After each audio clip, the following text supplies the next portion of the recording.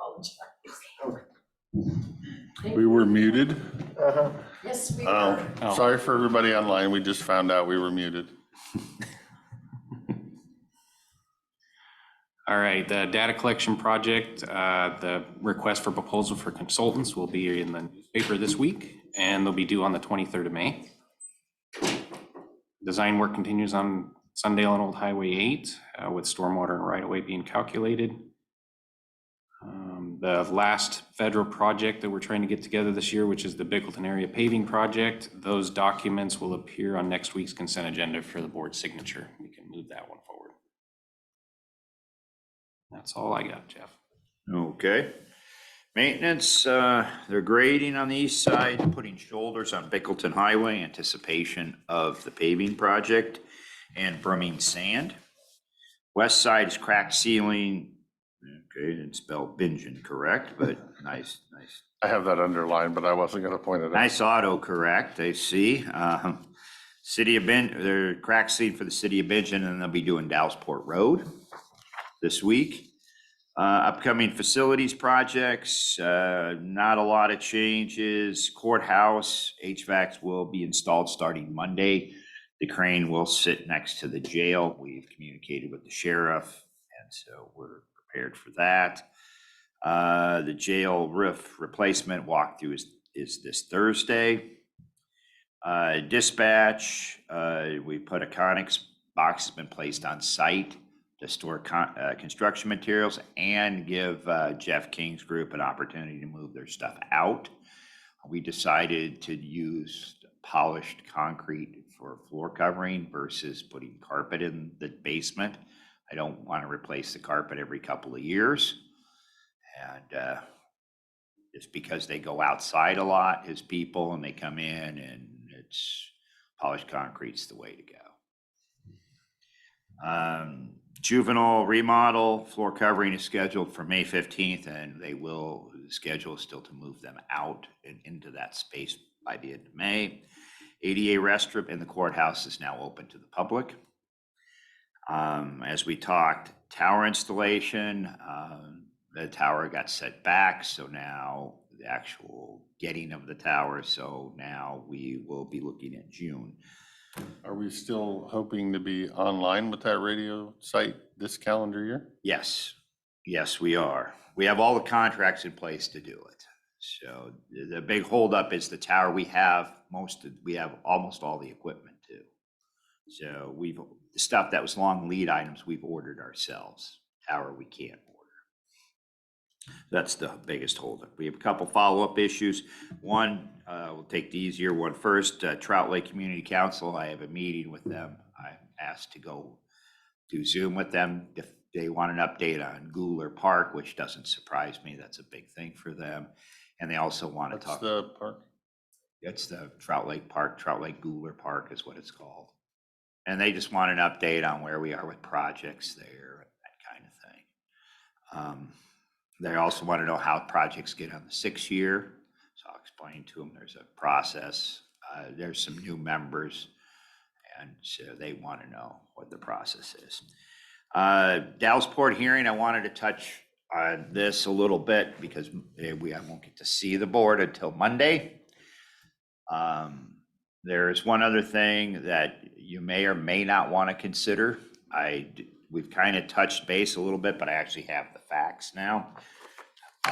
Another thing that's unique to this system is the fact that we supply the grinder pumps. If somebody comes in to do a development and puts in a line and they have to choose between, gravity or grinder pump, if they decide to go force and grinder pump, they just go to PUD and they get a grinder pump for free. And they get to put the grinder pump in, and then when the grinder pump goes bad, they go back to PUD and they get another grinder pump. Well, the county pays for the grinder pumps. Right, I know we discussed this once before that I thought the board was like, we'll give you the first pump, but we're not giving you more pumps. Right, we would have to codify that with the new rates. And what might be a good time to tell the public that they would get no more and there would be no more provided for development if that's the board's choosing. wanted to give you some background on that. There's 429 active accounts right now in Dallasport. There's, of those 429, 44 of them are grinder pumps. So it's not a huge percentage. Grinder pumps now cost approximately $6,700 a piece for the kit. The pump alone is $3,700. But when somebody comes in new for a development and they decide to develop here where they have to pump up, then essentially that's given to them. So just technically, if we're charging $67 a month for a rate, and they get a $67,000 grinder pump to start out with, they're not even necessarily paying into the system for the first 8 years. That's, That's an interesting financial model. it is. I wanted, and I apologize for not bringing it to you last Thursday. Wait a second, the SDC charge for hooking up is what, 3,800? 43. 4,300. It will be this year because that goes up every year 3%. And my understanding was we would just keep that going up every year 3% because we're in the ballpark with what everybody else does. So, But you pay that regardless if you get a grinder pump or not. right, and so if you can do, I just find it hard that we don't charge them for the grinder pump. Mm-hmm. We do not. Even the first one, if you're getting 10 years of free, 8 years, 8.5 of free wastewater service. That has always carried through. We have, Was there an agreement with the community when we first designed it? when we first designed it, yes. Okay, I could see it being when we first hooked everybody up, you'll get your grinder pump for free. But for anybody building anything new, I don't see how we've ever carried that out. I don't know how we carried it. Nor how we should continue. How is if that we not a have gift been. of public funds?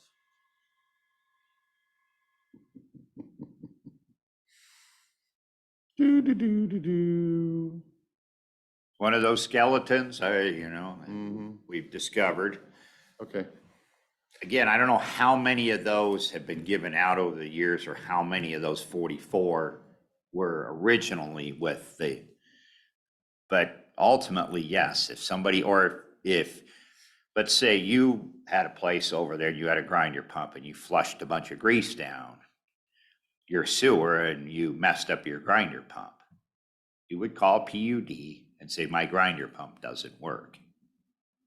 PUD would come out there and either fix it or they would replace it. And no charge to you. Right. Part of what we set aside in their budget is for grinder pumps.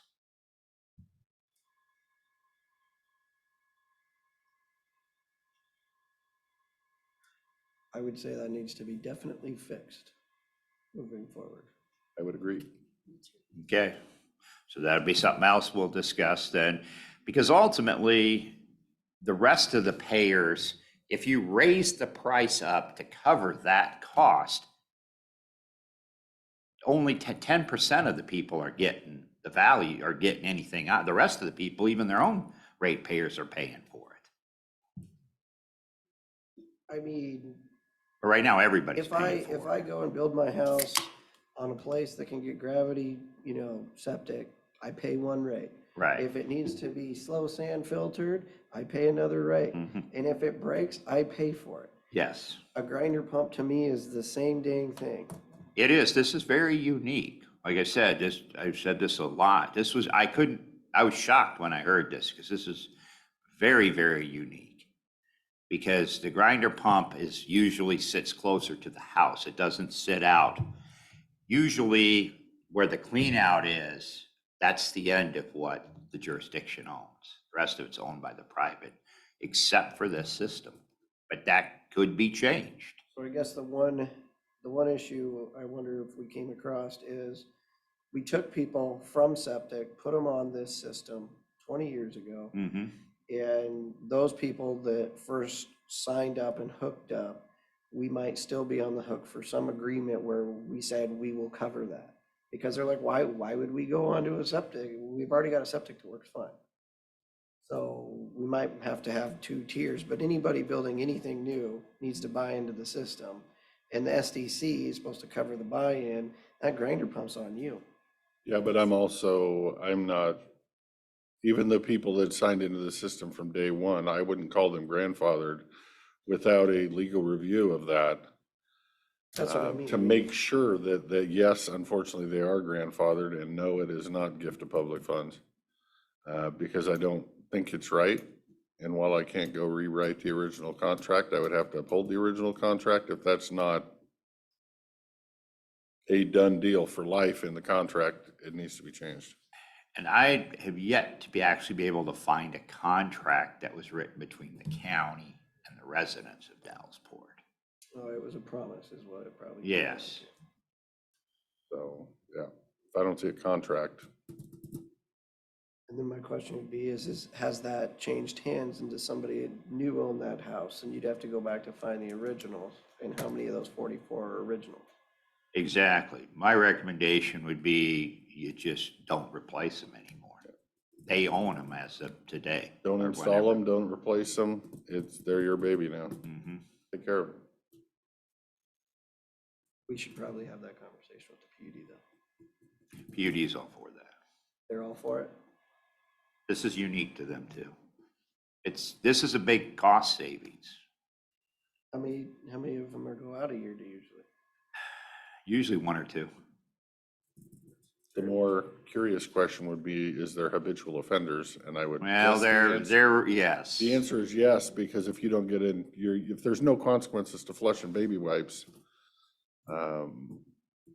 or anything else, then, God, I'd dump grease down my drain if I wouldn't hurt my septic. Exactly. Um, Much easier. But yeah, if you take care of them, they will last. Yeah, I think that just needs to be the conversation going forward is, we're not paying for grinder pumps anyway. I just wanted to bring it up because, the hearing, that'd be a good time to actually bring that forward. Because then it changes that too. And again, if not, then, and I apologize, I should look through this a little closer. If not, the rates they're not comparable then. The rate would have to be much higher to consider the replacement of the grinder pumps. Mhm. And the 10% of the population that's getting a service that they don't Yes. have to pay for 8 years, That- which means the other 90% get to pay for it. Yes. Exactly. The And easier I thing. guarantee you, when the 90% realizes the 10%'s getting a subsidy, they're not gonna like it. Right. But then the whole 100%'s not gonna like losing their subsidy. Well, So yes. this will be a good example, I think. Okay. Well, we need to discuss it, and if we forget to mention it, please put it on your talking points. Okay, that's all I had.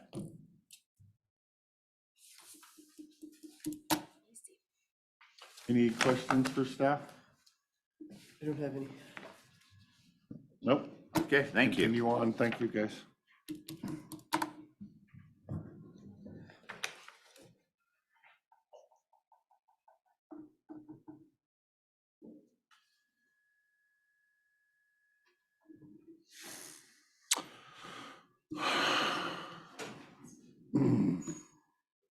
I see Aaron on Zoom. Okay, so we're not waiting for that. So next up at 10:15 is a department update from Public Health Director Aaron Quinn via Zoom. Good morning. I assume you were able to review all your packets, so I was just going to kind of go over some highlights for public health. So we have for clinical, the nursing staff finished their home visiting grant. That grant is going to allow us to work with community partners. I don't think ultimately we will be the ones that do the home visiting with the children, but they'll help plan with community partners what that looks like. We have one, Anna Coughlin is at the National WIC conference this week, so she was pretty excited that she was able to attend that. We got her there on a scholarship, so they paid for her to come down and participate in that. And we're looking forward to what she's going to bring back, kind of the up and coming WIC trends. We do have one case of active TB in the county. That doesn't happen very often. This is the first time in I would say probably 5 or 10 years. So it's definitely a learning curve for staff who haven't managed that before, but everything's going really well. We have no concerns about, well, the concerns we've had about exposure have been addressed. And so we don't have any anticipation that other people had been exposed that we haven't already had conversations with. We are offering the COVID boosters now. So for 65 and older, anyone who's immunocompromised, if they would like that booster, they are welcome to call the health department and get that scheduled. And I think a lot of the policies and procedures that clinical is working with the new health officer in, Dr. McCullough joined us. He'll be joining us at Board of Health this afternoon. So he's been really supportive of the staff and getting our policies and procedures, at least the clinical ones, up and running where they should have been for, they got a little derailed with COVID. So now just kind of getting those pieces put back together. For environmental health, David was able to come support some of the comments for the solar project. So I was really grateful that he was able to get the comments to you in just kind of a very short turnaround. Because I know that wasn't on his agenda for that day. So we were able to clear his schedule for that. We are still working with the transition for Skamania County. Initially, they had anticipated that Clark County would be doing most of the training for their food person and that we would be transitioning out, and that doesn't seem to be kind of how that's working. So I have some, we'll address that and kind of make sure we're still on track to get, we had offered, or we had said we'd like to be out April 1st, and then we would continue to provide support if needed until July 1st. And so making sure that that's still the understanding between both entities. So the EH team is continuing to support code compliance. I'm sure you've gotten code compliance updates, but still looking for the outcomes about, I think Thompson Trail. And then there's a couple other ones, the Highway 97 one that they're still kind of waiting to see the outcomes on those. They did have a water lab audit. So that's all the waters that we process. So they did have some findings within their audit. And so David and the team are working really hard at getting those findings corrected by, I think they have till June 1st to get those corrected, and they're well on their way to getting that all done. So in finance, we received our fiscal audit results back. They did have some findings that we're working through. We have till June 30th to correct those. But ultimately, we're very, very pleased with the improvements we've made over the last year or so. Definitely identifying that we still have work to do to get us where we need to go, but that we're on the right track. So that was good feedback to get from the state. So from an admin standpoint, I'm at Board of Health training this week. So it's really going to be about how the Board of Health works with the county. Sunday will actually be joining me there. So we'll both be able to bring that home. I know I've never gone to the training, just kind of what the legal implications are, and maybe hopefully how to better structure meetings. And at some point we need to have bylaws, because technically we don't really have any outside of the ordinance, and that's something that we need to work on. So questions about any public health? I have one. This is Commissioner Christopher. Curious about consent agenda item number 8 with culture seed. Yes. Sorry, I just looked at my blood pressure and didn't like the answer. I guess part of me just reading this is semi-concerned that this will provide mental health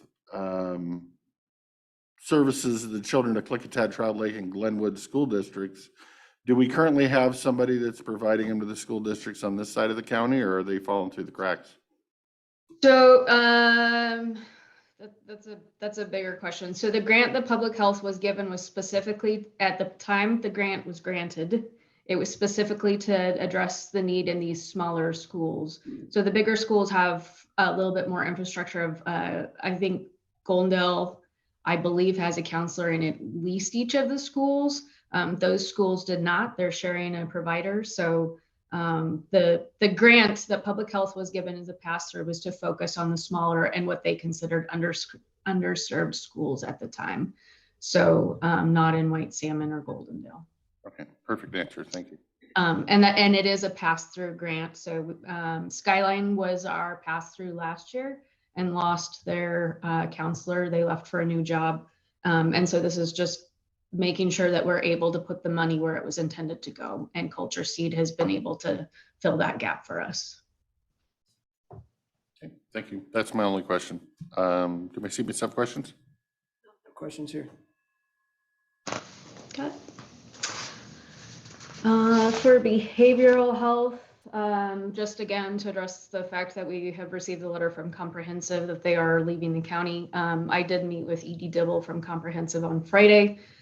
She, you know, they're pulling out their business. They are working on transferring some of their clients if they're interested to telehealth, but still can't, you know, express enough concern about what's going to happen to the people that are about potentially to fall through the cracks. Having a lot of conversations with the Medicaid organizations about what kind of support or frankly Band-Aids they can help us to make sure that we don't lose these folks, that they don't lose their services. So that's kind of the big thing that we're working through right now. We have a lot of support.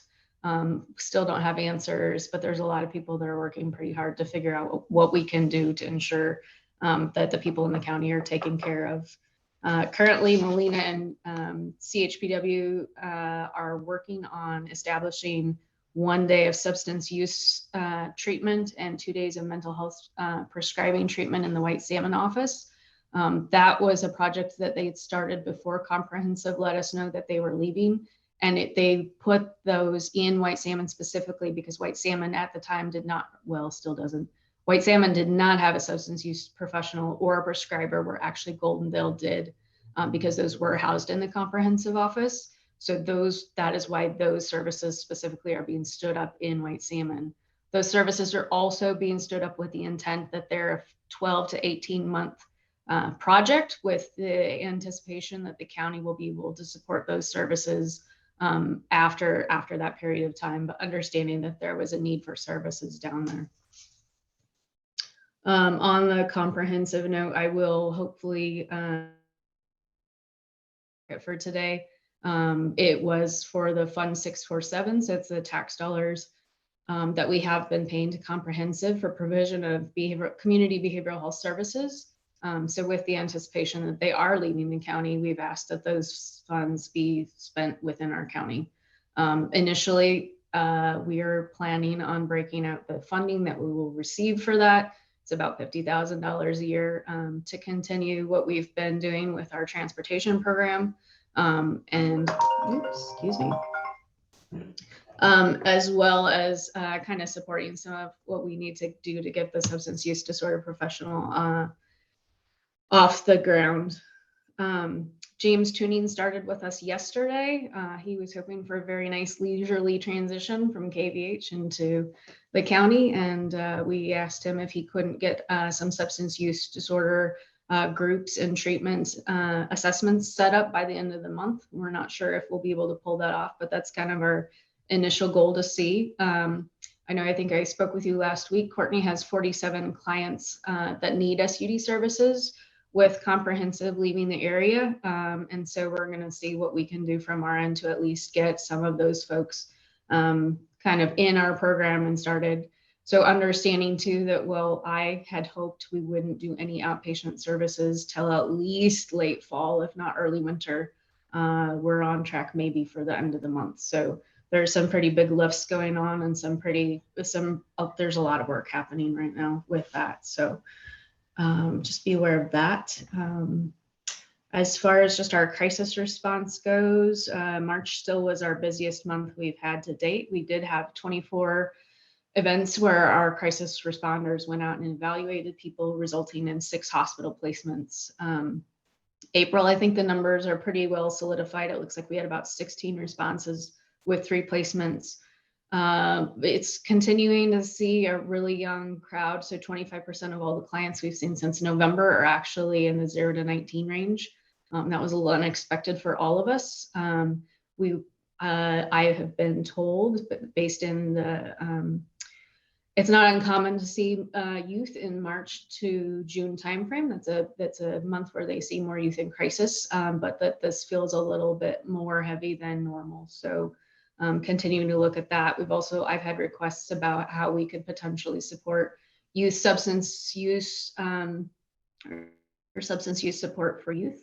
And while we don't have answers for that, I acknowledge that that is an issue in our community and we are having those conversations. So otherwise, facilities, we're very grateful to Jeff Hunter and Rick Miller came over last week. We're looking at how we can get the Annex 4 up and running even faster than we all anticipated. So they're working with us to be able to get that squared away.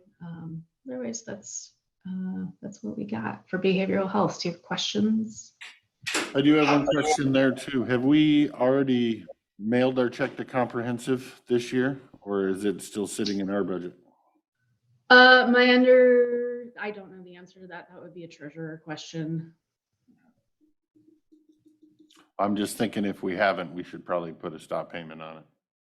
So that's the resolution that you will sign today, which says that I will get the payment after May 1st, but I believe, and you could clarify, but my conversations with both the treasurer and the prosecuting attorney were that until the resolution is the end date, we have to pay them until then. So, but Okay. not the lawyer, not the treasurer, just, I just didn't know if they got a lump sum on January 1st where we can ask for half a year's return to us.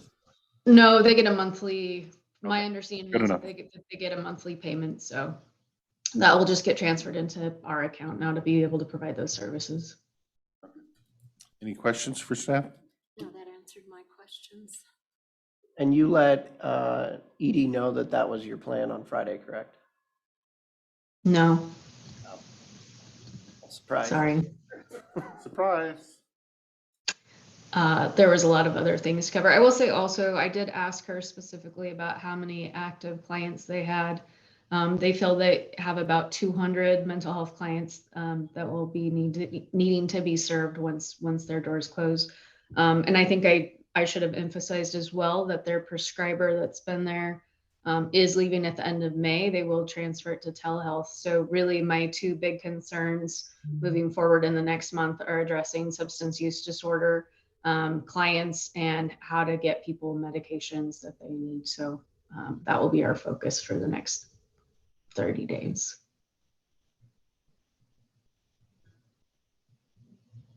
Okay. Thanks for all the wonderful news. You're welcome. Thanks for all your hard work. That's the kicker right there. Thanks for all your hard work and keep plugging along until we can help you relieve some of your stress. Deal. I'm gonna take you up on that. Have your word under oath. Okay. Perfect. Thank you, ma'am. All right. Take care. Yes. HR needs to. Okay. HR it is. Sorry, guys and gals.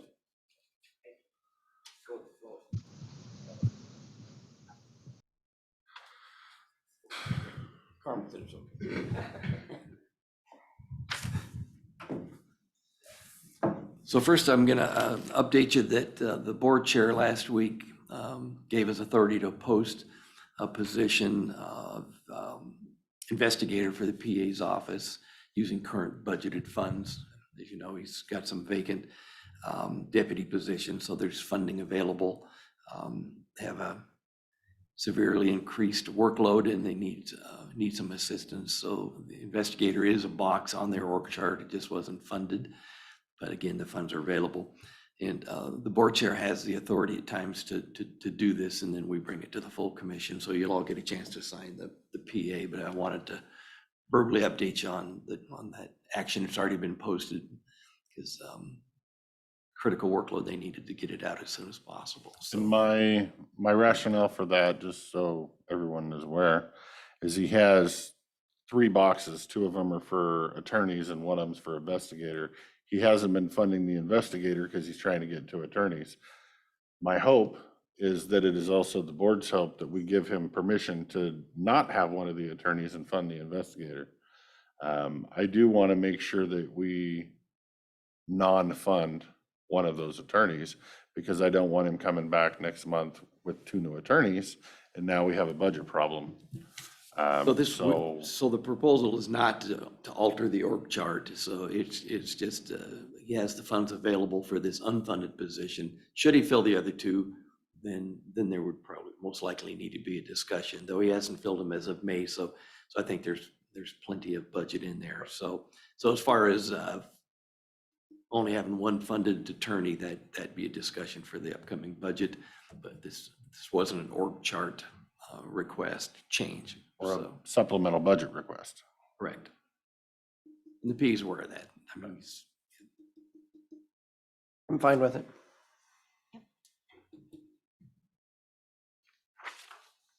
get the verbal on the, On the commissioners? yes. Okay. So We haven't rehearsed this, you can tell. we're looking- also wanting Put her on to the spot. get verbal to post for the clerical admin 1, 2, or 3 position within your department, as there was a retirement notice given. And so typically it's steps 1 through 3, and we'll post it and have the first review date towards the end of May. We just not accept the retirement? Is that allowed? I think that's a different discussion. That's a different HR discussion, huh? We will be sending you to more training. You're on your own. My answer is a reluctant yes. Okay, very good. We will work on getting that going then. Okay, Thank you.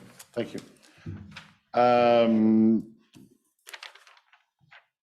Next up is a sheriff's department update, and I was curious if y'all wanted to crowd at that table or if potentially two of you wanted to slide over on this desk and we can power up that mic.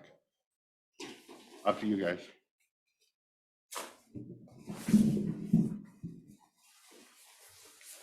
That way y'all have comfy chairs and y'all have a desk and y'all have a mic. Yeah, just make yourself at home. Hopefully the mic doesn't shut off on you. Thank you, sir. Thank you, sir. Thank you, sir. So yeah, for everybody out there listening, we are in the market to steal one of your employees, so fair warning. Hey now, I don't have any spare. Don't steal from our. Nobody has any spares, but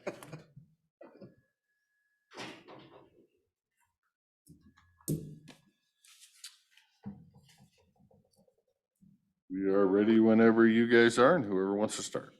All righty, good morning. Morning, sir. To go over our update report, number one, there were a total of 3,570 calls for service from January 1st of 2023 to April 30th of 2023. In addition to the calls for service, deputies served a total of 358 civil papers during the same time period. On April 4th, at 7 p.m., we conducted the West End Posse meeting in White Salmon. We provided training and talked about various community events coming up throughout the county. On April 6th, at 3 p.m., we met with KVH administration staff in regards to the safe room being almost completed. Once completed, deputies and patrol officers will be able to house mental patients in the safe room at KVH Hospital until a mental evaluation can be completed. This will save law enforcement officers from having to stay at the hospital until a mental health evaluation is completed. By using the safe room, the officers will be able to drop the patient off and get back on the road to answer 911 calls. We also talked about full-time security officers working at the hospital. On April 8th, Chief Civil Deputy Karen Ings, KCSO Posse Captain Anthony Razzi, and I assisted neighborhoods in the Monument Road and Cedar Valley area to establish their Neighborhood Crime Watch group. By the way, there's been a big interest in that throughout the county. On April 13th at 12 p.m., Under Sheriff Carmen Knops and I attended the annual Classic Key Leadership event located at the community center in the town of Klickitat. This was an impressive event involving school students taking the lead on drug prevention and education. It's something that's really needed. On April 13th, we held a central posse meeting in Goldendale. We provided training and talked about the various community events coming up throughout the county. We will be scheduling posse deputies to work the upcoming community events.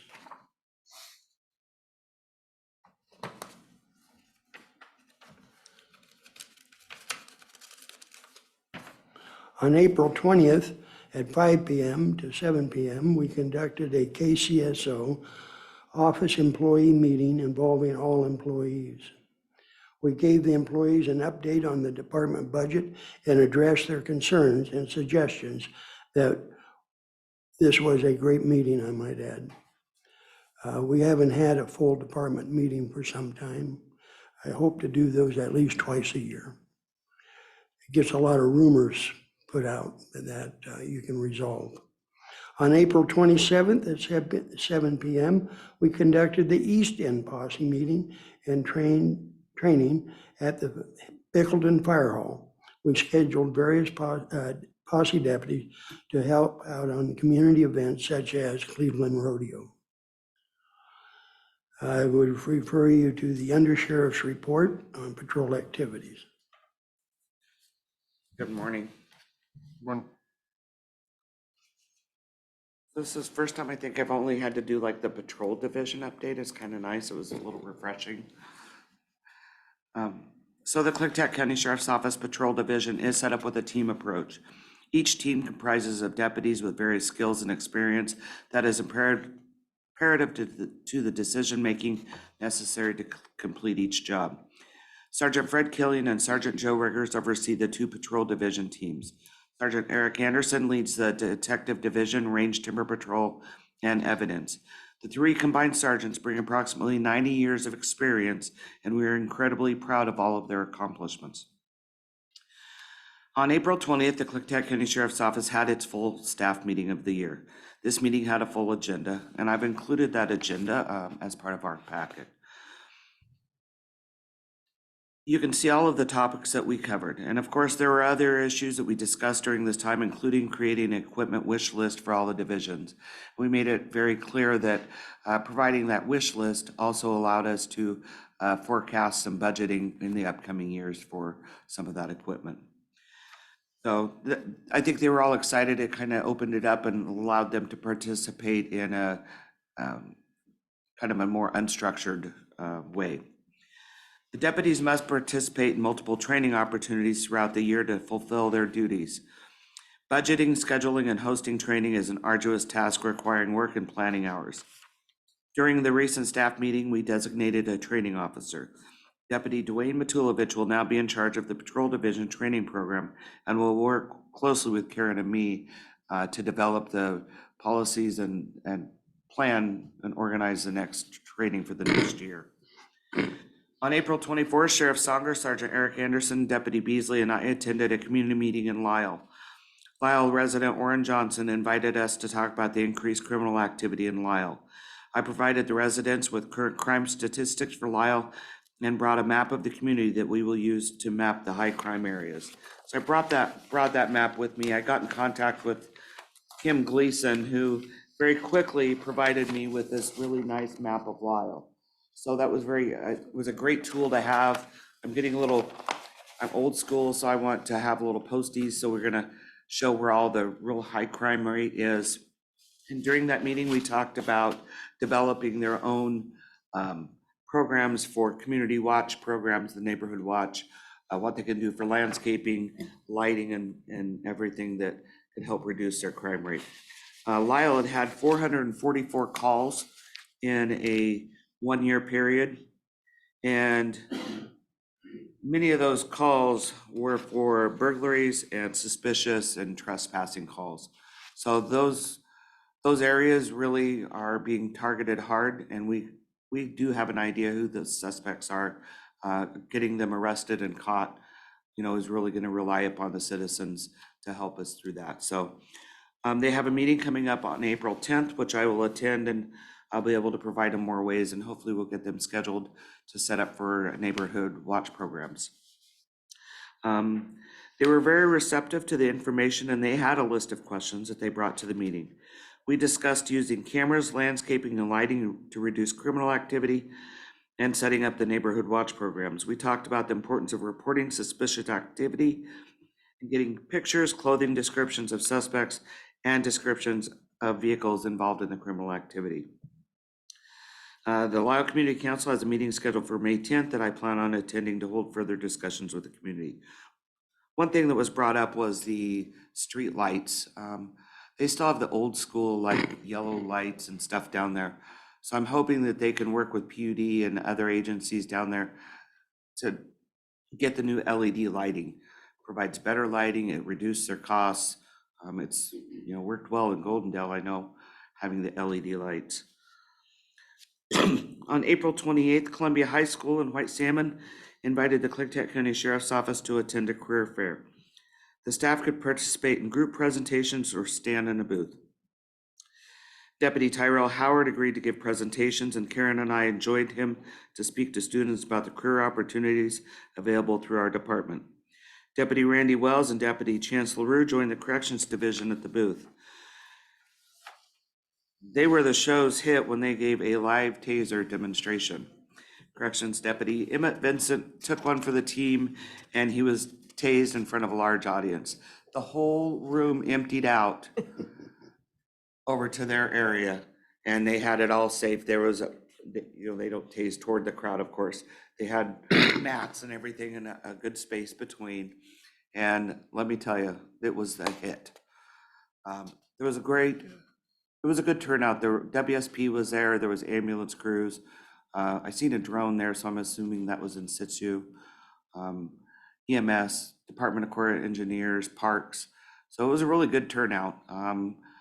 So with that, I have some ideas that I'll be proposing at a later time. I won't disclose how my brain started running crazy after.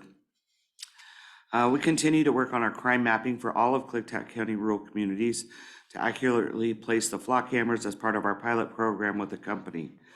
I'll be working with Kim Gleason to have additional community maps printed that we can use to map the high crime areas accurately. These maps can also be taken to various events where we hope to spark conversation with the residents to help deter criminal activity. I think this type of map, it shows all the different trees and landscaping that could, maybe we can help just better educate our residents. We will be using FirstNet as our new cell phone provider and moving forward with the contracts, et cetera, for that to happen. FirstNet will also provide Klickitat County Sheriff's Office with technology that no other cell phone provider offers. They have deployable cell tower units that we will be using during the Glenwood Rodeo and the Mudfest in Glenwood. We're excited to have this available and to provide first responders with cell phone service during events with a large community presence and potential medical and law enforcement presence. I've included a copy of the deployable and the requirements for the site settings, and I will work with the prominent event planners to ensure accurate truck replacement. As you can see, it's just a truck with a great big satellite and cell tower. And FirstNet is its own network. It sets above the other networks for cell phone use. So it will give us cell phone coverage where we don't normally have coverage. I'm working with Doug Franham on the Mudfest site. He was down over the weekend, making sure we can make all the requirements for that, because last year we had over 1,000 people there, and I'm sure that there will be more than that this year with all the other number of events that are being hosted at that site. National Police Week begins the week of May 15th, and we ask that you join us on Monday, May 15th at 7:30 p.m. for a candlelight vigil on the courthouse lawn. We will pay our respects to the men and women who have given their lives in the line of duty. And I'll put out more to come as probably by the end of this week. Also, I didn't get time to write in here real quick. Patrol vehicles, I've got two right now, two older Tahoes. Sergeant Rigger's Tahoe is going to go in for a transmission replacement at the tune of about $5,600. Sergeant Killian's, I've got to take it down tomorrow to be diagnosed, but it's got a possible blown head gasket. I talked to Deputy Beasley on our current truck order, and we don't have any updates where that stands yet. I think one thing that we have to start to addressing is making a working list of all of our surplus vehicles, equipment, and various office supplies, all the stuff that stores up and builds. And so sometime Karen and I might have time to do that, but right now we're just a little overwhelmed with everything else going on. We are doing backgrounds on a civil clerk and a criminal records clerk, and those are moving forward pretty quickly.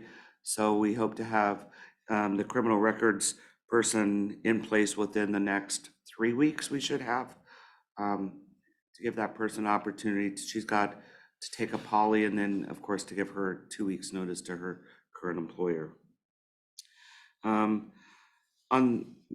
I'd like to make a note. I heard Aaron mention about James coming over for set evaluations for the county. I think that's a great opportunity. We currently have an inmate, Lauren and I met with the attorney yesterday, that needs a set evaluation, but there's nobody to do them in-house. I talked with Courtney because Courtney is also a good resource to reach out to for set evaluations, because that's what her clients have to have too. So it sounds like we actually might be able to utilize Lifeline to come into the jail directly and do this evaluation for this inmate.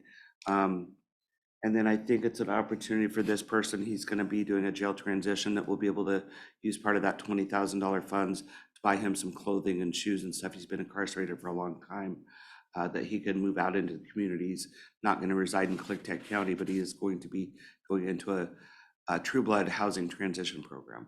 So it's pretty exciting as long as we can get his set evaluation done. So.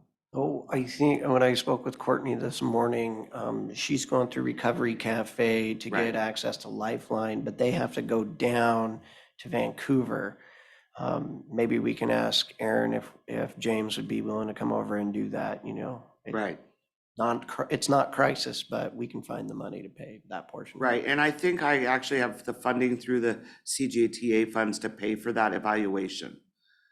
That might be our So- best bet, and then James So could just. I have to find somebody to come into the jail. I think I've got the funds to pay it. I Okay. just don't have the person yet. So that, Yeah, he's That's on, always he's the on, hurdle. he's on board, so I hope we That's can get him in fantastic. there. I mean, we were BHA. right. Well, I'm glad. It's better than having to ship him all the way down to Vancouver, which would have to be in. Right, and we've done that with one other inmate, because we got him into a transitional program and we hauled him down for his evaluation and everything. But- So, I mean, that's pretty exciting. So it's moving forward. So, do you guys have any questions? I don't. I threw a lot at you, I'm sorry. Actually, well, I do, but I don't. I wrote down a question on crime statistics for all of our areas, but you also mentioned in there that you're working on potentially doing an update for all of our areas. So am. I didn't ask my question because it sounds like you're already on it. Yeah, I did print out I did print out some statistics for this month, or for the month of April. So in Dallasport, there was 37 calls. 3 of those were domestics. What I'm looking for is, let's call it Glenwood, Trout Lake, White Salmon, Bingen, Klickitat, Lyle, Dividing them all up. Dallasport. How many calls were violent crime and nonviolent crime? Okay, You know, if their dog got hit by a car, I'm not really interested in that phone call. I'm looking at crime rates, so in the different communities. For a presentation I'll be giving in a few months, so okay, so I might reach out to you. violent crime, nonviolent crime, do you want property crime as well? Yep, that would be a nonviolent as far as I'm concerned, but I'm not a cop, so I don't know how you classify those things. It would, And it then would depend. I would assume I would have to reach out to the city of White Salmon and Goldendale to try to get data for inside their city limits. Right. In Yeah. Vision, and hope they have something, but at least this would give me a, Yeah, they have the same access to reports through Spillman as we do, because they use the same program, so. okay. Do you know a time on the Lyle meeting on the 10th? I believe it's at 6:30. Okay, I wrote it down. thank you. It's kind of interesting how many calls there were. 444 calls to one town is a lot, for especially the size of Lyle, in 1 year. And 19 of those were burglaries. We got some plans in the mix that may surprise some of these individuals that like to steal stuff. I was doing my own little research for my own little survey and looking at demographics, you might say, and one of those was on the census in the average age in Lyle. Average median age in Lyle is 69.2 years old. Hey, That is when the next closest is 47. That is a big retirement community down there. Yes. So that's a lot of prey yeah. for predators. Right. Well, then there's a location down there, and not to mix any feelings, but Lyle Point. Yeah, I wear. Don't. Yeah. Well, I'm telling like it is. I know. I'd like to, are you done? Yeah. I'd like to introduce Chief Lauren Cope. He's our chief deputy over the jail. And Lauren, you're on. All right, good morning, everybody. Yep, pull that mic a little closer to you, sir, so we can get all the Zoom people to hear. Or we get text messages. All right, is that better? I don't know. Okay, hopefully so. Although I've only been here a short time, I'm very impressed with the jail staff, their professionalism and their dedication to their job. They're all very good at what they do. They all have a good attitude. They work very well together. And whenever something needs to be done, they just do it. I couldn't ask for a better crew to work with, that's for sure.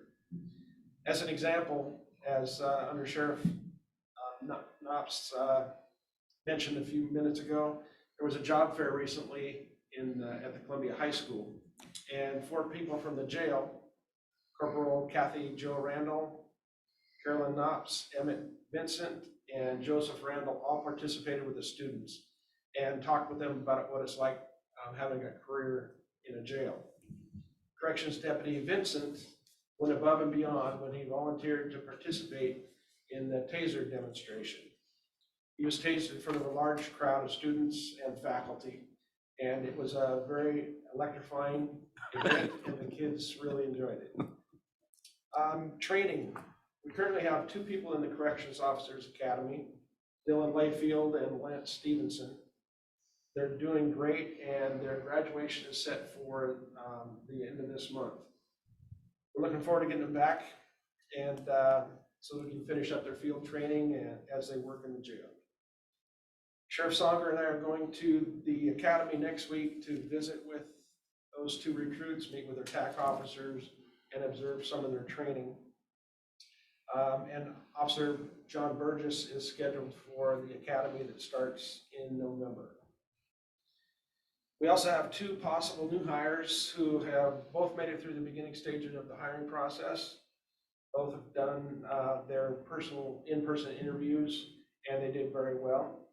Background checks are ongoing right now with both of them. And one of the applicants will need to go to the academy, but the other one is a corrections deputy right now with another agency. So we're looking forward to getting those 2 going. So we're stealing somebody. They voluntarily came. Corporals Randall and Ballesteros are scheduled for first line supervisor school later this year. And once we're done with their classes, then all 4 of our corporals will have completed that leadership training. Moving on to equipment. As you probably know, the appliances in the jail are pretty old. The clothes dryer has been repaired multiple times and it's finally given out and it's not fixable at this point. Currently, jail staff's having to take multiple trips over to the courthouse basement to use a much smaller dryer. But I think we have a fix to that because the refrigerator in the jail kitchen was scheduled for replacement this year, but it hasn't had any problems and it's working great. So we're going to use that money to get a new and much needed dryer for the jail. The oven quit last week, but maintenance was able to get a new part and it's been working great ever since. A little bit on jail statistics. In the last 48 hours, there were 6 people that were released from jail, and there have been 2 new arrests. As of this morning, there are 29 inmates in Klickitat County Jail. Of those 29, 4 are currently housed at Eastern State Hospital. One of those 4 is being transported back from there tomorrow. We have more that should be going there, but it's very difficult to get people into Eastern State Hospital because it's always full. We definitely need more help in the jail when it comes to the mental health care of inmates. It shouldn't be as hard as it is to get help for these people that so desperately need it. And we have several in our jail now. With the billions of taxpayer dollars spent in this state for mental health, and from what I understand, $2 billion in the current budget alone, I am personally appalled that there isn't more being done for the end user that is in the jail when their mental health is a major contributing factor to them being there in the first place. If there's anything that the commissioners can do to push for more help on the state level, I respectfully ask that you please do. We don't need money just thrown at this problem. We specifically need better access to mental health doctors and secure facilities for the many inmates that are suffering. I mean, it is a crisis. Keeping them locked in a cage with little to no help, it's inhumane. We've got an event that was mentioned a few minutes ago. This Sunday at 1 o'clock in front of the courthouse, in honor of Corrections Officers Week and Law Enforcement Officers Week, we are welcoming the End of Watch Ride to Remember, which is a rolling memorial. It'll be coming here to Goldendale. Every year, this rolling memorial travels to every department across the entire United States that has lost an officer in the line of duty from the prior year. The rolling memorial will be arriving in the parking lot in front of the courthouse this Sunday at 1 o'clock. The pictures of every officer killed in the line of duty from 2022, all 245 of them, will be pictured on the memorial. The Goldendale American Legion will be providing an honor guard, rifle squad, and taps will be played live on a bugle. And we invite everyone to attend and to honor our fallen heroes.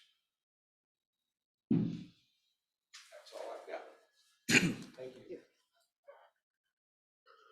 Not ignoring, I'm putting that on my calendar. Excellent. I'd like to elaborate a little bit. Lauren's done an outstanding job taking over the role as the chief of the jail, and I don't think he realized the overwhelming mental health piece that is involved in running and operating the jail. Him and I have been working together. He talked about inmates that are in severe crisis. We currently have a inmate who has went through the evaluations. We don't know what we're going to do with this person. The prosecutor doesn't know what we're going to do with this person. The defense attorney doesn't know what we're going to do with this person. I flat out told him yesterday, we need to figure something out, because I think our biggest fear is that because she has deteriorated so much that she is going to die in our jail. And it's not because we haven't made every attempt to help this person. It's because there's nothing available that we can find to give long-term care. And that's the concern. When they've deteriorated so much that they're just laying there in a pile of mush, what do? My hands are tied. We have no resource here. So I think we've got some grave concerns, especially for this one person. But it seems we let one person out, we get them sent away, they restore them, and then we just get another one in. Yesterday, he talked about the 6 releases. One person was let out and 45 minutes later was rearrested and put back in our facility. He clearly is in some sort of mental health crisis, but not to the kind of crisis that would meet the criteria to be put away for the 72-hour evaluation. So the need is there. We've been working with Aaron. Aaron's thinking outside of the box, and I think we have a pro bono person to come in and do some evaluations and prescribing for us, which is an amazing thank God for Erin. She is our rock star, but Lauren's really taken the bull by the horns and doing a really good job at moving forward with being aware of what needs are in the jail for mental health. That's all. I'll get off my soapbox. I would like to go on record saying I agree with Warren. What the state's doing is tragic. Yes. In our Washington State Association of Counties roundtables that we have during the legislative session, this is a topic of conversation quite often. And for the most part, every single county in Washington State is on board. Unfortunately, on so many things, our legislators don't listen to us. Even when counties are 100% in favor, I don't get it. So I guess I would just take the opportunity to let you know we're just as damn frustrated as you guys are. Hopefully through the county stepping up a little bit, things have gotten better and will continue to get better. We just have to hope that we can continue to get the funding from the state to continue to make them better. Right. Well, if you guys ever hear an opportunity, I think that I would most welcome to, I will wholeheartedly go to Olympia, and whether it's show video, of course, that would be redacted of people's faces and names and stuff like that. They have to see what these people are doing. They don't have to because they don't take live testimony anymore. Oh. It's all via Zoom. Some of the legislators. Well, I have can been put there up for a 2 years and they've never been to Olympia. Wow. It's just Zoom, and that way they pick who they choose and take Right. 5 people, and the testimony is over, and you don't get 1,000 hairdressers that you used to get years ago. So anything you can do, we would welcome. But yeah, we don't even get a chance to testify anymore. So isn't one of the issues, like, we're working on setting up the outpatient treatment program, which hopefully then we'll have the staff necessary that we can spend a fair amount of time over in the jail where all the people are that need the help. Right. But as soon as they go into the jail, their Medicaid is no longer eligible. And so our agreements with the MCO for the payment of that is not going to be there. So we're going to have to find the way to get you funds so that you can pay for those people's time to be over there. Right. And I'm wondering if some of those CJTA funds can be utilized for some of that. We've really underused, I know, that fund. Personally, it's time consuming to get all of those kinds of things scheduled and billed when you have a limited staff. We can only do so much. And big agencies have jail transition program people. That's all they do. They set up all this. They do all the billing. That's what they do. Will we get to that someday? Maybe. But for now, we'll puddle through. But I do believe that some of those CJTA funds should be able to be utilized for that. And I think getting a lot of that in-house will be a big benefit. Adding the classes that we've added, I think, has helped tremendously.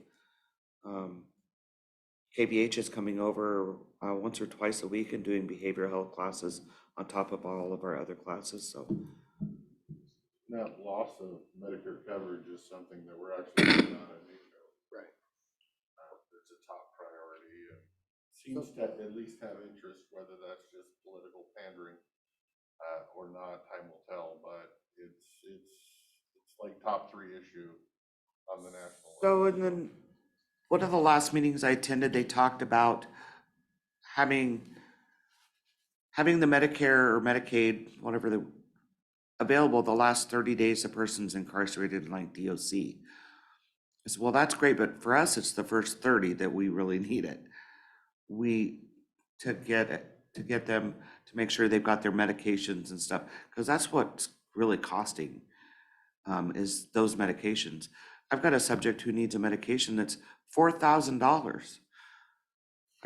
We can't afford that.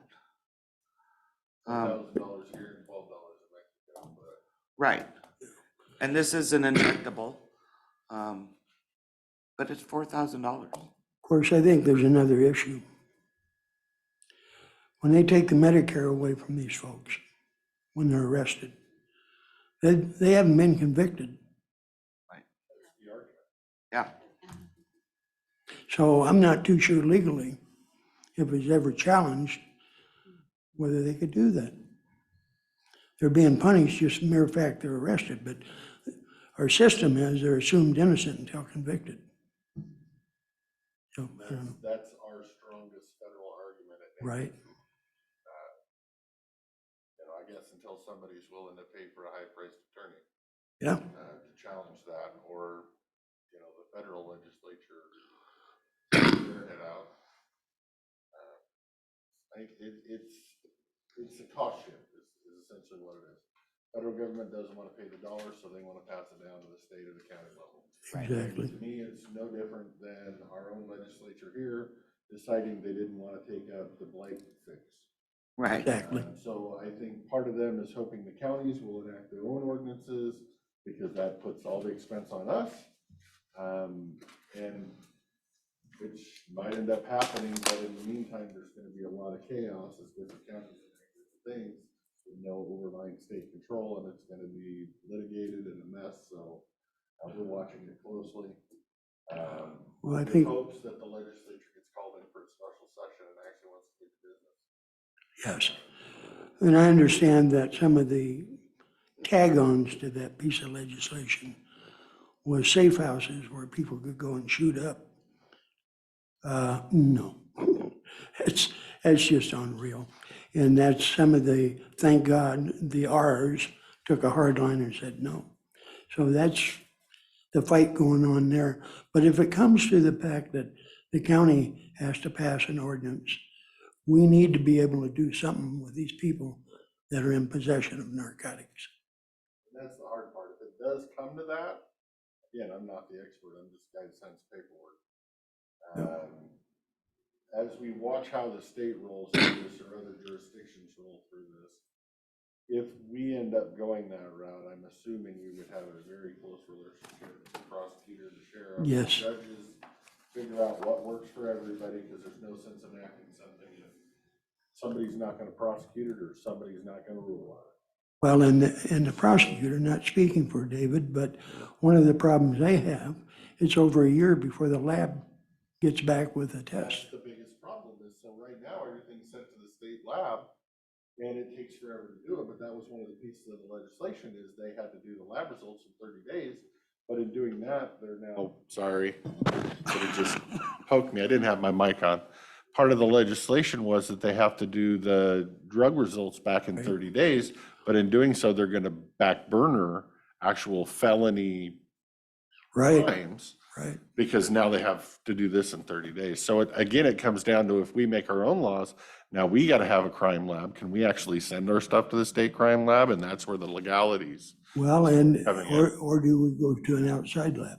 And then where do you get the budget for that? And That's then all so valid it's like all points. those things are going to have to be worked through. And like I said, part of me just hopes the state would do their responsibility without trying to pass on their expense, which is what they're doing with mental health and not doing beds and. Right. Well, I personally, it's only my opinion, but I personally think the woke crowd and the legislature wants to legalize all drugs, period. Anyway, that's my thought. And fortunately, that also has fentanyl Exactly. and so now, yeah, you can just walk around with a pocket full of fentanyl and no, well, you can't now, July 1st, you can't. Yeah. I'm gonna shut my mouth right now. No, it's frustrating. It's frustrating. Karen? You good? Maybe I'll take my blood pressure. Wait Sorry, till I'm Dan. done, Then take it. Maybe it'll go down a little. Good news, on the budget, we're where we're supposed to be right now. There, is that better? Thank you, Karen, I love you. And the first city contract went over to City of Engine with the 3% cost of living increase for each year. We were happy. White Salmons and Goldendales will be going over. Because I'm doing 2.5 people's jobs, it's slow going. As soon as we get the other 2 people in, I can crank all of these out a lot faster. And the PA has approved all of that, so you'll actually get to sign that next week. Am I loud enough on the? Okay, perfect. One of the next topic is sex offenders, so I went to a sex offender leveling training and submitted our first quarterly report. This is important because this is that $78,000 that we get from WASPIC every year for the sex offender program, for tracking and registering all of our sex offenders and verifying that they're here in our county and doing what they're supposed to not be doing. And we have 87 sex offenders within the 3 levels, level 1 being the lowest level, level 3 being the highest level. So 87 actives, and we've got 3 non-compliants, 1 in level 1 and 2 in level 1 and 1 in level 3 that are non-compliant. We're actively working on bringing them into compliance. We do have 2 transient sex offenders, 1 that's a level 2. What a level 2 means, let me back up a second. A level 1 means they check in once a year on their birthday coming into the office, and we send a deputy out once a year to verify that address. Level 2, they come in once a year to the office to fill out the paperwork, and we send a deputy out twice a year to verify every 6 months. Level 3, they come into the office, but we send a deputy out quarterly to verify them. Levels 2 and 3, you will find their photos on our website, and their also posters will be, when they first move into a neighborhood, their posters are delivered throughout the neighborhood. Their actual street address is not posted, but it's like the block of such and such. We're also increasing our communication with the local PDs when they're in the city. These are the sex offenders that you have within your jurisdiction, or these are the sex offenders that are likely to be coming into your area. That way, it's transparent for everybody. Everybody knows who's where, and we're being diligent in keeping our community safe. So this doesn't include city numbers. No, that, the sheriff's office is accountable to every sex offender, so it includes It every. includes the cities. Yep. Yes, okay. Yeah, so as we progress through the months upcoming, I will break that down and give you more details. But since I've taken on doing the daily routines of these, I have not had the opportunity to delve into more statistics. So I might add, and maybe you're going to cover this, and I no, I'd like you apologize. to.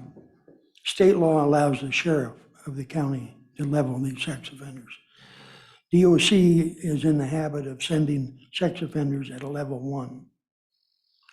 We'll evaluate it if it's child molestation, child pornography, or kidnapping. I will most likely level them as a 2 or a 3, because the neighbors in that area where this individual lives has every right to know that this person lives in that neighborhood. And so we've taken this very serious. And we've already increased a couple levels when they've sent them as a level 1. What I do is I read the actual police report and what the case involves, not necessarily their counseling and so forth. And some of these guys can be pretty good at manipulating people as far as sitting down and talking to them and so forth. But anyway, sorry, Karen, but go ahead. So we're just increasing our communication with these offenders on a regular basis. And we're going to be, anybody new coming into the county that's registering will automatically be meeting with the sheriff. That is not required in every county, but that is required in our county. That is something we take serious. So Any other questions on by sex offenders? non-compliant, does that mean like they weren't there at the house when the police officer showed up, or? Yep. Like I've got one that we've been trying to check on, and the person in the house is covering, oh yeah, he lives here. It's 10 o'clock on a Sunday night, where is he? And they've dropped by the house 9 times, and he's not there, and he has no, his cell phone is disconnected, and so we're gonna increase this to the next level. And so that I found out last night at 5:30. And it's somebody that we've had trouble connecting with in the past to begin with, and the US Marshals have come in. So the US Marshals are our backup for sex offenders. And so they are all on board already. All I have to do is click a button and an email goes to them. And it shows them that we've made diligent effort to connect with this person, and they will then contact us and go and have a conversation with them and bring them into Bob's B&B and revoke their DOC or whatever needs to happen. But it is a program that needs to be watched to increase the safety in our community. Any other questions on sex offenders? So, I'm gonna stay off of that one. it's okay, yeah. Range timber program is, we are in great communication with all of our shareholders. And Bob and I had a wonderful conversation with the, and I'm gonna get it right, Columbia Land Trust the other day. And I'm started typing up the new contracts for that, because the last contracts were just a list of shareholders and nothing else. So it was sort of a, here's how much we want you to pay and no other info. So I've been typing that. We have a posse member who's a former law enforcement from Vancouver PD, was it? Battleground. Battleground PD. And he lives in Glenwood and is familiar with the area. So he is a volunteer until we get our new paid range timber deputy through the background process. So he is picking up because Danny has moved on to Polk County Sheriff's I Office. saw that. So that way everybody has somebody out there who is watching out for their interests while we have this transition. And Tom Dewey is familiar with all of the timber companies out there. He knows the people, he knows the ranchers, so it's a win-win for everybody. And then body worn camera program. So with all of the electronic issues that the county has had with IT, we had a glitch of our own with the body worn camera program, where the deputies were unable to get into the evidence library, and this caused them to not be able to tag their images. So we've got all of these videos and we don't know what cases they're for. So we've got to assign somebody. And so Carmen and I are going to be working on the plan so that we can assign somebody and or the deputies, when they've got spare time, go in and know which cases those files are for, so that we can get them over to the PA and any of the defense attorneys and anyone who needs them. But right now, we've got a whole library full of images and no way to know which one it is unless you match it with Spillman and say, okay, that time matches this time, and okay, that, and you've got car images and body camera images. And it's gonna take somebody having some time to do it. And I am not going to be able to take on one more major task at this time because, Is it fixed going forward that it would automatically not have this well, problem the going forward? deputies can now get into, and we need to also make sure that they are going in and putting that secondary tag in there that says this is case number 23 dash whatever. But they used to be able to do it, and then there was a time where they couldn't, and I don't know if they remember to go back in and do it now, but yeah, that's what their sergeants are for, to remind them. So, chain of command. Well, yeah, I was thinking Yeah. even outside your department, because Yeah. this investigator with the prosecutor is gonna be spending a lot of time behind a TV screen. Right. So, Yeah, anything that we send over there will have the tag already in there, so they don't have to guess. But I just wanted you to be aware of where we were on the body worn camera stuff. And then K-9 Profi, turns out he slipped on some ice in February, and remember how he was having some ligament issues? So we sent him over. Mary Ann, one of the vets here in town, suggested he go see one of the sports medicine vets in Hood River. And he's gonna have some surgery on the 2 back knee ligaments, which for a canine, they can remove just that section of the ligament, because the dog doesn't actually need that little section. He can function properly without it. And he will be at a 90 to 95% functioning without that, but he'll be down for a few months. This has nothing to do with anything previous that he had gone through. This is, and he does not need to be retired. He will be fully functioning and working. And this has been a successful surgery for working dogs. I have the letter from that if you guys would like to see it, but I did not attach it in here.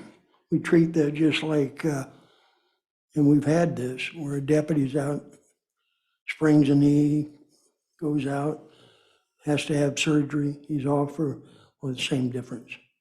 Deputy Yeah, no. Profi. workman's comp for the dog. Yeah. get it. Right. And this is the same surgery that Harley at Goldendale PD just went through for both of his knees. And so Profi will be back, running, jumping, and Fighting tracking. people. I was not gonna open that window yet. But, Just warning everybody in the community to be good, behave yourself. Yeah. So anyway, we're looking forward to this. And the vet has given us a very generous discount for the surgery. Marine program, the Osprey, I believe you will be signing that boat MOU today. And then I will send, as soon as you sign that, I will send Lee the note to add it onto our insurance. We will have that boat for a year, and that will then allow us to have a boat on both sides of the dam for boating season, and enable us to advance to any safety or emergencies quickly. I also wanted you to know that we have performed 6 of the required 92 boat inspections as of this date, and we have Deputy Wells coordinating with Skamania County to be over at Drano Lake to perform some boat inspections there as well. Reminding citizens also to call in. We'll put you on the list and we'll come and inspect your boat. That is working well. The deputies are going out to people's homes and inspecting them. And then a double homicide has left one of our deputies who's on the Marine Patrol. He's unable to get his hours or boat inspections in because it would not be good for him to be going out and doing work on the side project while he's working on that. So the other guys will be filling in for him. And then the posse program will be at the Home and Garden Show. And this year's theme will continue to be crime prevention through environmental design, which is in tune with what Carmen was talking about with Lyle. Lights, cameras, and anti-theft. And also we'll be talking neighborhood watches. Any rural crime prevention.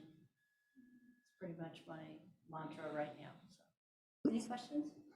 I have one on the CAD call list.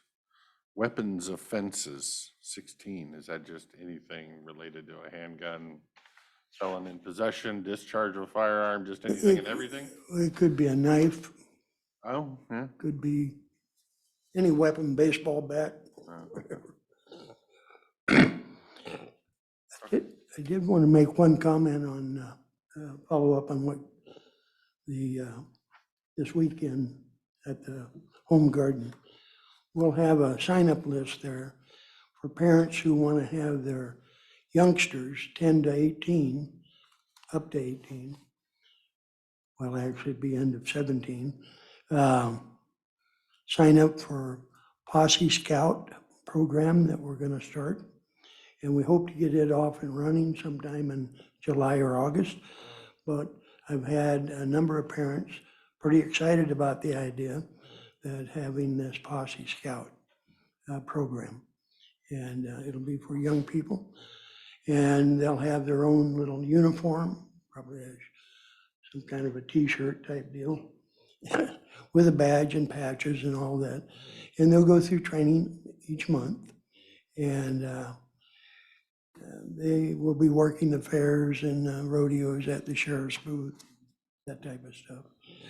So it's like a cadet program, basically. And we chose to call it Posse Scouts. But anyway, I think it'll be a very positive program for young people in our community. And I'm looking forward to getting it off the ground. Great job with the FirstNet and bringing that on board, so all those numbers. And with that program, doesn't the government pay for all those phones then? Right, they'll bring us all brand new phones and give us a one-time refund for the phones they're buying back. Right, and then they're gonna pay the monthly fees on them too, right? Oh, no. Or we don't, we have to pay them? Yeah, Okay. we're gonna have if you look at, we're gonna merge our Verizon, AT&T, and, Turn your mic off. It died. Yeah. Yeah.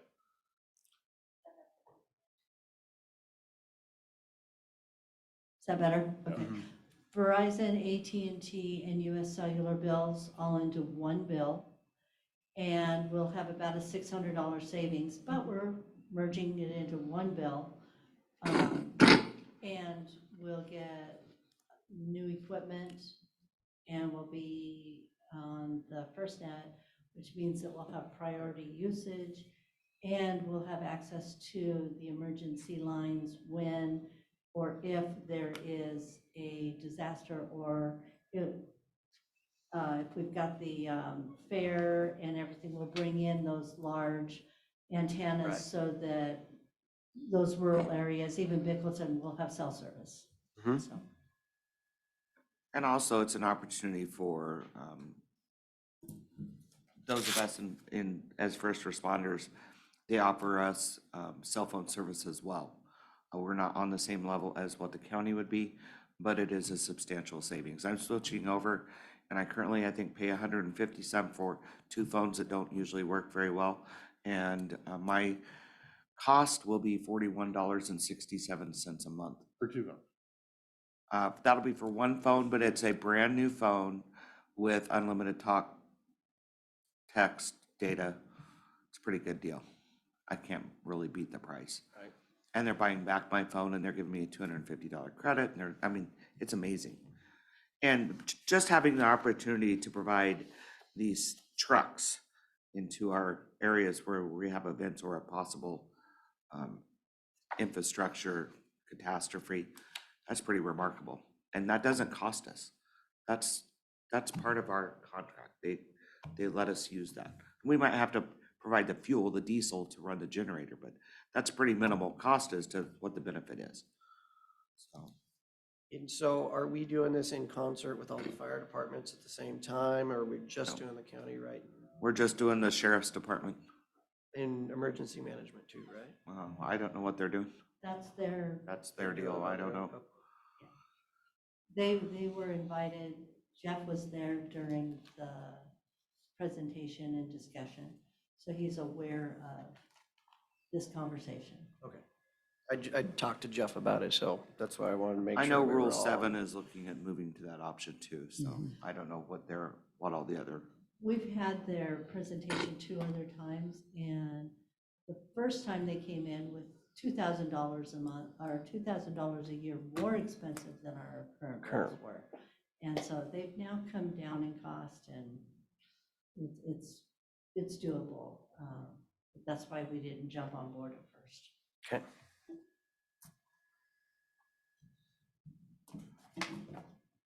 Thank you, guys. That's it? Yep. You don't have any more? Well, I have probably lots more, but well, So with the. I can with get the- on my stump. I was gonna say, you're in front of a mic, Bob. Come on. With the FirstNet truck that comes in, is that providing broad service, or is it just for FirstNet phones that are gonna hook up to it? I believe it's broad service. But the people who have FirstNet service will That's have the way I priority. look at it too, Yeah. is that's the way I thought I understood it from Jeff, is Right.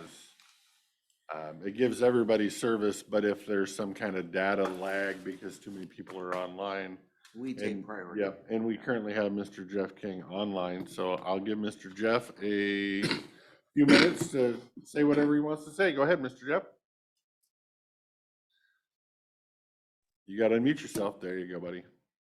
Oh, just to clarify, no, the colts and cows, so the trucks that come in temporarily for emergency events, pre-planned or spontaneous, only provide band 14 coverage for the first responder network phones, not for the general public.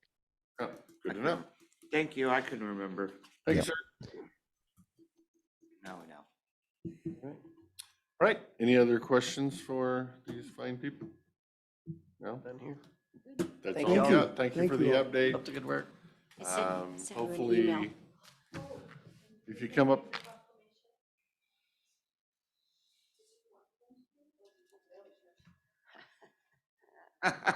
Hopefully this is shorter than the last one they gave me. It was like 47 pages. Which one is this? Oh, this is for the law enforcement thing. You'll be getting the law enforcement one, this one specifically for correction.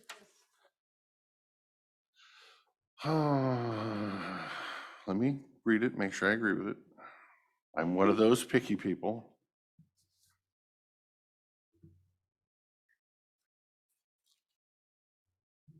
All right, done deal. Proclamation for National Corrections Officer Week from May 7th to May 13th, 2023. Whereas correctional officers are trained law enforcement professionals dedicated to maintaining safe correctional facilities and ensuring the public safety. And whereas corrections officers are responsible for the custody, care, rehabilitation of hundreds of offenders every year, as well as maintenance and safe and secure facilities. And whereas corrections officers are resourceful, capable, committed, patient, and persistent professionals in criminal justice and our nation. And whereas corrections officers teach, train, mentor, counsel, offer hope, there's a kicker right there, and a new focus with reentry and life outside corrections. And whereas corrections officers rise to meet any challenge and serve this honorable profession nobly and admirably. And whereas each corrections officer has exhibited honor and dedication, courage, understanding, and professionalism during the performance of their job in the past year. Now, therefore, be it resolved that the Klickitat County Board of Commissioners proclaim the week of May 7th through the 13th, 2023 as Corrections Officer Week in Klickitat County, in honor of the men and women who deserve recognition for their service and should be commended by leaders in the profession, the public, and elected officials for the tremendous job they do and the exceptional performance of their duties under the most difficult of circumstances. Dated the second day of May 2023, and I wholeheartedly agree with that, and I will be happy to sign it.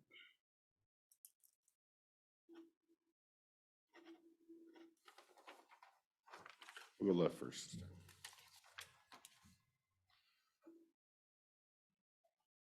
Yeah, the hope is the big one in there for me. If you send them out the door with no hope, you'll see them again. Correct. And then next week we'll have the law enforcement. If I get to read that one too, or are you gonna pick Yes. another entity? Yes, you get to Okay. read that one. It'll be after the memorial. I just didn't quite have time this last week to get it together. I had a short work week last week, so. Okay. Well, thanks for the heads up. All right, thank you, guys. Thank you. Lauren, nice seeing you in here. With that, Mr. Chairman, I would move to recess lunch, noting we will be back at 1 o'clock. And I will second. Okay, motion and a second to adjourn for lunch. Any recess for lunch? Any discussion? Hearing none. All those in favor of recessing for lunch, say aye. Aye. Aye. Motion passes. Perfect.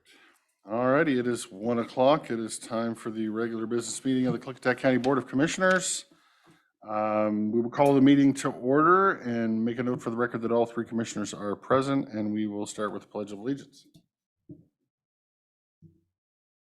Pledge allegiance to the flag of the United States of America and to the republic for which it stands, one nation, under God, indivisible, with liberty and justice for all. Thank you, everyone.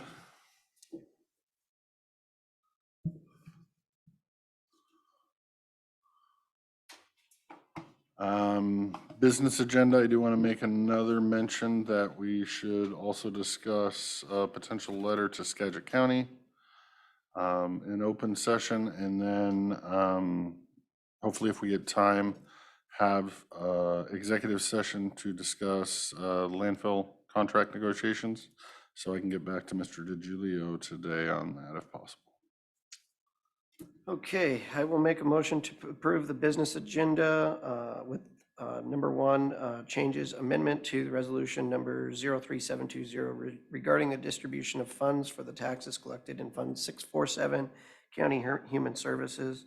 Another one for the RFP to enter into negotiations for network redesign and support, as well as an executive session for for contract negotiation, as well as an addition under old business for the Republic Skagit contract. And I'll second the motion. Okay. We have a motion and a second. Any discussion on that? Hearing none. All those in favor of approving the business agenda with the aforementioned add-ons, please say aye. Aye. Aye. Motion passes.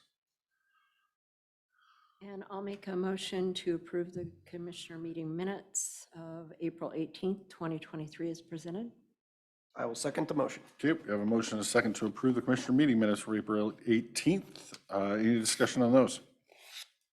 Hearing none. All those in favor of approval of the commissioner meeting minutes for April 18th, say aye. Aye. Aye. Aye, motion passes. Brings us to the time of the day for citizen comment. Citizen comment will be limited to 3 minutes. Please, at the start of your comment, give us your name and general location for the record. Try to keep things related to county operations. My Zoom's not working. There it is. We'll start in the room with a quick look for citizen comment. Seeing, oh, all right, we got a citizen comment. Come on down. Yes. You can tell us about this if you want. Oh, well, first, Kathy Moko, Goldendale. I wanted to bring everybody's attention to the Home and Garden Show that is coming up this week, Friday and Saturday from 10 to 6. And from everything I've read, it appears that they've got more backing and they've enlarged it by 25%. And it should be pretty interesting. One of the solar companies, the hospital, Bishop, and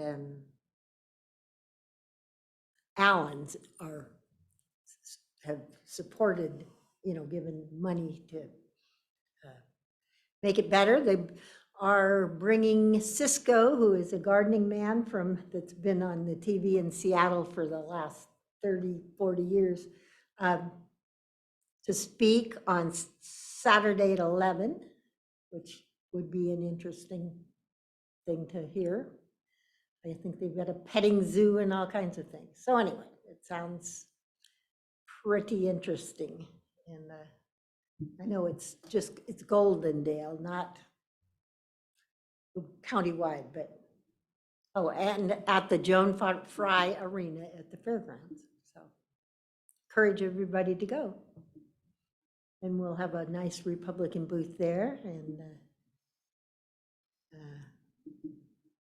also on June 3rd in Bingen at 4:30, there will be the Klickitat County Republican Lincoln's Day dinner. The invitations went out yesterday, so. And if you're interested, you can go on the computer and look at Klickitat County Republicans, and you can, if you don't get an invitation, as you all have. And I think that's about it. Perfect. Thank you, ma'am. Okay, we'll go online. Does anybody have a citizen comment for us online? Please raise your hand or unmute yourself.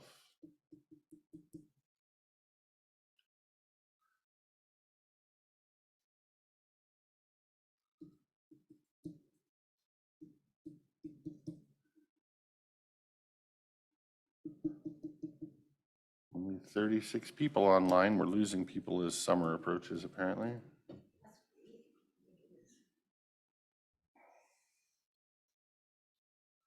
Sherry, I see your hand up. Name and general location for the record, please. Good afternoon. Can you hear me? Yes, ma'am. Can you hear me? Yes. Okay. Sherry in Houston. I would like to talk a little bit more about FSEC coming to Klickitat County and coming again in May. I appreciate Commissioner Zoller's comment at the last meeting with FSEC on how our county has agreed to be the lead when it comes to siting large scale solar, as what was talked about. I agree with that 100%. Thank you, Ms. Zoller. If that is in the documents, our county needs to stand on that and stand strong on that.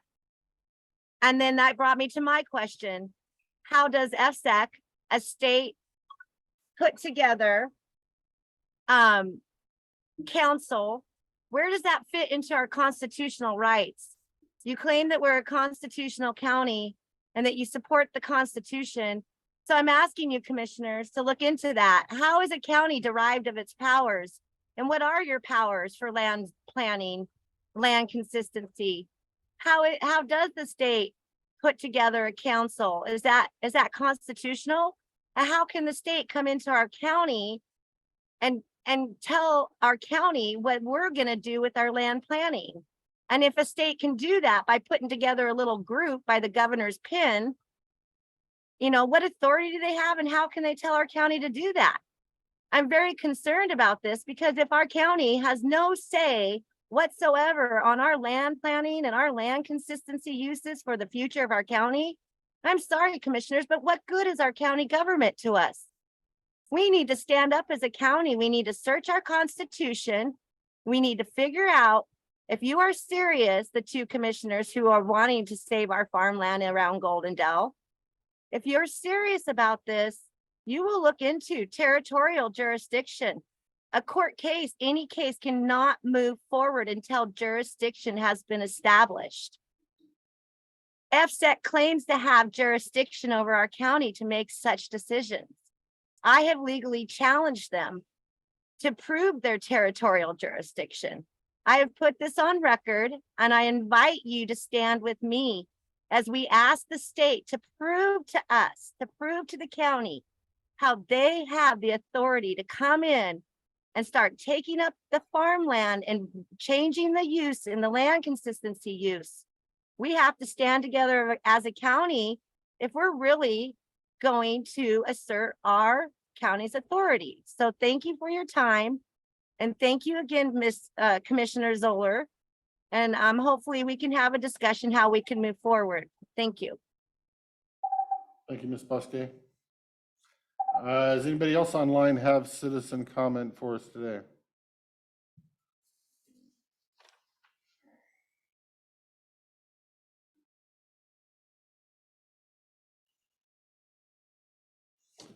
I'm not seeing any on there. If you have a citizen comment, please raise your hand or unmute yourself.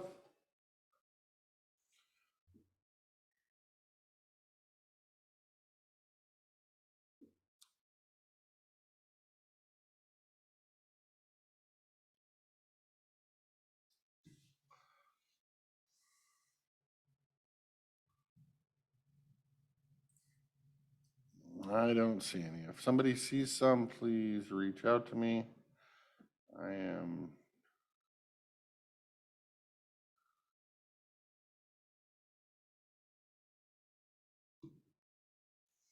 trying to look up the RCW that formed FSEC. Yes, it is. I just got there.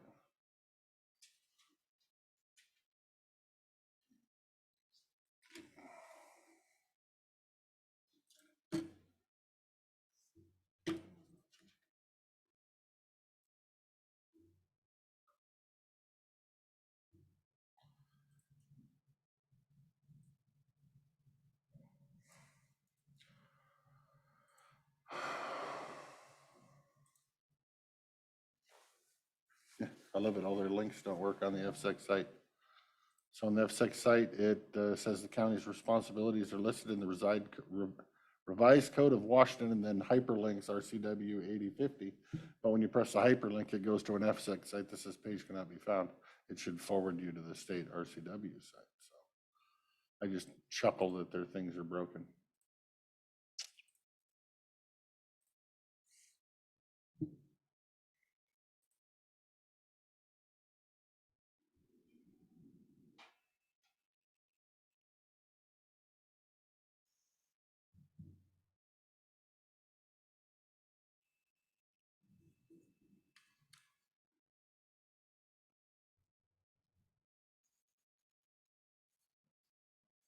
I was trying to, and I know the law is through the legislature. I was trying to look and see what legislative bill created that so I can go back and see who voted yes for such a wonderful bill.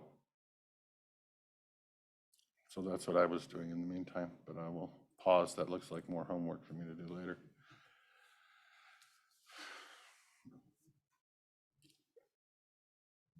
Anybody else have citizen comments online?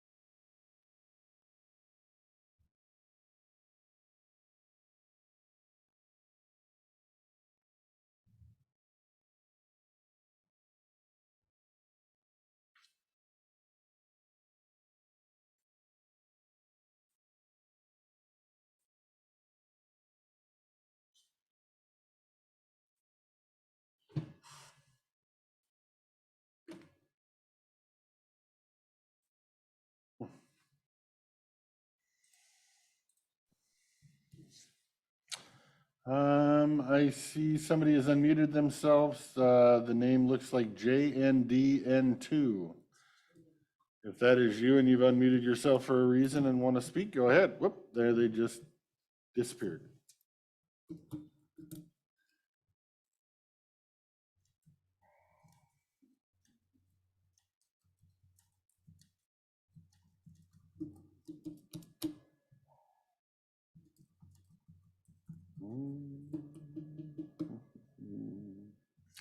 Anybody else online have a citizen comment for us today?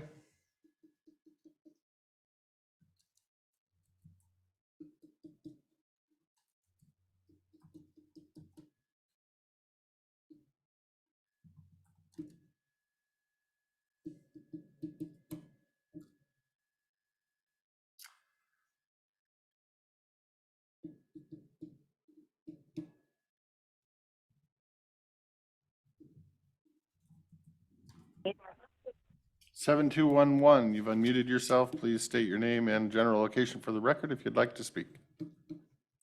Greg Wagner, C. Klickitat County Comprehensive Plan, the land use plan, was written in 1977, last updated in 2013. The energy update occurred in March of 2005. In the comp plan, it states it is to be reviewed annually and updated as needed. It's obvious that this has not occurred, and that has placed the county in jeopardy. The comp plan, when written in 1979, may have been adequate then, but with the lack of updates to address current issues, we could be in trouble. There is very little specific language on solar development, but what's there is mostly in support of solar development. This board should take immediate action in updating the comp plan with specific language to prevent out-of-control solar development in the future.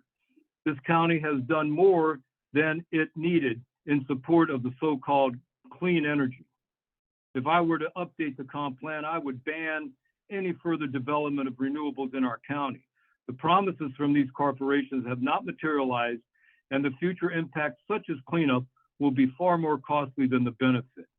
The EOZ is the culprit for all this out-of-control so-called clean energy development, and that needs to be rectified immediately.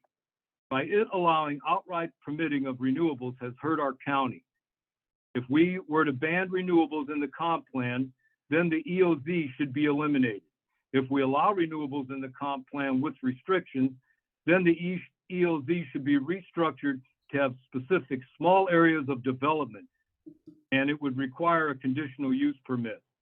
Those specific small areas would be areas where the negative impacts would be minor.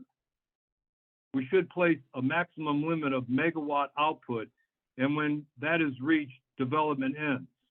I believe we were already there. I'd like for this board to take this serious. The comp plan is out of date, and that's part of our problem. It is the land use plan for our county. Previous boards have failed to do their job in updating it. I'd like to see this board do their job. I'd also like to know, when will Mr. Cannell, the prosecuting attorney, write the short-term rental ordinance? He is 6 weeks overdue. Is he not writing this short-term rental ordinance to protect Mr. Anderson's short-term rental? Why the so-called county leader, Mr. Anderson, is exempt from code violation investigation? I'd like to know. Other people are being investigated for their code violations. Mr. Anderson doesn't trust the process apparently, or he would have went and got a conditional use permit. Mr. Anderson said we all must play by the same rules, but he doesn't play by the same rules. He gets special privileges. When are you, Jake, going to start playing by the rules? Following the county Your time code. is up. Thank you. Thank you for your comment. I see a hand up for Pat Arnold.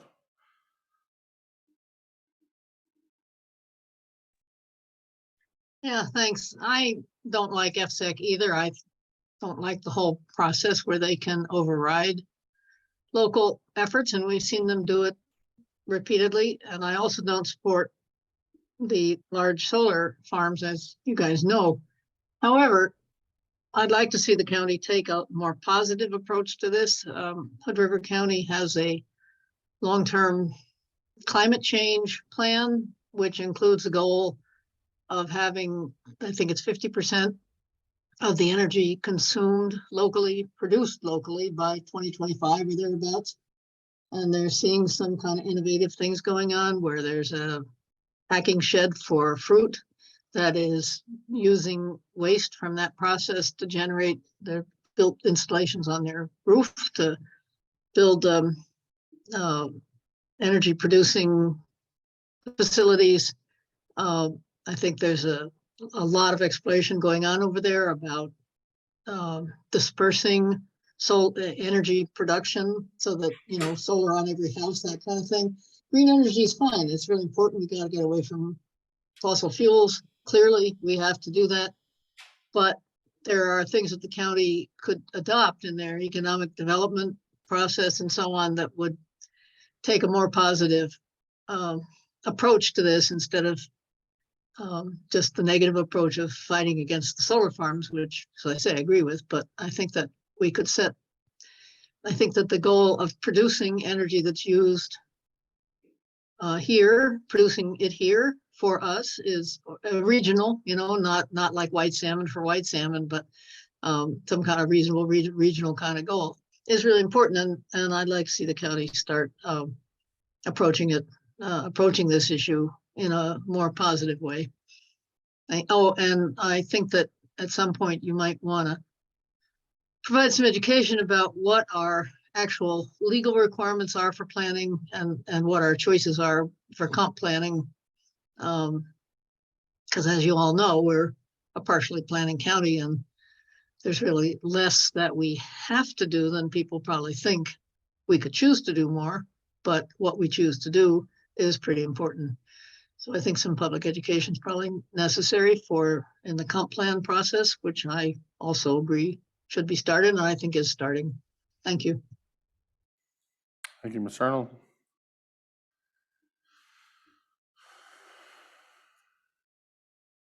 All right, we'll have last call for citizen comment before we ask members of the board if they have any statements tonight.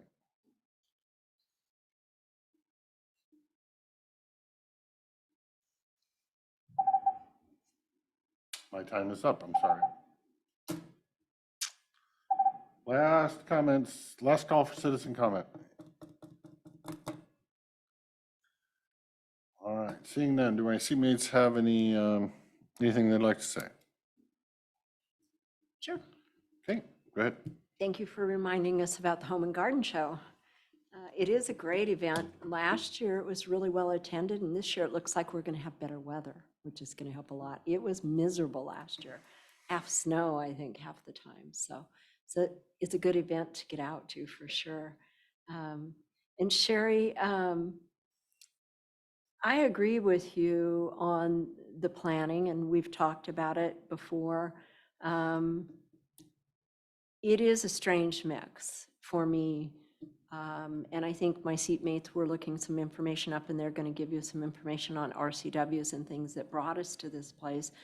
But it's also, and I've said it before, a fairly new process. So I think as it builds, I do think there'll be challenges to the authority in several places. Even Department of Commerce themselves, who regulates growth management, has written a letter in opposition to crossing some of the county's abilities and some of the things that we've been required to do in the past. And it doesn't make a lot of sense if we spend billions of dollars and untold time to do all these plans and we're going forward, and then all of a sudden with the stroke of a pen, someone can change that and it negates all the good work we've done. And I do want to see us get into the comp plan as soon as possible. And Pat, thank you for your comments. I'm on the same page with you with all of those things. And I agree, a local plan for a regional plan for our own energy uses would be great. And they talk about the benefits of solar, and it worries me because none of the projects that I know of are dropping any energy off here in our county. They're all slated to go away. And even Carringer's open house meeting that they had online, they talked about our power grid can't even accept the power that they're creating. We're not set up for it. It's in a different format to where it is put on those lines and shipped away. So it would be relatively hard for even us to, in emergency, tap into that. It probably wouldn't be possible. So I'd like to see those changes for sure. Thank you. Commissioner Anderson? Sherry, thank you for your interest and asking how we support the Constitution and such. Sorry. FSEC was created by legislation through the state of Washington. That is Chapter 805110, which, well, it's 8050-030, which was created in 1975. So it has been around a very long time. It was actually around when the WHOOPS project was coming around. But to tell you more about how can they do this, how can they preempt local government and local control, that's because the legislature gave the governor those powers in Chapter 805110, which chapter governs and supersedes other laws and regulations and includes the preemption of regulation and certification by the state. So it was our state legislature that created this through laws. Klickitat County, while we all want to have all the power and control and authority locally and have it vested with us, we are only a subdivision of state government. And that's as true as it'll ever be. And when the legislature writes a law, we are required to follow it as we're a subdivision of state government. So when we say, you know, how can they do this? They can do this because the people of the state, through their elected representatives, created this. And we may not like it. We may not like it at all. But the fact of the matter is that is the case. Mr. Wagner, you're well aware that we are currently working on updating our comprehensive plan that was written in 1977, which is kind of funny because that's pretty close to 1975 when FSEC was created.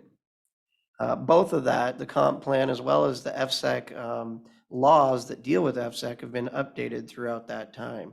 And I think FSEC was updated as recent as a couple of years ago on one of them I was seeing. 2022. Oh, never mind. Real recently.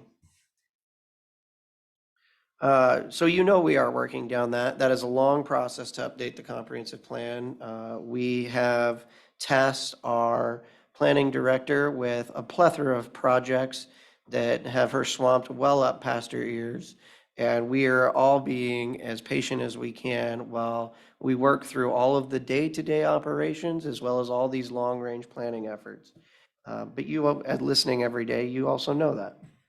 And I think other than that, I would just like to say thank you to Ms. Arnold for your comment. I agree. I don't like the fact that FSEC can do this, but again, I can't change that law. That's not my position.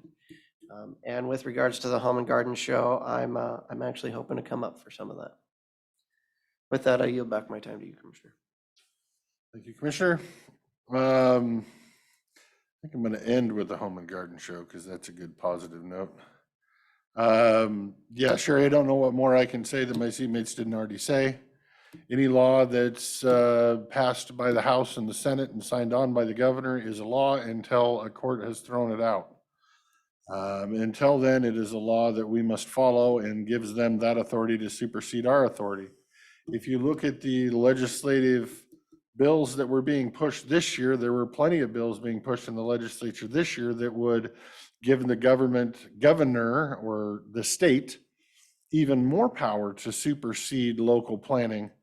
But thank God those were all only in fully planning counties. And if you don't know what a fully planning or a partial planning county is with the Growth Management Act, you should probably look into that because we are a partial planning county. Now, did those laws that threaten the fully managed counties scare me? Yes, because if they get their foot in the door, they'll come after us next. So our county and myself through WASAC did have an opinion to oppose those that would affect our neighbors. Because eventually it will roll downhill and affect us, but that does not stop the legislature. Again, there were bills in the legislature that were supported by all counties, Democrat and Republican, supported bills that the legislature grossly changed that hurts our counties. Needless to say, they don't listen to us much. They listen to us about as much as they listen to the people. So I will continue to be a constitutional commissioner, and I will continue to follow the law and obey the law. And if you want somebody that wants to break the law, you will have to find somebody other than me. To Mr. Wagner, the comments about we need to take this seriously. If you don't think we're taking this seriously, I don't know what more to tell you. We've tried to hire a long-range planner for 1.5 years, and there's nobody out there. We've tried to hire a person to start it, the long-range planning in our communities to update the comp plan, and there's nobody out there. Our planning director is now looking at companies that we might be able to hire, which is our last resort, because you really want people that know your community to do this. To pay a consultant to come in to help us start this project, because we feel it is that important. So your comments that we don't take it seriously, I just find inflaming and, you know, I guess par for the course. Pat Arnold, I think yours were addressed as well. I appreciate your comments. I do think that it potentially could be good for us to maybe better explain to the general public. You're fairly knowledgeable because you've followed planning for some time. I don't believe the general public follows planning. They don't know about Growth Management Act. They don't know about fully planning counties, partially planning counties, the process that it takes to update your code and not be thrown out in court because you decided to just do it on a Tuesday. You have to have a process, and the citizens need to be involved in that process. So for us to just try to fast track something like that was recommended, I don't think that would go over very well with the citizens, especially if we were trying to do something they didn't want to have done. So while I do think educational outreach is helpful, I would also say that that's what we've been trying to do for a couple years, and it hasn't taken. Now we'll move on to the Home and Garden Show. Yes, that's always one of the highlights of me and my wife's spring. We go every year. She buys far too many flowers. But it's just, I guess I'd say it's the first time out in the year where everybody gets to go out and be members of the community. It's happy, it's cheerful, there's no negative, it's not Facebook. And so I look forward to it every year, and I will be there one day, if not both days. I'm a glutton for punishment, or flowers for that matter. With that, it is the end of time. It is 1:31, so we will move on. We don't have any public hearings, bid openings, or public meetings, so we will move on to unfinished business under add-on. Our IT Director, Randy Christensen, to award the RFP and enter into negotiations with network redesign and support. Do you want to test that right now? Sure, I'll take a blood pressure reading. Mine's pretty simple, and it won't take up much of your time unless you have a lot of questions. So I would like to enter negotiations with Right Systems Incorporated for the network redesign and support, day 2 support. So simple as that, huh? I shouldn't be talking while my blood pressure's going. Questions? I haven't seen the cost. Okay. Do you have a spreadsheet of costs? I do. I have my my redesign matrix, which includes the cost. If you'd like a copy of that, please.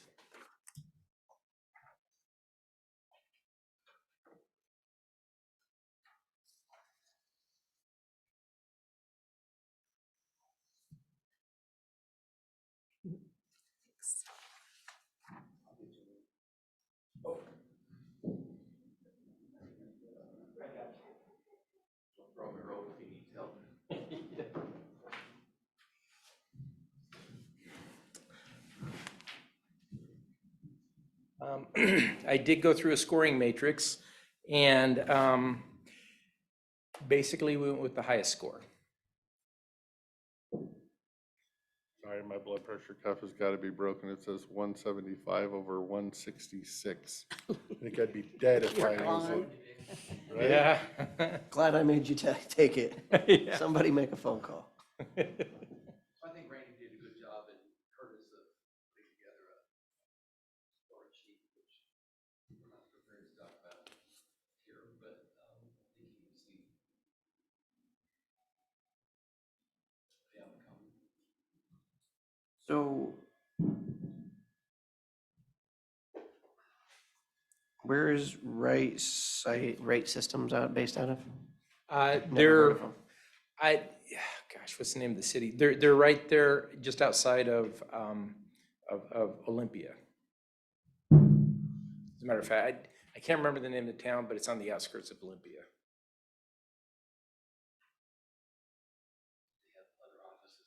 They do. They have an office in Oregon, down by the Portland airport. They also have an office in Boise, Idaho. So they've kind of spread out a bit. So they're in Washington, Oregon, and Idaho. Real number 127/80. Much better number.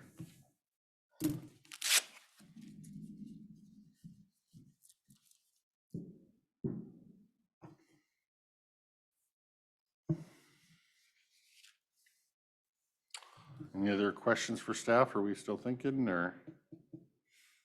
Well, I know when we do these contracts, it's kind of like a landfill contract. There's a lot of different pieces and a lot of different ways you can slice and dice IT support, technical support and everything. And so I just wanted to, if I'm asking Skagit County to take a second look of the recommendations, I like to be informed too before I make a decision at the same time. What is annual recurring cost? There's no hardware in that. That's just tech support essentially, right? Yes, that is them supporting our network after they've done the rebuild. The first year costs include the remainder of the year of support.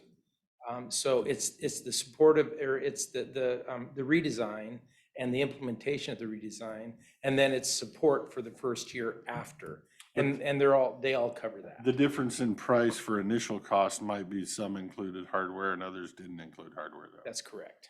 But the actual annual recurring is just no hardware. That's just tech Yeah, support. that's just essentially. tech And support. is that across the board, everybody bid on the exact same items, or did some bid on systems and some bid on workstations and some not bid on those things? Was there like the minimum and then the additional, or? Everyone bid on the same RFP. Same scope of work, same RFP. Their formulas they use to come up with the cost.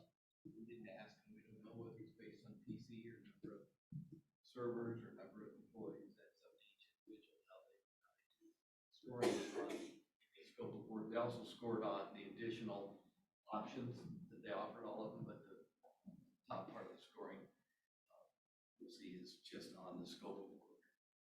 So my next question is, I know that we started having this conversation in February? Mhm. Was this network redesign budgeted for this year?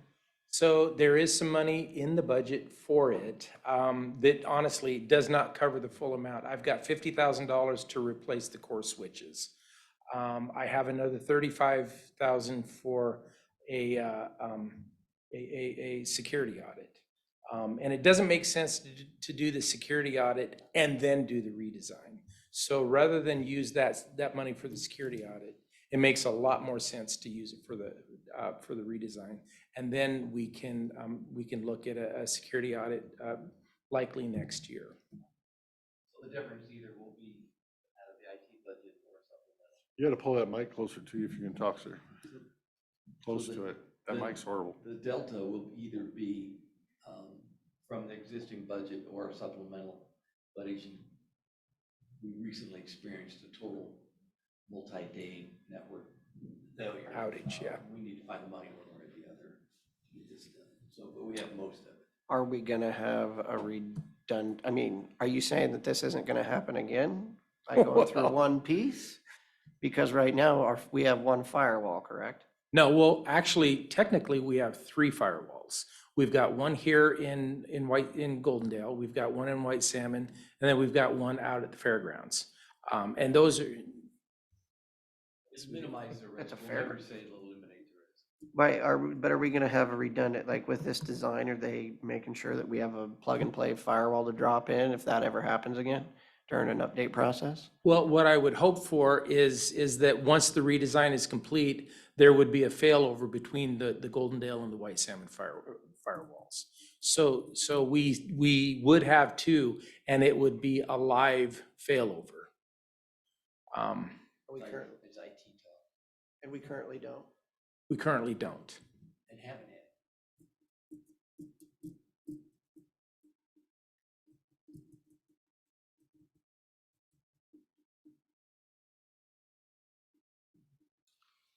So right now you have 80 out of the 100,000 budgeted.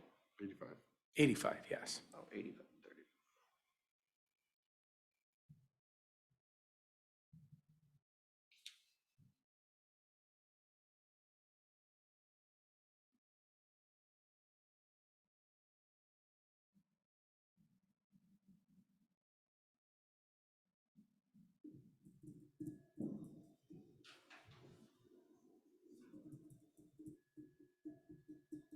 And so your rationale for not going with the lowest cost?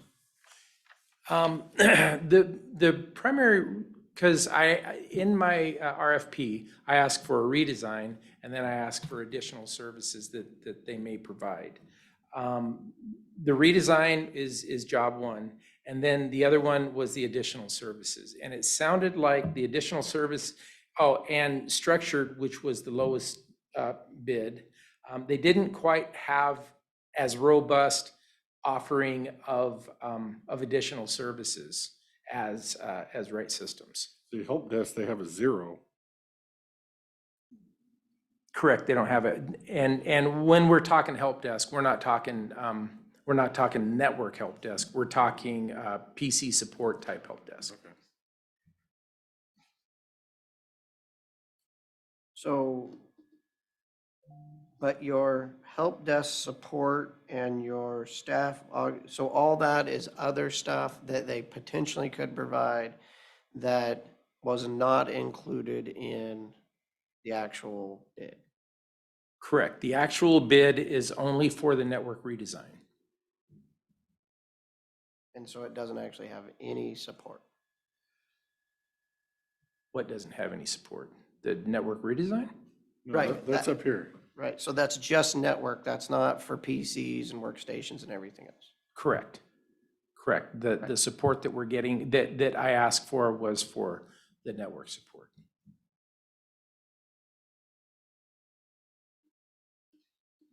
You didn't put a subtotal in there, but I think even without the other services offered, the scoring basically was the same. It was, The rank yes. order was the same.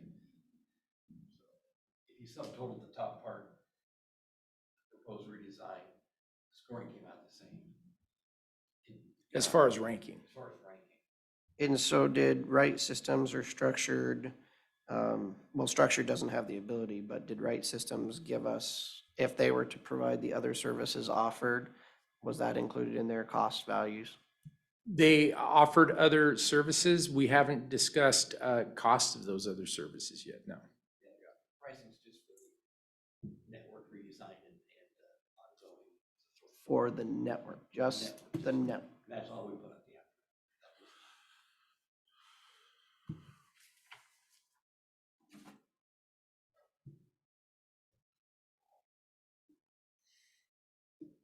Any of my seatmates have any questions? I don't. No?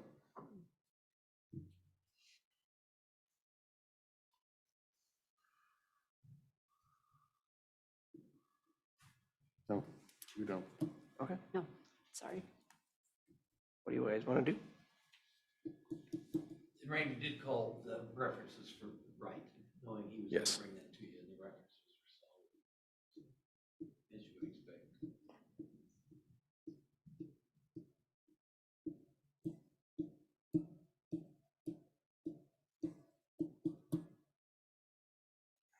I am not an IT guru, so to me, I'm gonna take two things in the equation. I'm gonna take the recommendation from my IT guru, and I'm gonna look at the pricing and note whether that makes sense.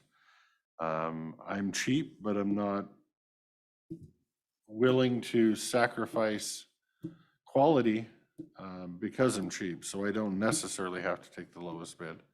I have to take the right bid. That's the beauty of an RFP over a bid. So,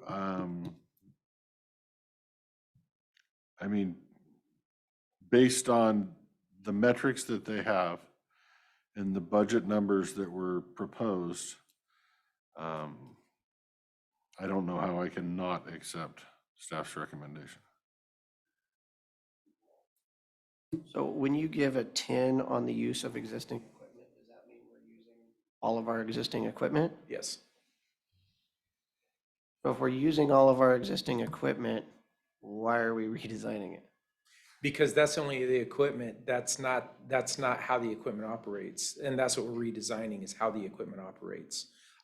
For example, the failover that we just got done talking about, right now, the equipment is capable of doing the failover, but it's not configured to do the failover. So the recent failure we had wasn't mechanical, it was coding. It wasn't hardware, it was software. Yeah, it was an update. So the equipment we have now is, well, in the way it was originally set up, and the way we have Cisco is the equipment we're using now. It's extremely common brand. It's a very common brand. It's generally the go-to for enterprise level infrastructures like this is. That's not to say Cisco was the first in the market. That, I think a lot of other brands have caught up with them, but we're already on the Cisco ship. So it's kind of hard to change ships without incurring a big expense. Well, I think you can see what the expense would be. One of the other proposers proposed replacing all of that. That's why. Which I thought that's when we first started this conversation, that's what we were talking about, is because our equipment's getting old and our network's jankily configured, and we were gonna replace a bunch of switches and routers and everything else. Servers that need to be replaced. But that's why we need somebody to come in and do the review of the system, but I think our equipment's. I guess that's my only question is, are we comparing apples to apples? Or did somebody bid on apples and somebody else bid on oranges because they were confused on what we were looking for? I mean, that doesn't answer the annual recurring cost price difference. But that would totally justify the $180,000 difference in initial cost if we're trying to rank apples to oranges. The apples to apples is in the scope of work. They all had the exact same document. They all had the ability to ask the same questions. We didn't specify whether we wanted new equipment or didn't want new equipment. Well, and longevity would be my question. If we have Cisco and we're just fixing, are we going to be stable? Or are we going to be having another conversation 2 years from now because we have to buy new equipment finally? Right. Well, the beauty of going with Cisco is we don't have to do a rip and replace. We don't have to replace 100%. We will continue on the same replacement schedule that we're currently on. And I think it's every 5 to 7 years we replace some equipment, right? And it's just 1 or 2 pieces of equipment as opposed to the entire infrastructure. Well, I think what we're trying to get away from is I'm not being critical of either proposers. We want equipment that almost anybody can work on. Cisco's universal. Almost any consultant or IT folks can work on that. If we replace it all with a brand or a model that someone's more comfortable with than others, then can everybody work on that? I don't know. We didn't ask the rest of them. So we're trying to move away from anybody having all the keys to the kingdom or everybody wanting to drive a Ford or a Chevy or 4 people wanting Chevys. So Cisco's a pretty common brand. It's a very common brand. Now, let me make, after going through all of the proposals, I truly believe that any of the four proposers could accomplish what we ask for. And I think they would, as far as the base needs, any of the four could serve our base needs. When it comes down to it, we had to think of a way, because they all could serve our base needs, a way to really define what we value most and what we value least, which is how we came up with this matrix. Is how do we value each individual piece of this puzzle? So I guess as when we started this process, I thought we were saying that the system is in essence old, clanky, and we're going to replace a bunch of parts, and that's how it was explained to me, that we needed to replace a bunch of this stuff. And that is, to me, a network redesign. We're redesigning the network. So we're going to spend $97,000 to redesign the network, but we're not changing out any parts. We're just changing the software inside, and we're working on the routers internally that currently work. We are reconfiguring the software. We are reconfiguring the software and the way it works. I mean, it's kind of like buying a new financial system, we'll just say, you could buy a financial system, the server costs $10,000, but yet you're going to pay $200,000 or whatever for the software that goes on that server. The key isn't hardware. The key is in the software, the way it's designed and the way it will function going forward. One of the big things that you already noted was the failover or lack of failover. From one. By failover, you just mean backup. If one crashes it, the other one takes over. Yes. Yes. Are we saying that some equipment will ultimately need to be replaced when they come in and take a look at everything? None of these proposers have come in and looked at our, actually laid eyes on the way the network is set up. So there could be some hardware that needs to be replaced. So the ones that are recommending equipment replacement have not even looked at the equipment they're recommending replaced. So none of them have. None of them have come in and went through the server rooms and went through the, So I guess my question comes down with, we had an issue. We know that there's an issue there, but I was actually, Cisco certified way back in my younger years. So I do know a little bit about it. And my statement is what out there is broken if we're actually not replacing anything or augmenting it? So what we're doing is we're paying for their time to come in and do a review, in essence, of our system. And a redesign. So they review it, they make the design changes that they need, and then they have something that they are familiar with that they will be able to support in day two. That is, if there's any changes that need to be made. We all know there'll be a software change because ours is kind of patchwork. Yeah. There may not need to be a hardware upgrade, but software is a no-brainer. They will all do that one. Because ours is patched together, which caused the problem on why it took so long to fix.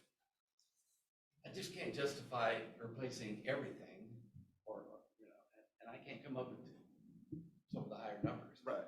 I just can't do it. And so I'd rather have somebody come in and look at the system and maybe ultimately replace a few things, but not propose to change everything. And some maybe. So we didn't pick the low bid, we didn't pick the high bid. And I think they did a pretty detailed comparison, focusing just on the scope of work and information we got from them, not what we thought we knew or assumed we knew, but what they actually put in their proposal is really all we had to go by. Much like Abidex, when we negotiate with them, that's when we get farther into the weeds, once he authorizes to enter negotiations. And then You had to bring that up. Now I got to check my blood pressure again. So what you're saying, never mind, I'm not going to say. not the best example. But the point is, Thank you. You're wearing our AV. We may not reach agreement with Right Systems. We will bring back a contract for you to sign. We just need to sit down and have a little deeper discussion with them than we could have with those who propose. They're all good companies. They all put a lot of work into it. I wish we could have stayed local and supported local. If they were anywhere close to comparable, that would have been my recommendation, but. So I think you were probably correct, Commissioner Christopher, when you look at these numbers that one of them was bidding on apples and the other one's bidding on oranges and bid on all of the other services and everything included. It's the only thing that makes logical sense. Well, for the initial cost, yes, but I don't know that the annual recurring is there's no hardware in that number. The No, but initial cost might have a hardware number in it, you know, for some servers or something, and that's why they got scored down, you know, for using it, existing equipment, they got scored down. So I can see them having a higher first initial cost number because they have equipment in there, but annual recurring cost, it's not like you're replacing servers every year as part of your maintenance agreement. no, So what don't I was saying understand is why. the only thing that makes logical sense to me is that they were likely bidding to do all the other services, including all of the help desk support and the support for workstations and everything else. That's what makes it apples and oranges. The one was So do you bidding for think everything while the Spectrum others, did the same, because their numbers came back relatively about the same. I would assume so. Do you think two of the people had problems understanding what we were asking of them, is your point, if I'm taking you correctly? That would be my assumption.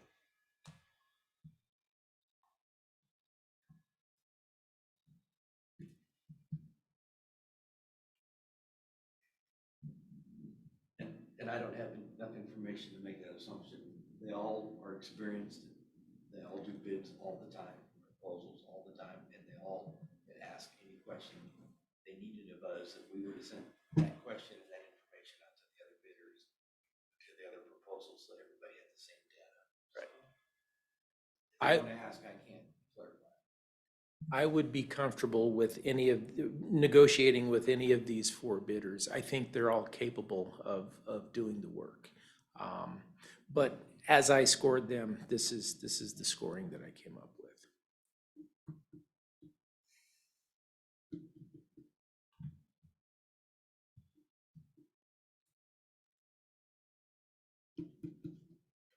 Do you have a solution? I mean, the only question I would have is can you ask what, was that bid for all of the services offered? Is that how you bid it? And is that how it was made from, those other two? Well, again, the scoring hierarchy is the same if you just score the top part and not the option. What part? That part? I guess I would ask a question. And that's when you enter into negotiations with them, now they're gonna come out and look at it and go, okay, you need this software, and here's your actual dollar number we're proposing. Is that how that works? Well, for the most part, yeah, we would hope that they would come in close to what they bid. And as a matter of fact, I would hope they would come in less. They go, oh, we don't need to do that, but. But that's part of what this next phase is that you're asking to Yes. do with Right Systems. Yes. So my question is it legal, or could you in good faith do that with multiple entities to see, and I'm getting a head shake over there, so. Okay. Very careful because we're open to challenge. Right. By all. Right. So we're trying to do it fairly and objectively. Randy and Curtis scored it. I reviewed it independently, and we had Jen review it independently. Right, and that's why I asked, because technically, and I understand why you can't, but if they know there's competition, both of these bidders, or any two that we so pick, might end up coming in at a lower rate and saving taxpayer dollars, which is why I asked the question that I asked, so, okay. Which is the advantage of IT in this process is we don't have to take low bid like public works or construction. All right, so I think where we're at now is you're asking us to accept your recommendation to use Right Systems, and this board can approve or deny, or tell you to go back out to RFP essentially and try it again, I guess is an option as well. Is it not? I would think so. Yeah, to sit down. Not an ideal option, but To sit down with Right Systems and see if we can develop a contract. To negotiate with Right Systems. right, I'm just saying, but is there not another option to take this and throw it in the trash and try the whole thing over again? Not if you're trying to come to a predetermined outcome, no. There you go. Thank you for answering my question, sir. I guess I'm still at the point where $100,000 of county money is a lot of money to have someone to come in to look, in essence, at the system, make some software changes, make it theirs, and then become part of it. When our network, while it seems super complex, it's actually not as complex as you'd think.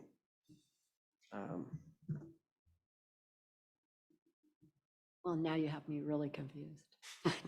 So I'll just say what's going around in my head, and I may be totally off, but it looks like to me with a higher bid, that person may have assumed they needed to tell you what you needed to replace. And so the higher bid came in that way by the scoring. And then with the lower bid, they're going to come in and give a look. And then if they change their mind and tell you everything, they're going to end up possibly at where that other bid was anyhow, by the time they come in and readjust. It is possible, but whatever we do, if you give me the authority to negotiate with them, I still have to come back to you with a final contract for you to approve. Okay, so if we went through this process and their new numbers came in much higher, then that would definitely be a point of discussion. And I would keep taking you back to the scoring relevant to the price. Scoring is how they presented solutions to the work we asked them for. Price isn't really a major factor in this process, though it is ultimately. But, you know, if the scoring was different, the pricing was different, that would be another issue. I can't tell you how the four priced these things, what they were.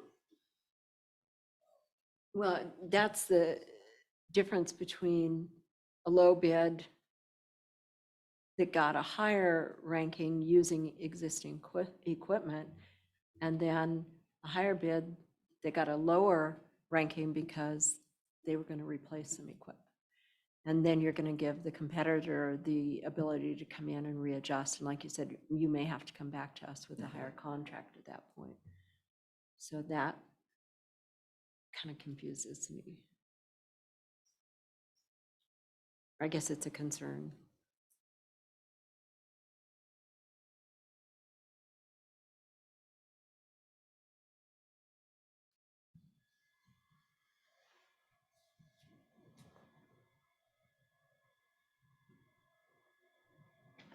For me, it just feels like the other one was a little more upfront with that because they did say, you need this different equipment.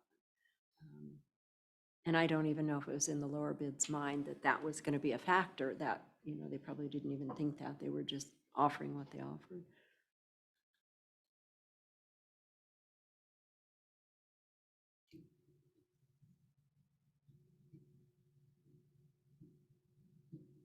Yes, ma'am. Sorry.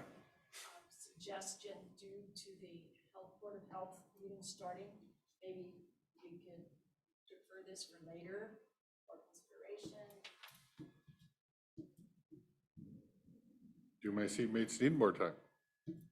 What do you want to do? I'm an open book.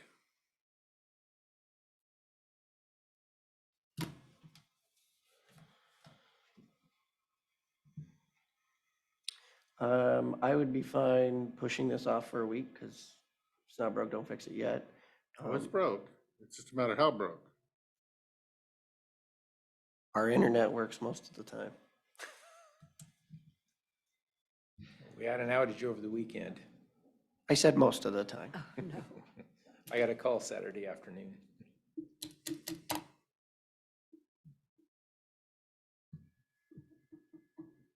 Is that the consensus of the board? Yeah, I think we need further discussion. Um, I'm not sure what more we can bring to the table. All we have is their proposals. Anything else is. I guess I'd like to see the RFP, how it was released, if you can get that to me. okay, let's do that and hold this over for next week. Okay. Keep me in the loop.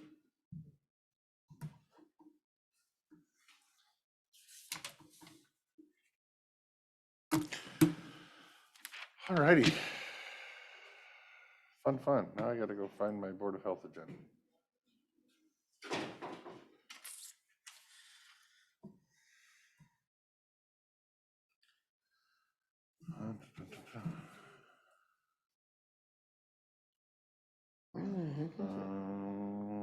Director Quinn is online. Okay. And I believe so is our health officer.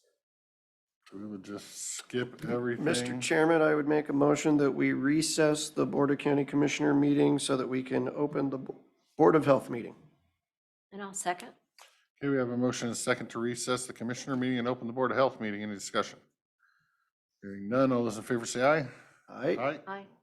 Motion passes. So I will take this opportunity to open the Board of Health meeting. Looking for my agenda.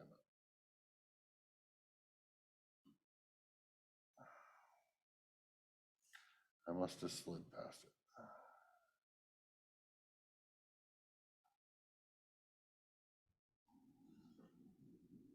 Okay, we'll call the meeting to order. I'm trying to look online on Zoom and make sure everybody is present. Who is present? Good. With that, I would accept a motion on the agenda.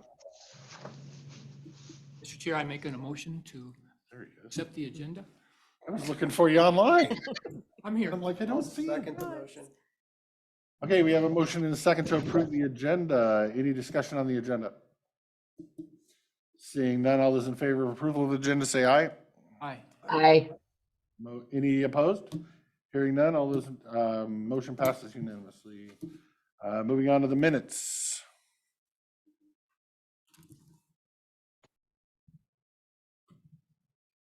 Mr. Chair, I make a motion to approve the minutes as they exist with one minor spelling correction on a council member's name, Moyer, I think, without the N.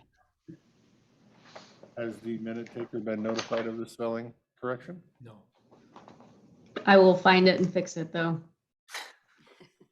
Okay, we have a motion to approve the minutes I will second the motion. and a motion and a second. Any discussion on the minutes? Any further edits on the minutes? Hearing none, all those in favor of adoption and approval of the minutes, say aye. Aye. Aye. Aye, motion passes. Next we'll move on to health officer introductions and update.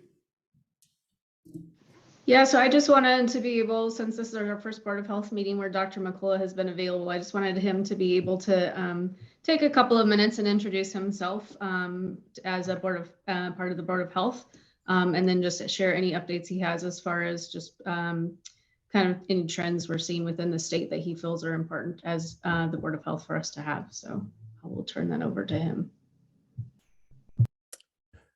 Good afternoon, everyone. Good afternoon.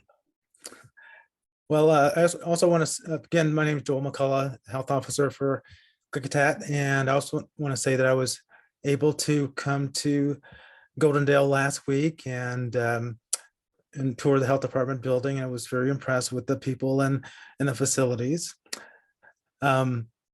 So I'd like to thank Aaron for arranging that.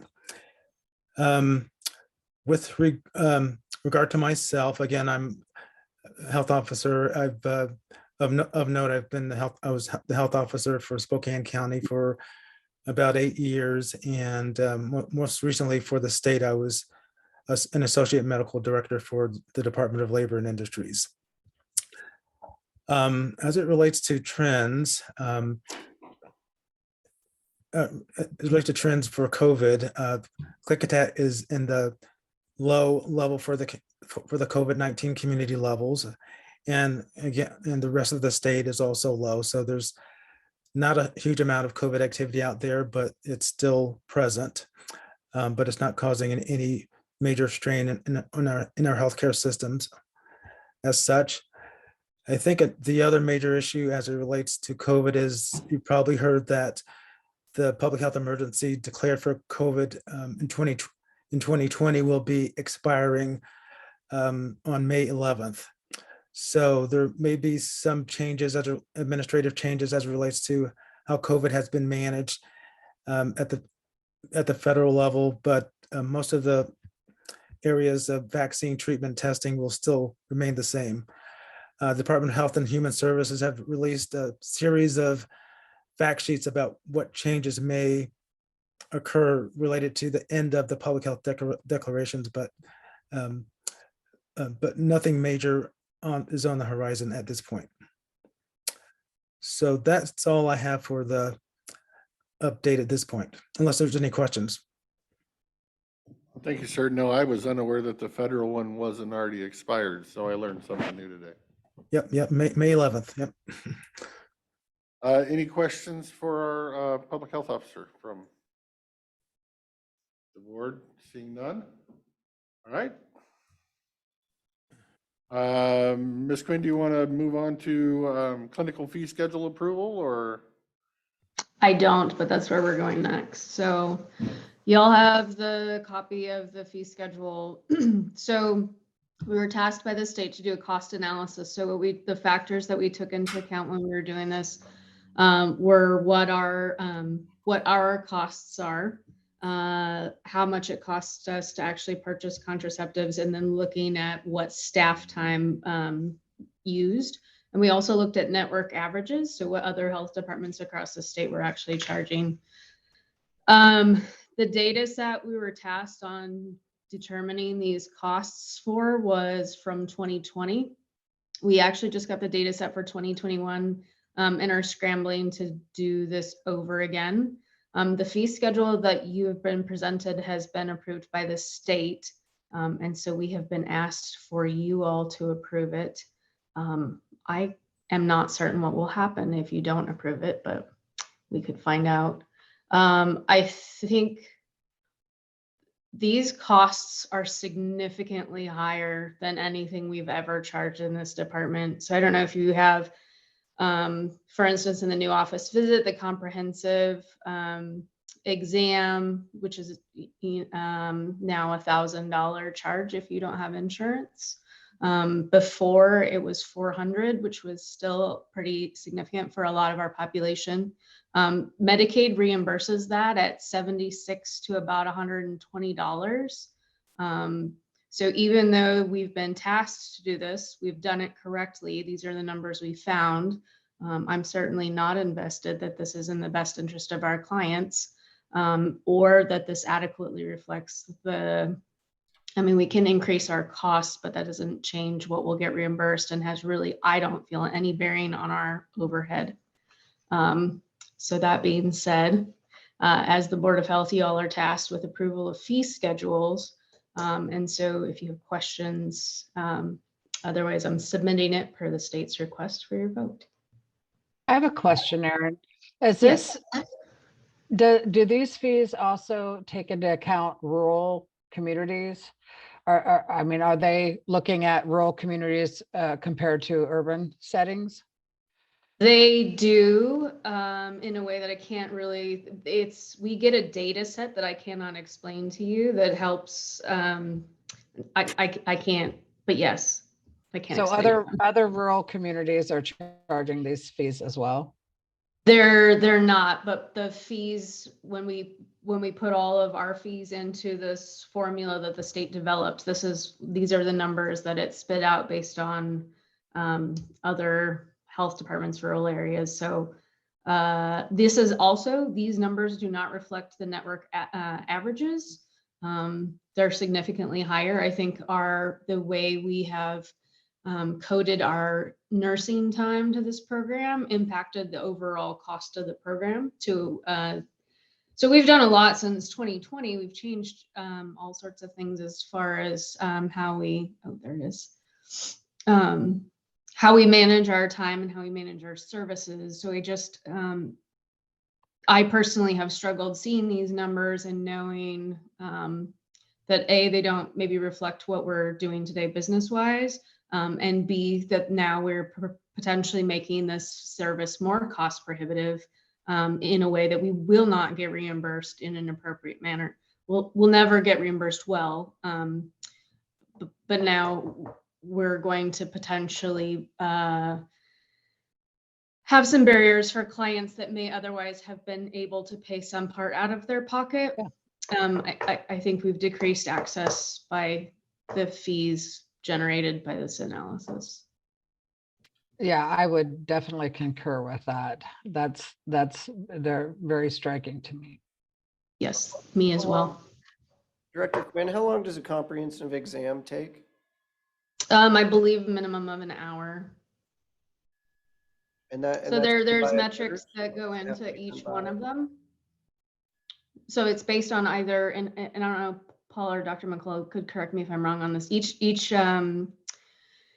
exam level is based on either time or the number of body systems that you've addressed within your exam. So yes, they're both agreeing with me. So I remember that.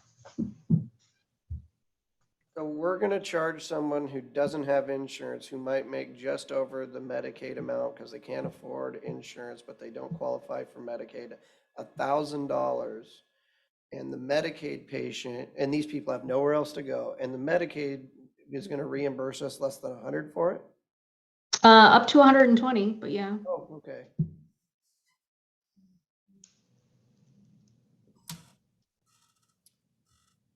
How, I guess the next question, what percentage of the clients that come in to the health department do not have insurance of any kind? No insurance, not a lot.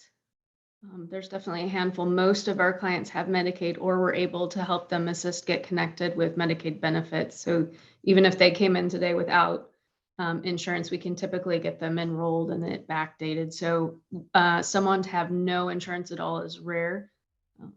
I think we see it more maybe in our farm worker population. There's some Medicaid changes that are coming that will actually cover them as well. So we'll see that less, I think, going forward. When you're talking Medicaid, are you also, is like Apple Health, the state Mhm. medical included in that when you're talking that Medicaid? I am, correct, yep. So any of the government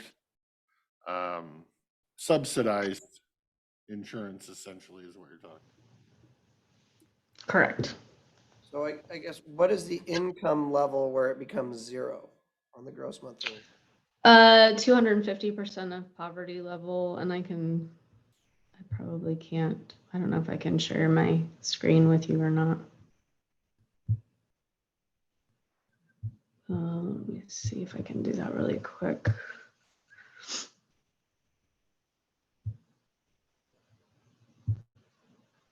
I don't know if that worked. We see you've shared a screen, but it's black. So just as an example, a family of 4 with an income of $6,251 would be above poverty level. So a family of 4 making 2,500 would be the zero category where they'd have to pay zero. So that helps. Here's something I've created that isn't exactly what you're looking for, but it does give poverty rates and whatnot according to the census and median household income. So that might give you a ballpark of what we're talking about. Yeah, so I think a lot of those households would be considered poverty level. We actually don't have anybody who comes in and has the zero deductible for the most part. We have, yeah, not very often, but it does happen.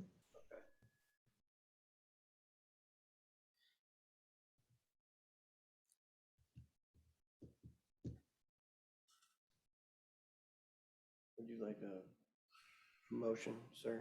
I think I would take a reluctant motion, but yeah. Being is that we don't have much of a choice. Speaking to the mic, sir. Being is that we don't have much of a choice, Mr. Chair, I would move that we adopt the 2023 clinical service fee schedule as effective. Yes. And I'll second that motion. Okay, we have a motion and a second to accept the fee schedule. Any further discussion? Yeah, just as a point, we actually have choices, just saying, but you know, I support whatever everyone does. That was going to be my next question is, yeah, I know you earlier, it was stated that Erin said she didn't know what would happen if we didn't adopt this. And I would be reluctant to adopt these. So, yeah, I would like to know what. I mean, if we vote, if you all choose that this isn't an effective fee schedule, we would maintain the one we passed in January. We would work out the, hopefully the 2021 one, and I would let the state know that we didn't pass it, and then we'll go from there.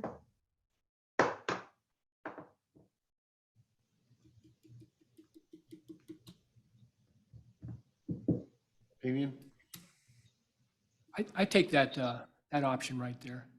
20, what you just summarized, Aaron. I think that's agreeable with me because I'm right on board with Ms. Sutton, that I can't accept that as a fee for a public health encounter, $1,000. I guess I would ask Aaron while we're still in discussion on this motion. What are the consequences that can be pushed back from the state if we don't accept this? Could any of our mental health funding or any of that be in jeopardy? What are the consequences? So I have absolutely no idea what the consequences are, but I'm certainly willing to explore those. And then B, it's not public health, it's not mental health, it's the public health funding. They give us $14,000 a year. That does not cover a lot. We're grateful for that funding. I think Paul said it, Sunday agreed, $1,000 for a public health service that's to help the community is asinine in my book. I guess my question was more, we all know choices have consequences. And when you go on the radar, there's consequences, and I'm worried about this putting us on the radar. So. Oh, I'm on the radar, don't worry. I have a question. Are there other counties like ours in population and rural settings that are similarly on the radar for this particular issue that you're aware of? Not that I'm aware of. Yeah. Because they did provide us with the network averages for these costs. So that's across all of the service health departments, right? So there's gonna be flux for urban and rural within those averages. But the network averages are still well below what our cost analysis came up. And again, I think it's because in 2020, our time management in this program was not done well, making it look like the overhead costs were significantly higher than I anticipate they actually are at this time. So you're saying that potentially these numbers are the cause of bad data. Correct. That we submitted. Yes. So is there a way to correct that data and resubmit to the state that might change the out? I don't know. I'm asking because I hear what Christopher said about, not wanting to give ourselves a black eye. And funding is always an issue in small communities, but I still could not in any good conscience pass that. However, if there's a way to correct it, that would probably be a good resolve. Yeah, and so that's why we're working on the 2021.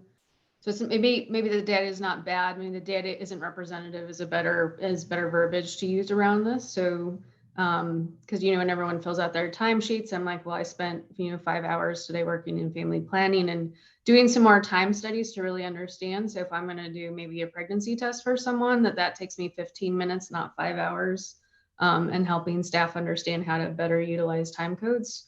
So I think when we do the 2021 cost analysis that is actually being done right now, we worked on it on Friday for quite a while. I'm already seeing those numbers be more favorable. So in my, I feel that taking this back to the state and letting them know that potentially it was not passed depending on your all's decision, and letting them know that I've been tasked with following up with 2021, which I know we're already doing. We're already about halfway done, I think, with some better numbers, and that we'll revisit it at our next Board of Health meeting. So, question for you, Director Quinn. With what Medicaid reimburses us, does that have any bearing on what we say our services cost and how much we're providing? They do take that in. Sorry. So if we want to get $120 rather than only get 80, we need to show that it cost us 1,000. No, the range is based on, so a lot of times it's based on whether you see, in this specific instance with public health and family planning, so the price differences are typically like you've seen someone under the age of 20 versus over the age of 20. So there's two different fees for that are based on age. With private insurance, that would ring true. So if I have private insurance, I'd want to bill over so that I get the full amount. We don't bill very many, like the bulk of our population is Medicaid. So knowing that we absolutely will get, either the $80 to $120 back as a reimbursement. So, but that 80 or 120 is irregardless of whatever fee schedule we set here. Correct. Okay. Medicaid is a set amount. They have set reimbursements. There's some minutia within the range, but the range isn't going to change.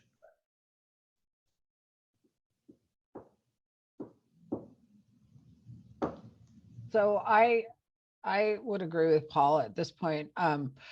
As we're not saying absolutely no, we're saying not yet, basically. Let us crunch some numbers. Maybe that will help us move forward. Yes. It was important that we had the conversation so that I could go back and say, we've had the conversation. This isn't a good fit for us if that's what you ultimately choose, or it is a good fit. And then we'll work it out from there. We do have a motion and a second. I would ask if either of my commissioner seatmates have anything more to add or questions before we take a vote on the motion that's on the table. Nope. Okay. I guess I would say that I don't know how many people this is going to affect, since I think the majority of these people are on Medicaid anyway, but I think there are some people who slip through the cracks. I don't think it necessarily hurts us terribly if we don't pass this and reevaluate. We may end up having to pass it at our next meeting, but I don't mind pushing back a little while, ever so slightly, to not get punched in the eye. So that's kind of where I am on this. So if there's no more further discussion, we'll take a vote. There's a motion before us to accept the updated fee schedule. There's been a motion and a second. So we will now vote. All those in favor of approving and accepting the updated fee schedule, say aye. Hearing none. All those opposed, say nay. Nay. Nay. I think the nays have it unanimously. And with that, I would direct our staff to reevaluate the numbers, get back with the state, and hopefully give us some good news next meeting.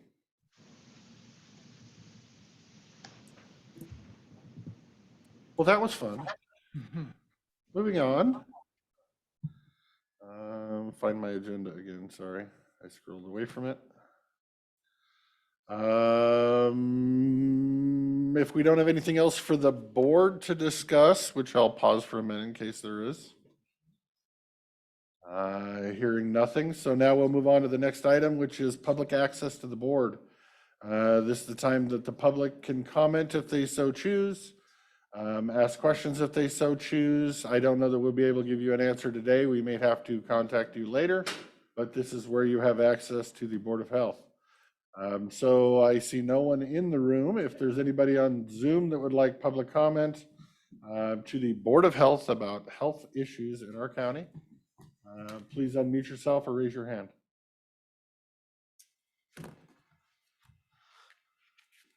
I see one. Sherry, name and general location for the record, and please give us your health statement. Hi, thank you for the opportunity. I heard the public health officer, thank you for introducing yourself to Klickitat County. I heard you mention COVID-19 and that we're a low risk. Is that throughout the state still? Are we still looking at low risk of COVID-19? Yes, the entire state of Washington is has a low COVID-19 community levels. So it's still here, but it's at a low level. That's great to hear. Thank you. Sure. Perfect. Does that conclude your comments there, Sherry? I'm assuming it does. Okay, thank you, Sherry, for your comments. Anybody else online have citizen comment for the Board of Health at this time?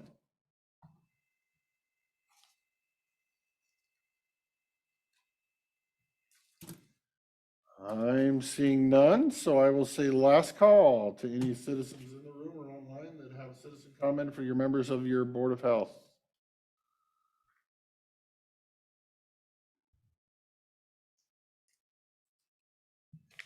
Still seeing none. So if there's nothing else the board or any of the board members have for the good of the order, I would entertain a motion to adjourn. Oh, we do have one, 7211. You're a little Yeah, late. this is Greg Go ahead Wagner, and allow Greg your comment. Wagner with Cease. Greg Wagner with Cease. Health, what is it? Community One Health in the Dalles. They offer a free cancer screening for anyone. It's called Galera, and it's a free screening. It can check for like 200 different cancers possibly in your body with just a simple blood draw. And it's over at the One Community Health in Dalles. Might be something the citizens could benefit from, completely free. Thank you. Thank you, Mr. Wagner. Very good information. Anybody else on any members of the Board of Health have anything to add to that? Okay, we'll go one more time for citizen comment online for the Board of Health. Any citizens have any comments for the Board of Health? All right, again, seeing none. With that, if there's anything the members of the Board of Health have for the good of the order, please say it now. If not, I will entertain a motion to adjourn the Board of Health meeting. So moved. And I'll second. Okay, I think I had Lori second first, sorry. So we have a motion and a second to adjourn the Board of Health. Any discussion?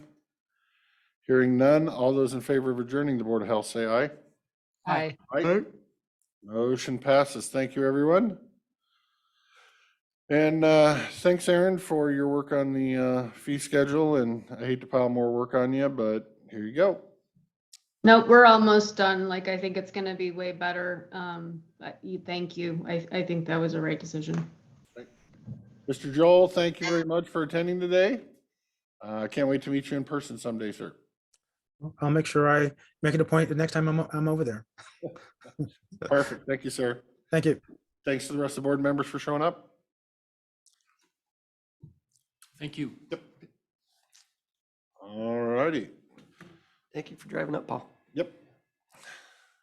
Okay, Board of Health meeting is adjourned. We will now go back into the Board of Commissioners meeting and reopen that meeting. Time do we have? Should we do our department update for Sharon? We do. Let's jump ahead and do 2:30. We have Senior Services Director Sharon Carter with a department update, so we will take things out of order and try to keep our staff on schedule. Thank you. Thank you, ma'am. Thank you.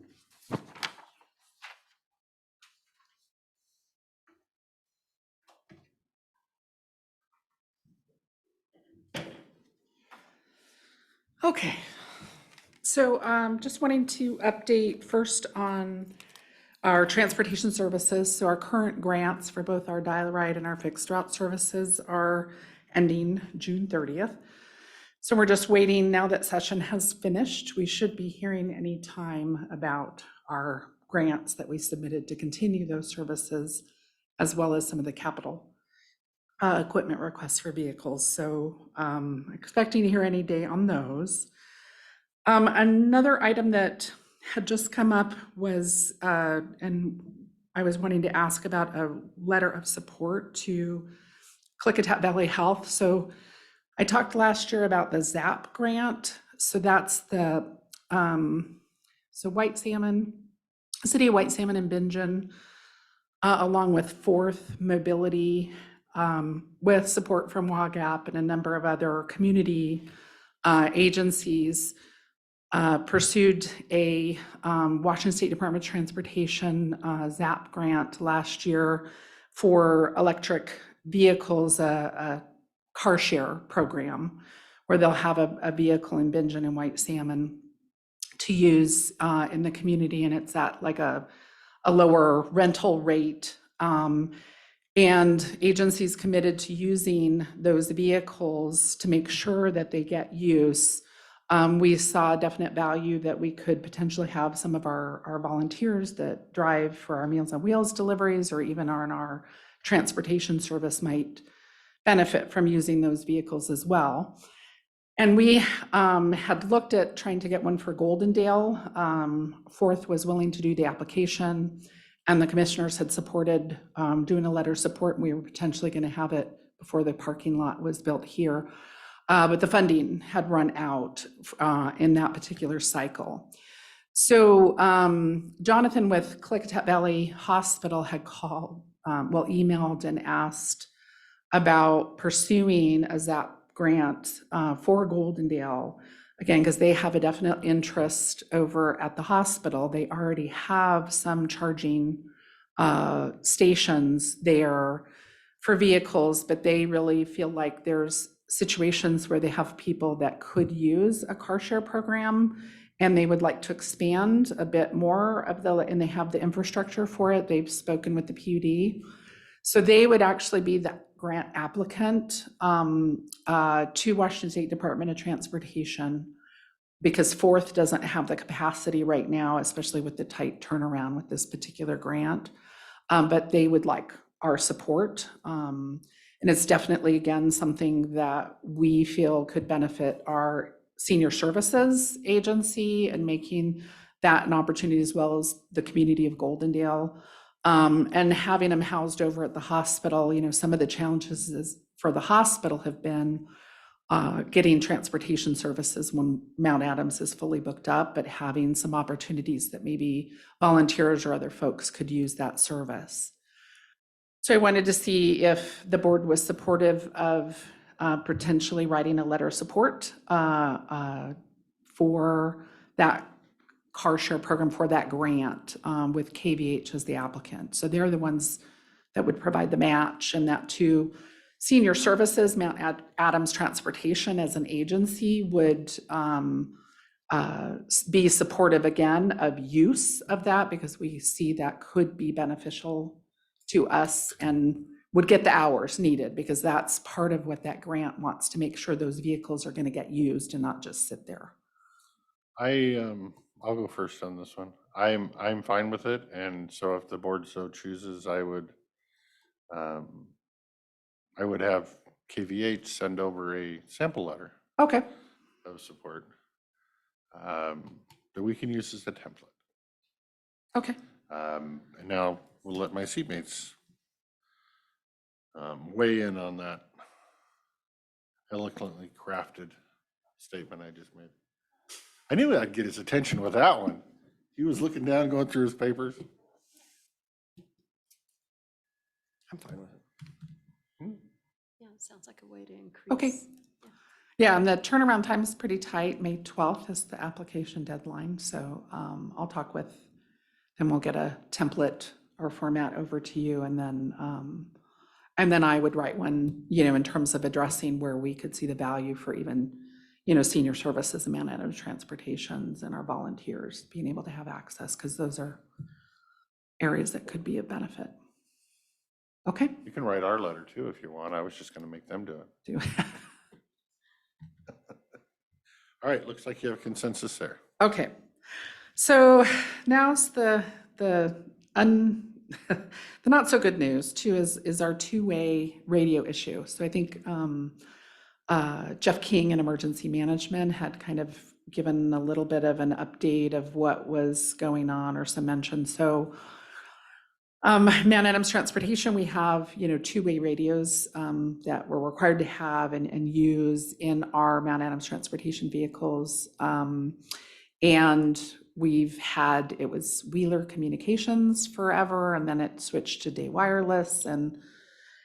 And when we have had to do some transitions with purchasing some replacement radios over the years. Well, apparently, now the issue that we got informed of, mid-April, was that the Stacker Butte tower, which is one of the main towers that our system works on, was no longer going to be available, and that we would need to shift to another system.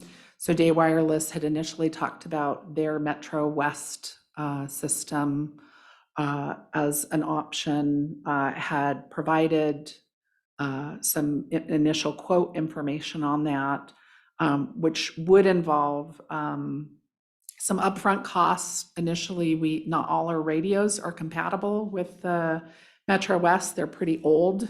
We'd been upgrading them as we'd gotten new vehicles and shifting out.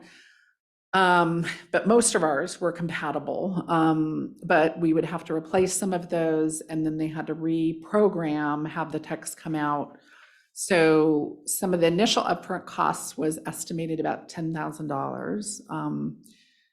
The bigger sticker shock was more what the monthly cost would be, because we've only been paying, which honestly, it's probably been a mistake that we've had a deal for many years.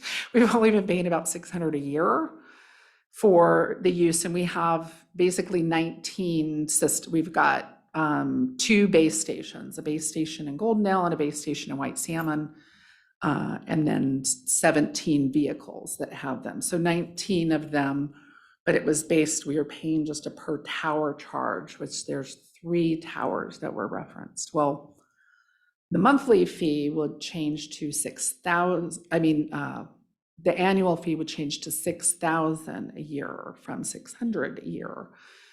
So Jeff King, in Emergency Management, had talked before a number of years ago about getting Mount Adams onto the county's radio system, because just even from emergency management, disaster perspective, that because there have been different times they have called us to be on standby, ready to evacuate people too.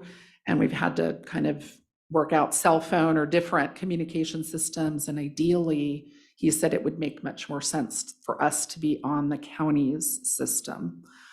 But there had been some concerns about the only channel that's really available is the one that road department uses. And so I did meet with both Jeff King and Jeff Hunter regarding that use. Both of them said that that would be fine to share a road.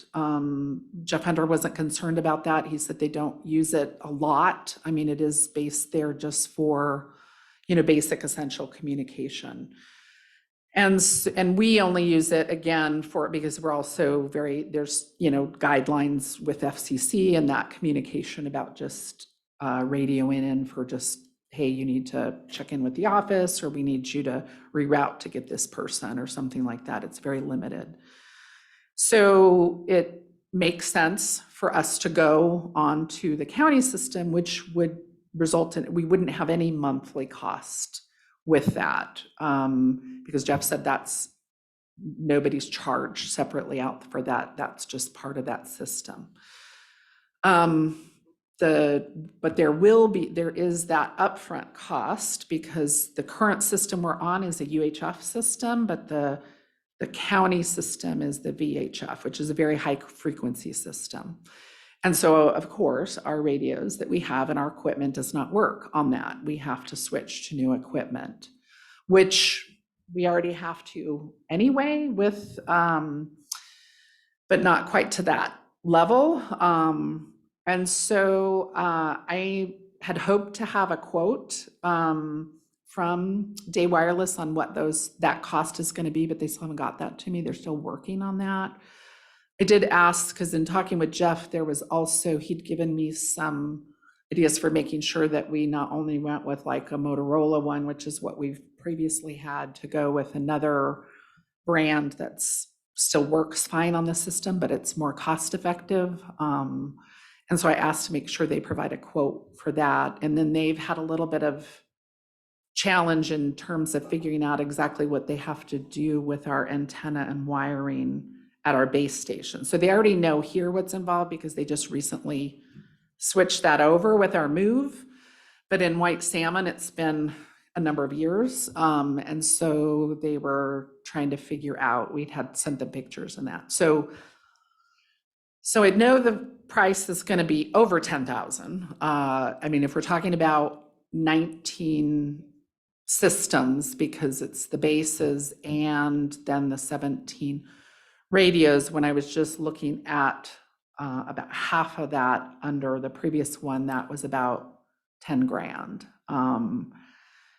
So I'm figuring we're probably looking close to 20,000 at least. But I don't know for sure yet. So I just wanted to kind of chat about where things are with that. And then obviously when I get actual quotes, I'll come to the board and talk about how to address that. Are your systems mobile units, or are they handheld, or? They're more like they're wired into the vehicles. So it's an actual, like a CB and not a Yes. walkie-talkie? Yeah. Got it. Yeah, there's a CB system in there. So what are we doing right now since it's after April 30th? Well, they're actually working still, but they don't know that they will continue. So Because apparently it had to do with their lease or something with that particular radio tower station, but it really hasn't been turned off. And I did ask them, because on our invoices, they actually reference 3 towers. They have referenced Stacker, Butte, Klickitat #1, and Oregon is what they're titled on my invoicing. I said, well, okay, if Stacker, Butte is the one going away, the 2 that are still running, are we going to have use? As of, Monday, this was all last week, I'm asking them and they couldn't answer. Even as of Friday, they were like, we don't know, we don't. what do we have? Are they just repeaters up there? That's it? That's what I understand they must be. And so, because we have our base stations and everything comes back to your base station, right?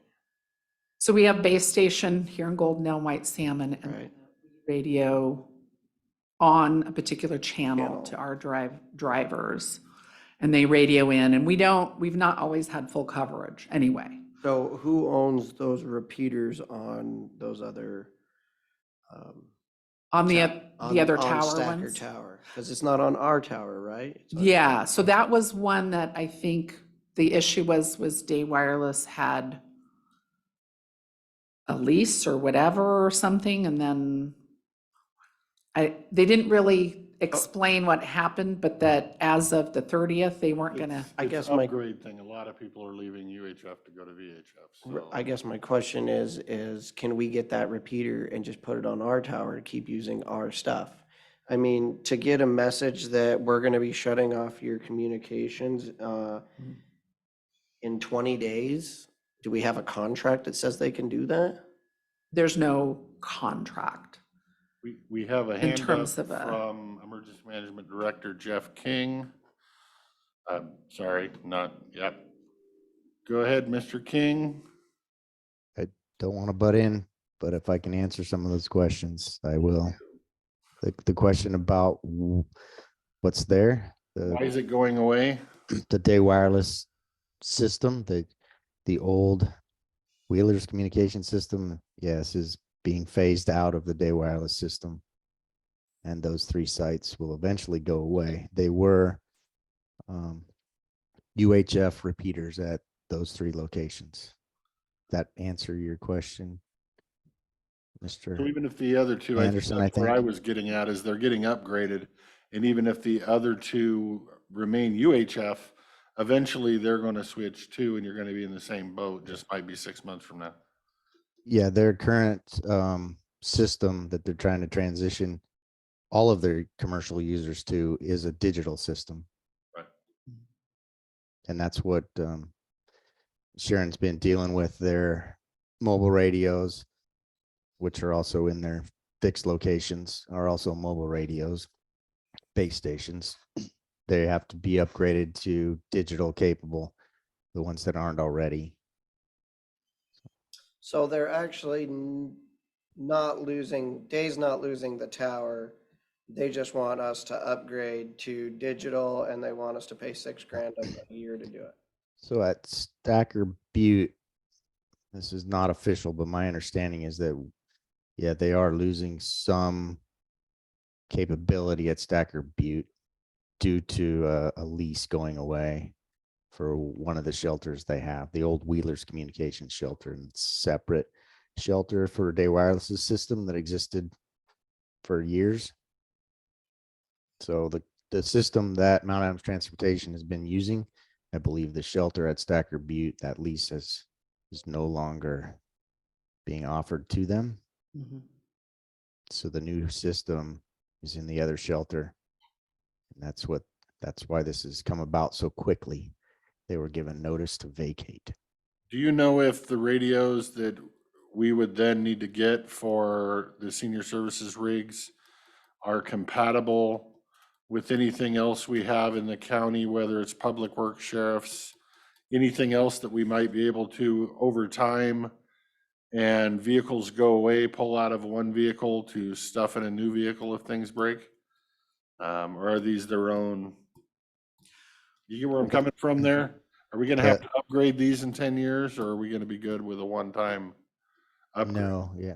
So the radios that Sharon's been looking at and that I've recommended are the same radios that everybody uses in our system, and they will be good for the life of the radio equipment itself.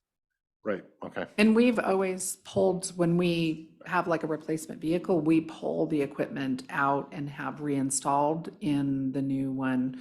We had radios though that were not compatible that we would have to, and typically have been able to include that in our grants to get new ones or replacement ones as well. But right now, the issue is that there's not like a grant for me to pursue. It would have been great to know last year if this was an issue. Certainly, there's a couple of options that, Day has looked at in terms of the ability to do a payment plan for that, but they still require like an upfront cost for the installs and that isn't going to be something that I can pay on a monthly basis for. So there is going to be some upfront funds.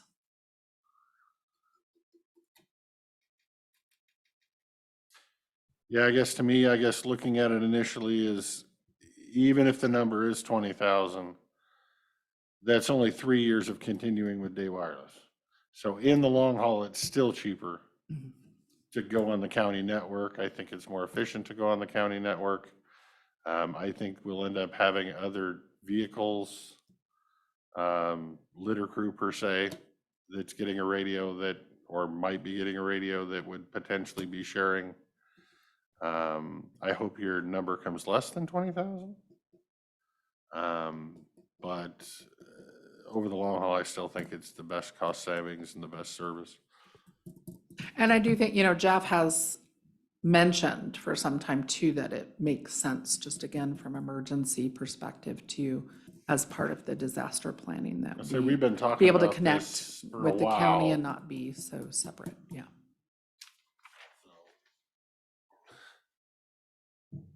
So again, I don't have set figures yet. I mean, what I had was some, I'd hoped to have more clear numbers to look at, and I'm looking at what's going to be, you know, the most affordable, because we don't need anything fancy either. And then I also asked if there was any way on some of the UHF radios that we have, in the ones that are fairly new, that have been purchased in recent years in terms of replacements, that if there was a way we can get a credit on those off of some of the new ones, so that any way to kind of offset some of that expense.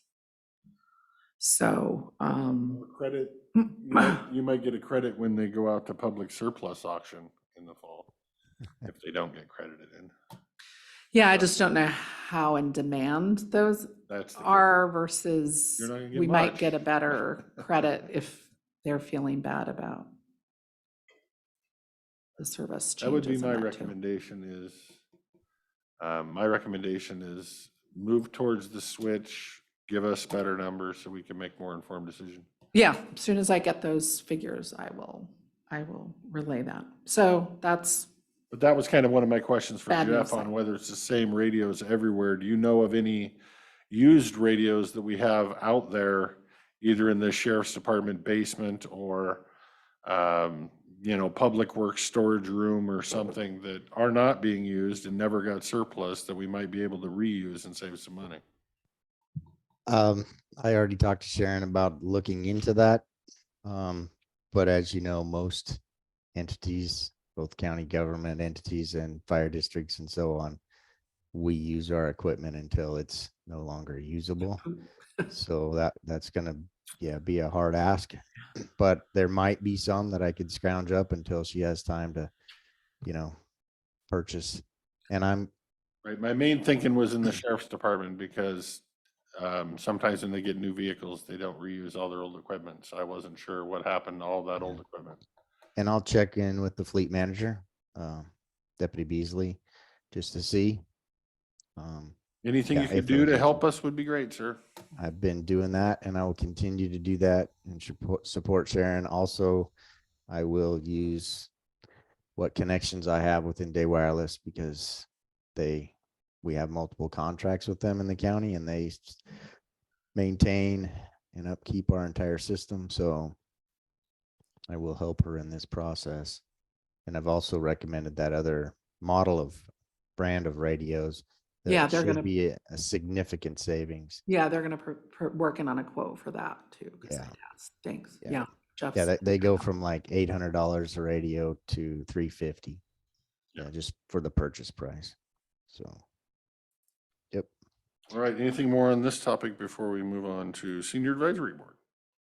If that's where you're going next, sorry. Yes. I read ahead.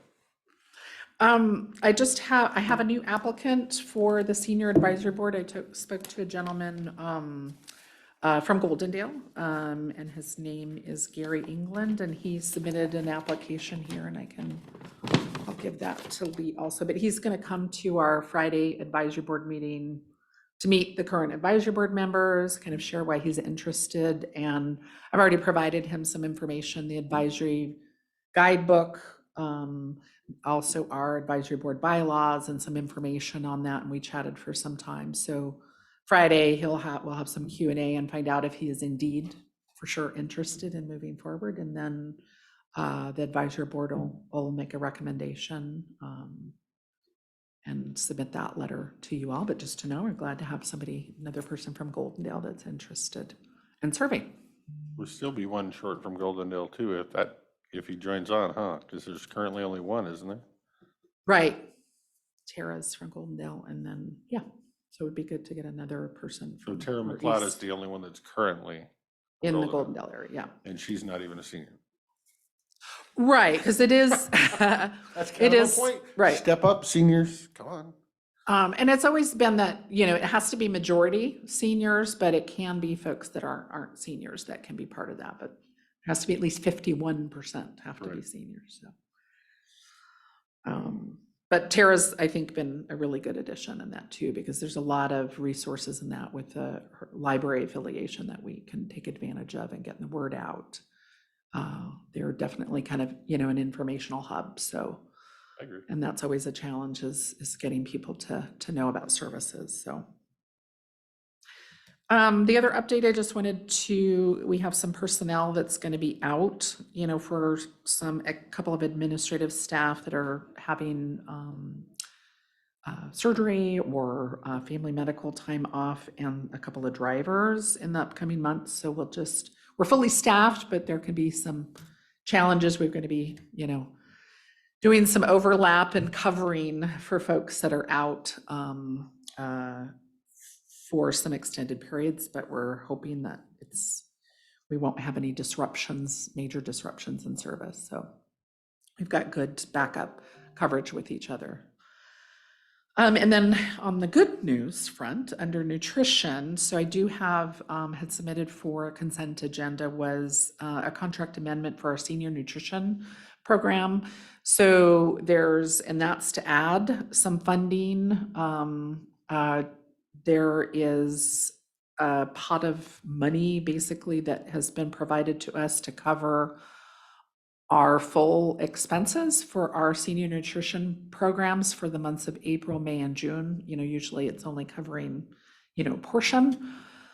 In addition to that, there's additional monies that were made available for us to actually purchase some supplies to get some more like our home delivered meal bag carriers, as well as food supplies, frozen meals, and our to stock up on some of our dry storage goods, and even develop some more shelf stable kind of items for emergency meals for some of our folks that are in the more outlying areas, that when we have bad weather that we can't get to them to do a delivery, that they'll have some shelf stable meals to access. So that's an additional $112,000 that was added to that will be used before the end of June. So typically it's not something we get access to be able to stock up on those. We're really pretty tight. So we're excited to be able to have that available.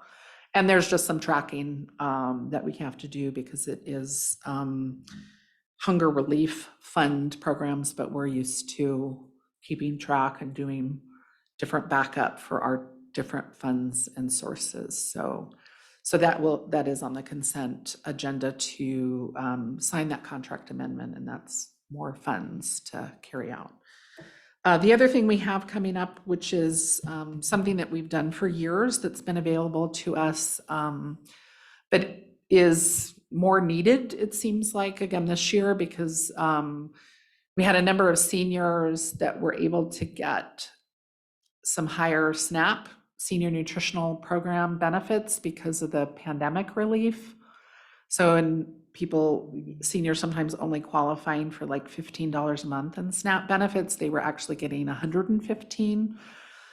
That ended the end of February because of that pandemic relief. And of course, everything's gone up in price, you know, eggs, milk, all those kind of staples. So we've had quite a number of folks calling us and saying, hey, what can it, you know, so we do connect them to food bank cleaners. We really try to promote when there's been different local organizations that have had food distribution. You know, I know the Baptist Church did one, you know, in March, and we made sure people knew about that, different things like that. So this area we get senior farmers market nutrition program vouchers. And that is, they have to be 60 and older, resident of Washington State, and there is an income cap for it. But they'll get a voucher that's valued at $80, and they can use that up through October at one of either the Goldendale Farmers Market, the White Salmon Farmers Market, or Dickey's Farm Store. And then our understanding is that Maryhill Farm Store will be contracted again this year, which is great because it's been a few years that they haven't done it, and it's been a challenge for the East End. And basically, seniors are able to go get fruit and veggies that are Northwest grown during that period of time. And in the past, it was only $40. They increased it to $80 the last 2 years. And so this year it'll be $80 again too. So we're hoping to receive those by mid to late June to be able to have people using them when things really start to get in July. And just, we are getting 319 of them that we typically will divide between the two offices to distribute. And that value is about $25,520, which is great for our local farms, stores, and vendors because it stays, with them as well. How do you choose who gets those and who doesn't? It's first come. It is income. It is income. Well, and it's on this particular program, we don't have to verify the income. It is a personal attestation. A lot of programs that we do, like for the PUD senior electric discount, that one we do verify with using their tax forms and their income. But this one, they self-attest to it. There's a form that's completed. Do you have any community, sorry. Yeah. I'm leaning back, so I'm trying to get my blood pressure. Do you do any community outreach? Because I'm looking at this census document that I showed on the screen earlier, and I see that like places like Roosevelt have a 64% seniors in poverty rating. Yeah. You would think if anybody needs that, it's them. Granted, the closest place would be Maryhill, but. Yeah, so we do open, it is open up to everybody. We do put it in our newsletter. We do some outreach, and we do reach out to folks that we already know are struggling too, because since we do a lot of the other programs for assistance, we often know, so we do prioritize reaching out to them, but it is a first come, first serve program. Even though they do still have to meet that income criteria, but we can't turn away somebody if they're in that cusp and say, oh, well, this person needs it more. It is first come, first serve in that way. And then it's also, though, how readily they can access the farm locations, because you want them used as well.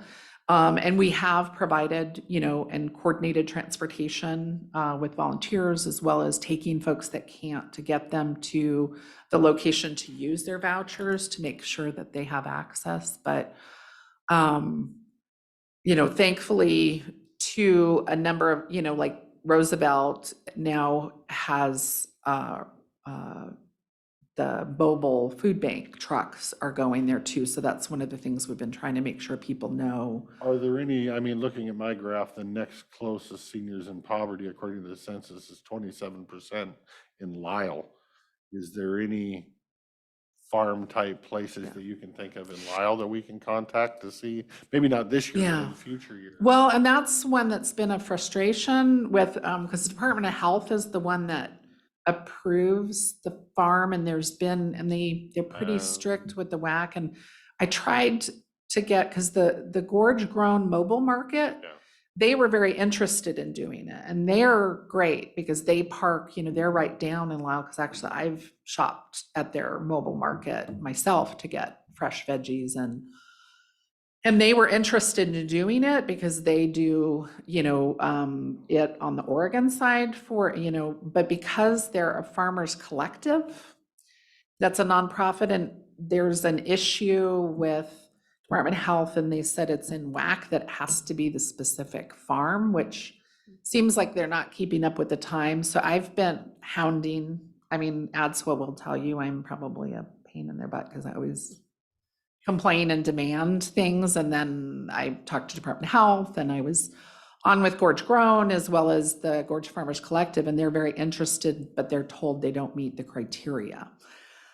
Because that was definitely, one where, because that mobile market, they were present at, like, in the past at the Goldendale Farmers Market. Because some of the issues we had during the pandemic was a lack of actual vendors at the markets that had fruit and veggies too. So we had people that had the money, but then no vendor to take them. So then we were doing some very specific trips to take people to Dickey's, because at that time Mary Hill wasn't. And so I'm glad Mary Hill is going to be we've heard they're going to be contracted, but they haven't finalized and told us who for sure is. So trying to get more, but I don't Sounds know like that. you've thought of all my. So we're trying, so. I have a question, if I can back up. Uh-huh. The people that are going to lose their COVID funding, the $100 gone now. Yeah. They have lost it. How many do you estimate there were that lost that? Oh, I don't know overall how many. I mean, it was quite a number of folks that were, because we do have a lot of times we have seniors that we encourage them to apply even for the SNAP, and sometimes like, oh, but it's only $15 a month. But $15 a month is helpful, and I think it was more appealing, obviously, when it was 115 because of kind of going through the hoops. But I don't know specific numbers in terms of how many, but I couldn't even guess either, because it's not just seniors that receive those benefits. I mean, that's all you. Yeah, I know mean, we there. heard from, we hear from, because we have case management clients that are 18 and older that are on Medicaid state assistance that aren't seniors, that also, were calling us and saying, hey, I'm really struggling here, and how do I, what are some of the other resources to get food from? So that's when connecting with the food bank. And we do pickup of food boxes and delivery still of food bank boxes throughout the county. And so. I can tell you, ASWAT doesn't get tired of you. They praise you for bugging them. You're well known and you're well liked for being helpful. Yeah, so in terms of calls I would say easily 25 or so just recently, folks that are really saying, hey, I'm having a hard time. And so trying to look at different ways to help support them. And then definitely we've been getting calls since January about the farmers market vouchers, because they've been getting them, and a number of the people are like, okay, yeah, I'm really hurting after that extra funding has stopped. Just again, because the prices of everything have gotten so high, and that's where it's been a struggle, is it's the healthy foods too that are so expensive. Now, granted, we still have a lot of people that grow gardens and stuff in our area and share and do that and look forward to that, because I know even at our senior site locations, a lot of people will bring in extra produce. They donate produce into our program to use in the meal, but also make available to seniors that are coming in to take home with them. And we have, so we definitely look forward to and take advantage of that. But it is a struggle for a number of people. It's surprising how little money some people are living on. And won't use the food bank because they feel like there are people more in need than them. So we kind of sometimes have worked around where we've had, some of the churches have brought in like different bags of things, and then they're more apt to take them from us than, because they feel like if they're taking them from the food bank, that they're taking from families that are more in need, even if we try to explain, no, that's what it's for, because they also have specific senior boxes available too. So, but we're excited about that funding coming, and we've typically received, and we've been receiving more vouchers each time, because we've also had a good, we've kept a really high, especially if you look statewide, our redemption rates have been high. Really, we've only dropped a bit during the pandemic, and that had more to do with the fact that there weren't the vendors to use them at, because we've usually been in Klickitat County has been one of the highest ones when they've looked at, because they look at redemption rates for all of those. And so we've always been really proud that we've helped people access and get that support. So I think that's it for my update today. Thank you. Have any questions or? I don't, I ask them as I go because I'll forget them if I wait till the end. Thank you.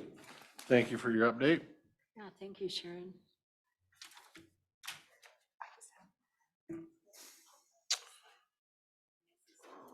All righty, I don't see anything time consuming, so we can move on to consent agenda. Mr. Chairman, I would make a motion to approve the consent agenda with the 11 items. And I will second. Okay, we have a motion and a second to approve the consent agenda with 11 items. Any discussion? Hearing none. All those in favor say aye. Aye. Aye. Motion pass. Mr. Chairman, I would make a motion for approval of pay estimate number 9 for Courtney Road, CRP 342 and CRP 343 in the amount of $128,204.86. And I'll second. Okay, we have a motion and a second. Any discussion? That sigh is my discussion. All right, hearing none. All those in favor of approving pay estimate number 9 for Courtney Road project, say aye. Aye. Aye. And Mr. Chairman, I'll make a motion to, whoops, we're not done yet. Go ahead. Okay. Make a motion to approve the accounts payable warrants in the amount of $247,595.41 for the date ending May 1st, 2023. Okay, we have a motion to pay the bills. Do we have a second? Second. We have a motion and a second. All those in favor of paying the bills, say aye. Aye. Aye. Mr. Chairman, I would make a motion to approve resolution amending, approve the resolution amending resolution 03720 regarding the distribution of funds for the taxes collected in the Fund 647 for County Human Services. My motion is to approve the amendment. And I'll second. Okay, we have a motion and a second to approve the amended resolution. Any further discussion? Hearing none, all those in favor of approval say aye. Aye. Aye. Aye, motion passes. Flying right along. Let's move into review of historic preservation grant applications. Do we have any kind of a staff update on that? I know they were all included in our packet, but I didn't know if there's anything staff wanted to add. Thank you.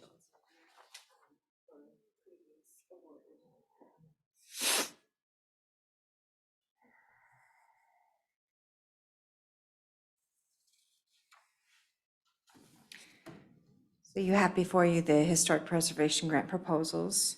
We received one from Alder Creek Pioneer Association. Their request is for to sandblast and powder coat the Bigleton School Bell era 1890s and the Stegeman Ranch Forge and Tools, and to buy male mannequins to display and preserve, to display vintage clothing. Their cost is $3,550, and their request is $3,550. Next one is Twin Bridges Historical Museum, Lyle Historical Museum. Their first choice is to install internet in the museum. The cost is $1,025. They're requesting $1,000. And then their project, the second choice is to paint the exterior of the building. And the cost is $1,250, and the request is $1,000. The next one is the West Klickitat County Historical Society Gorge Heritage Museum. Their application A is to purchase portable shelving for accession items. The project cost comes to $1,010.40. They're requesting $1,000. And then their application B is to purchase archival supplies. Their estimate is $553.66, and they're requesting $500. And then our final grant proposal is the Klickitat County Historical Society, the Presby Museum. And they're requesting, their project is the restoration of the portico eave above the entrance steps. The cost is $5,000 and they're requesting $1,500. I would just like to add, I appreciate their cost is 5,000 and they're only asking for 15. Very much appreciate that. With that, what is our fund balance and how Five- much goes in every year? So $5,000 is what has been made available to award for 2023. So you have we have $5,000 to award. What is, do you know fund balance off the top of your head? No, I do not.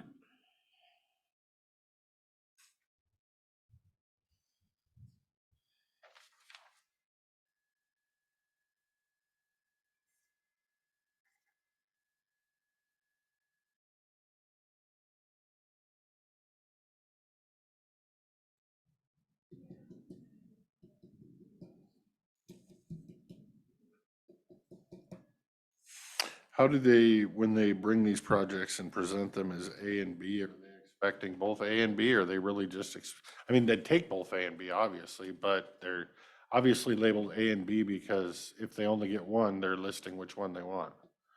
You know, being that this is my first time doing this, I'm not really familiar why they did application. What's that? Yeah, okay. Because I know they have their project, Twin Bridges has a first choice. And then if that isn't, if that doesn't meet their criteria, then they have their second choice.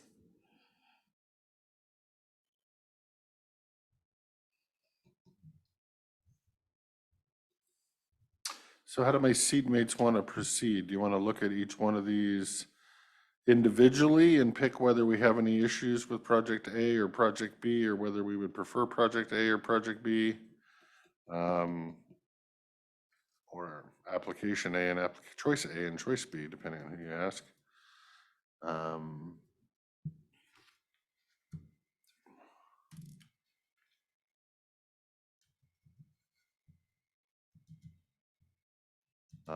And for my seatmate who's new to this, they're used to being awarded a totally different amount than they asked for. So you could look at some of their awards and it's like the 3,500 one. Sure, they would love to get 3,500, but even if you only gave them 12, they would take your 12. Okay. So. Well, I know I like the 4 because it's restoration that's definitely needed. And it sounds like they're raising a lot of their own money too, which helps. And then project 3, it definitely speaks to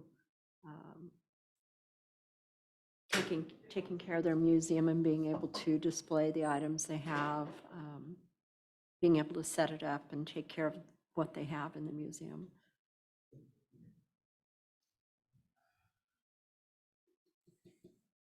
Excuse me, it looks like our uncommitted fund balance at the moment is just under 14,000. Which also accounts for what's budgeted. So if I have that correct, technically, we could spend more than the 5,000 if we so chose to use up some of the fund balance. But eventually that would turn into a supplemental budget to fix us overspending what we didn't budget for. But you have to do a supplemental to create more budget. Right. However, if you spend more than your 5,000, you're not gonna have a whole lot for next year's. Right. We're How much bringing goes in there 5,000. every year, though? So there's a dollar surcharge on each item that is recorded with the county recorder. And actually, it's a $5 surcharge, and then $1 goes towards historical preservation funds. Right. So my question was, I know the reason I was asking for fund balance and whatnot is I was trying to figure out if our 5,000 budgeted was reasonably close to what actually goes in every year. So technically, if only 5,000 goes in, you can burn up fund balance, or were we taking 5,000 when actually about 6,000 goes in? Kind of a scenario is what I was trying to. And I could probably whip up his budget book off the floor down there and kind of look at last year if I wanted to, but. Well, I know that there was an appropriation of $5,275 noted that was approved within the, for the Historic Preservation Fund, but 5,000 is what you commissioners had approved.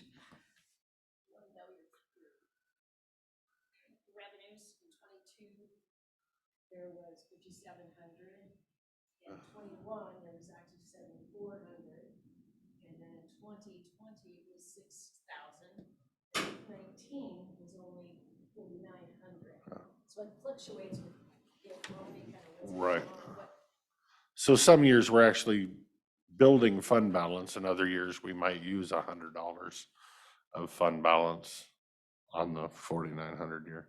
we generally only use what has been budgeted, Right. but there are exceptions. Unless there's a special right. And that's all I was trying to get to is it is possible if you think every program is the most fantastic as ever. We just go as we go. Any other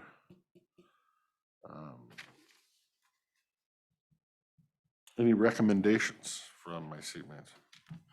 Mr. Commissioner, it would be my recommendation to fully fund number 4, to fully fund project application A for number 3, to fully fund project 2 for number 2, and to fund $1,500 for the Alder Creek Museum to be used however they see fit in there for the grand total of $5,000.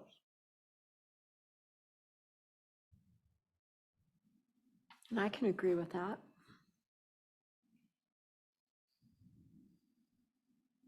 Okay, that's exactly what I would have done, so well done. Thank you, Jake. I make that a motion. Hang tight. If we, okay, done. Yeah, because I think you have the same concerns I had when you look at project A and project B and, so. Anybody have anything else to add to that staff recommendation? Did you catch it? I did. Okay. I will follow up with the resolution. Thank you. Thank you.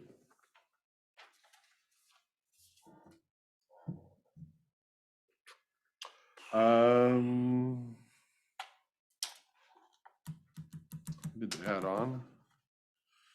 We have staff in here. Does staff have something for us? You gotta come forward and say who you are to the internet world so they know who you are. Okay, Denise Lee, planning staff, just follow up on a hearing for the pit site shoreline trailhead. Lack of majority vote and follow up on what we do next. We do have an answer from the PA. So we were hoping we could.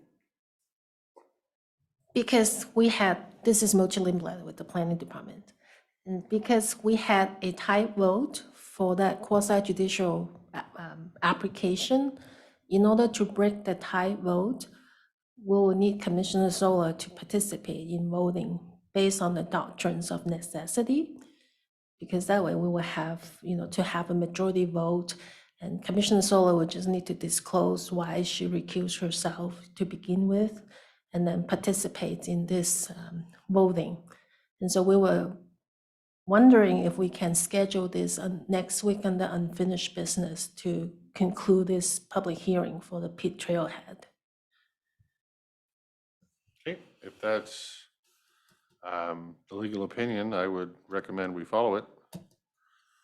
And just for the record, I feel that I can base mine off of legal qualifications, not personal.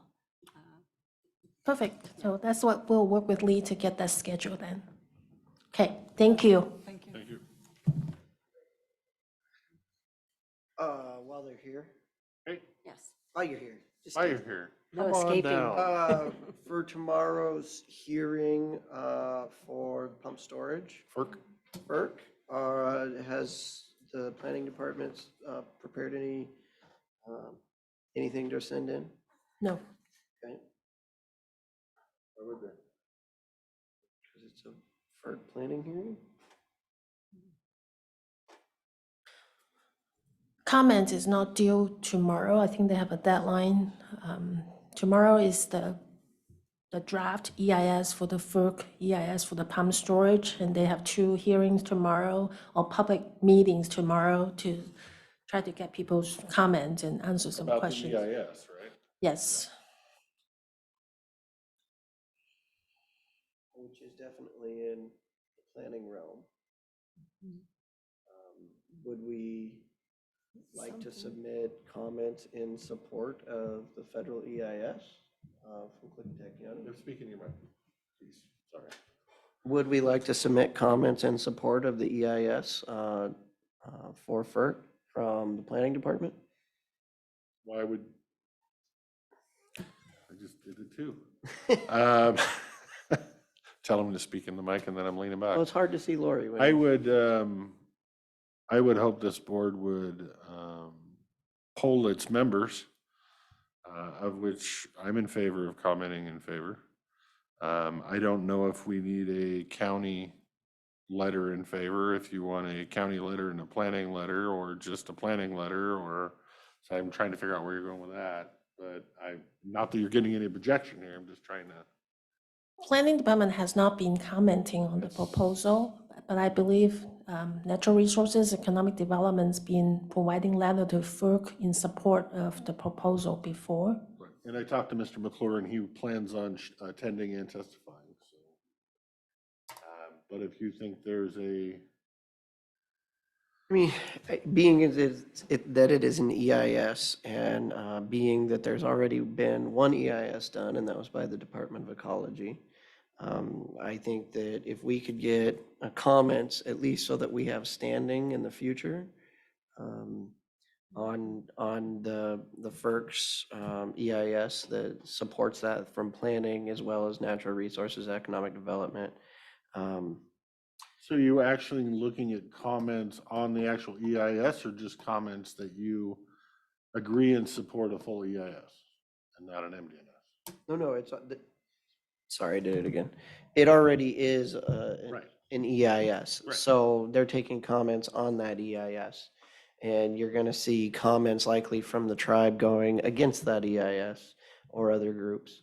And so it would be good to just give any support we can that we feel the EIS was done in accordance to the standards that we would have had as a county from our planning side if they had chosen to go through us locally, which they couldn't have. I'm trying to build the record. Right. No, I'm with you. I agree with you and I support it. I don't know that those documents need to be turned in tomorrow. But I do agree that we should probably put something on the record of that nature, but I think for the I record. also don't want to go down as giving any kind of guidance or political pressure to our SEPA designated official to make a determination based off what we think. So that's where I look at that might be negative. Well, I wouldn't say that. Somebody would, is my point. Somebody's always going to say something negative. I wouldn't say, in this instance, she's not our SEPA designated official because we're not doing the SEPA. This is NEPA for.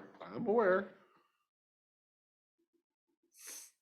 I mean, I was just looking personally, at I it. think it would be best to have kind of like what we did with the FSEC is that, you know, the different departments get together, help fill out that letter, and you would incorporate natural resources, economic development, planning into a letter from the county in support of the EIS and the determination.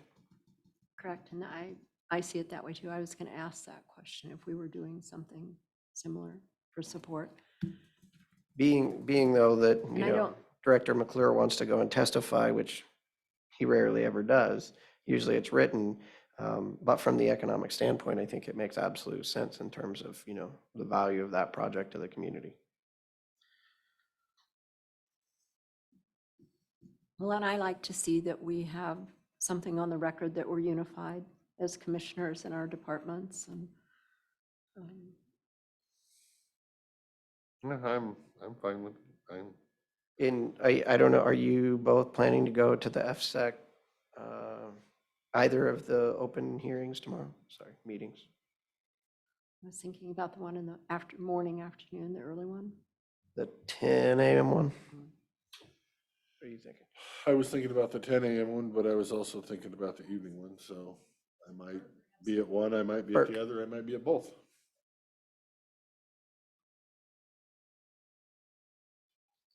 Yep. I guess, as I think about this one, I think we're all three the FSEC meeting was, we've been a little split when it comes to that, but for the FERC one, I think it would be best if the chairman spoke for the board, saying from the board's perspective, would be my recommendation. And so then we all don't have to speak. Any proclamations you want me to read while I'm at it? Kidding. We have a 4-page one. You know, I just showed support of you. You passed the buck right on to me.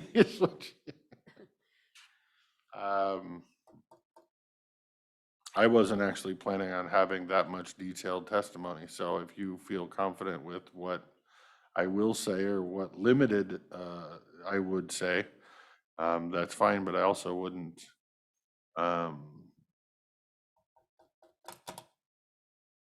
I think it's a good showing for all three commissioners to speak on the issue itself as well, so.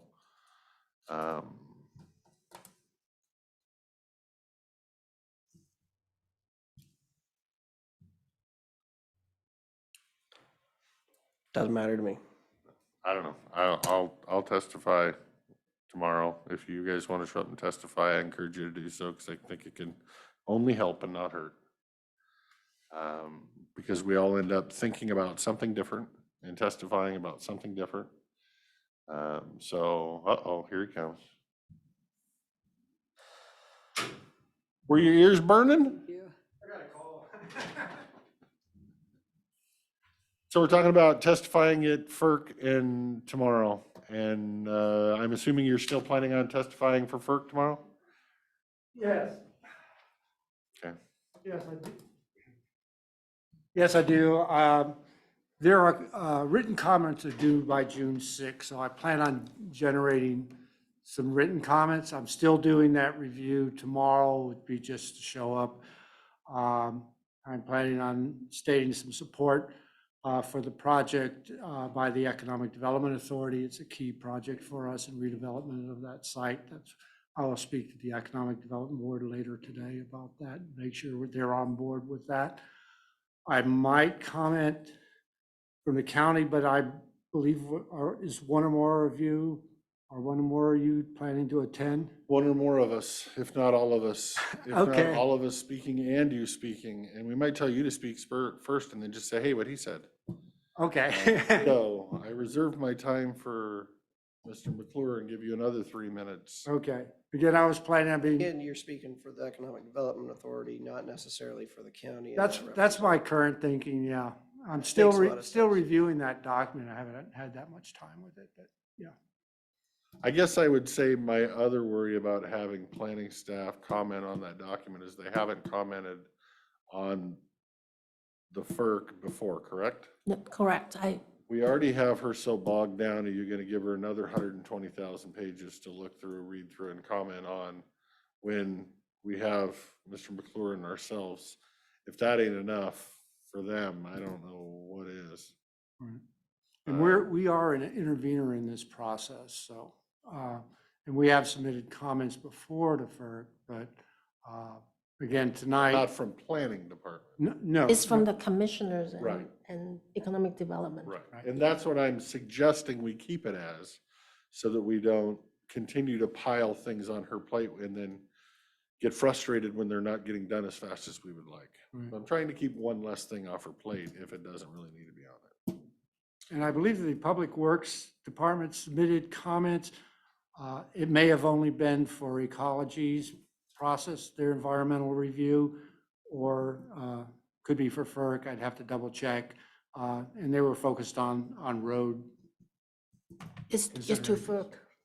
To FERC, yeah. And I'd alerted Jeff that this EIS is open for comment, so they may have additional comments. Okay, don't know that we have any answers, but We don't expect you there tomorrow, and we've got until June, so. There you go. So do you still want me to review the document? Because I've been tracking, but I have not spent a lot of time focusing on that. me personally, I would rather have you focus on the other things we're doing, but it only takes two people to tell you yes. So I would be a no, don't focus, but I guess my question would be is do you, anything you think planning could add to the letter that Mr. McClure is going to send in support of the EIS? No, because this is a federal project. There's always the questions whether they would still need to come back and go through our local permitting process, or this really is Another preemption? possibly, you know. Yeah. And you use a phrase there, Commissioner, in support of the EIS. I think we'll comment on the EIS.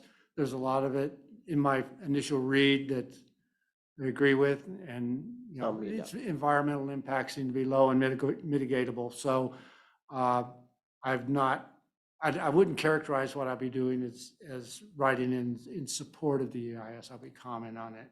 Right. Yeah. yep, no, we're aware. And I think we all agree. It's just a matter of how we get there. Yep. So I think Moshe's still looking for direction from you two on whether she's going to have to read this document and type something up or not. For me, if there was something from our planning department on the record in June that's very, very simple, a one-page, environmentally friendly, low impact, and that the EIS pretty well covered it, is that possible? Simple in support of their process, is that? I don't know if my role is really to say there's no Okay. impact, and of course I support the proposal of the real little that I know. But if I'm going to write something on behalf of the department, I would need to spend the time to understand and review the proposal before I can write something. As I said, I look at it as being very time sensitive and politically questionable, as she's not, she is our SEPA official, but yet she's weighing in on somebody else's SEPA. In these types of project, would it make a difference if our planning department doesn't weigh in? Yeah, that's a good question. I'd have to give that some consideration. That would be my Yeah. only concern. And if we do need something, the simplest thing possible, saying we're positive. Yeah, and I think we're operating under the assumption that Federal Energy Regulatory Commission, their process preempts county. Right, and this is a NEPA process, not a SEPA So the hard process. part for me is to testify on that when I'm going to testify 2 weeks later against it. So not on them, but on state. I mean, it's kind of the same deal. Oh, what a weird position to be in. Oh, I'm not testifying that I think they should preempt us, but I'm not going to testify that they shouldn't either. We don't have a moratorium on pump storage projects in that region of our county.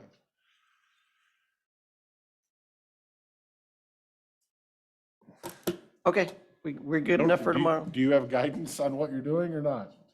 How about if I'm reviewing it and I see something That would my touch opinion, on that I her. consult with her on issues. So she's on standby. Yeah. Okay. Perfect. That works. So thank you. Just want to make sure we had clarification before we left the room. All right, thank you. Thank you. Yep. Are you going to do the morning speak or the evening speak or both speak? Depends on how much I can get done in time for the Okay. morning. Got it. So I plan to attend both at this point. That's kind of me, so. Oh, for those.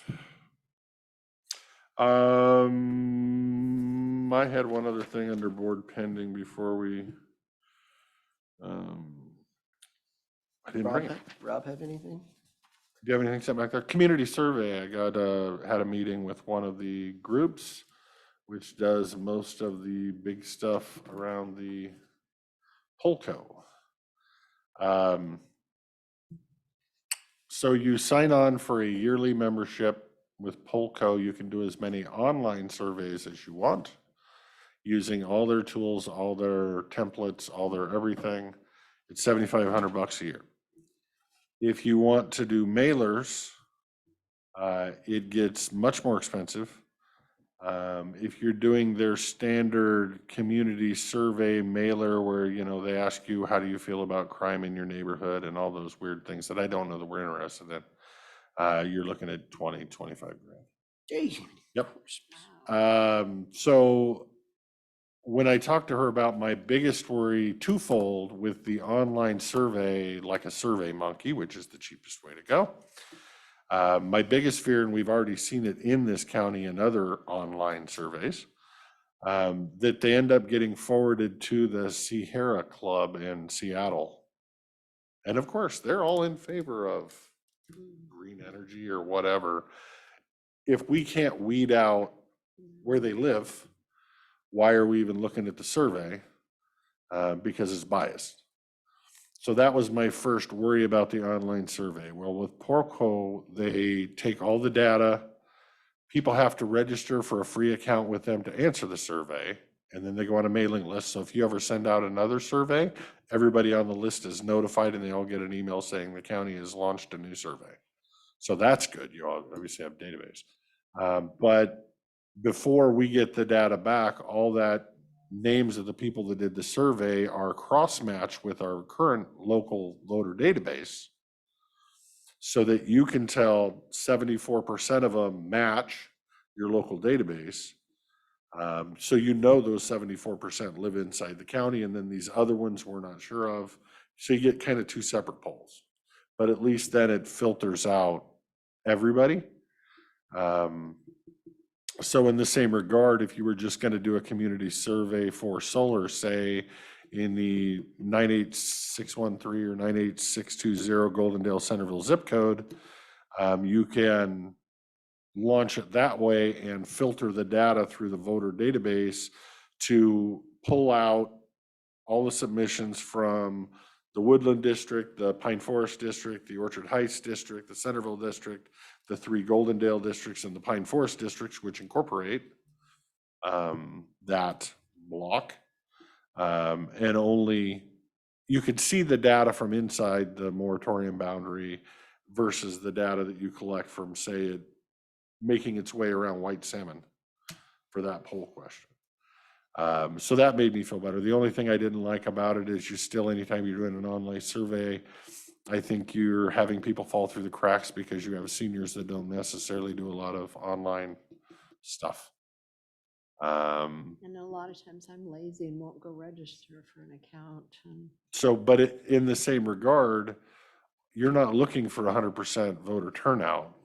In all reality, you're looking for about 20% voter turnout, and you're still going to have a plus or minus of 5%.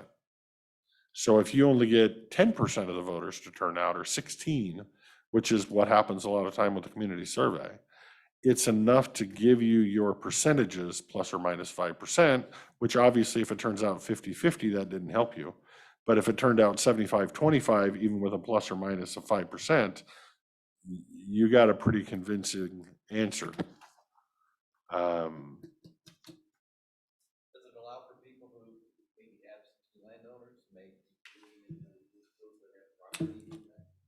Anybody would be able to vote, but we would see two results. One result is registered voters in the county, and one result would be non-registered voters in the county.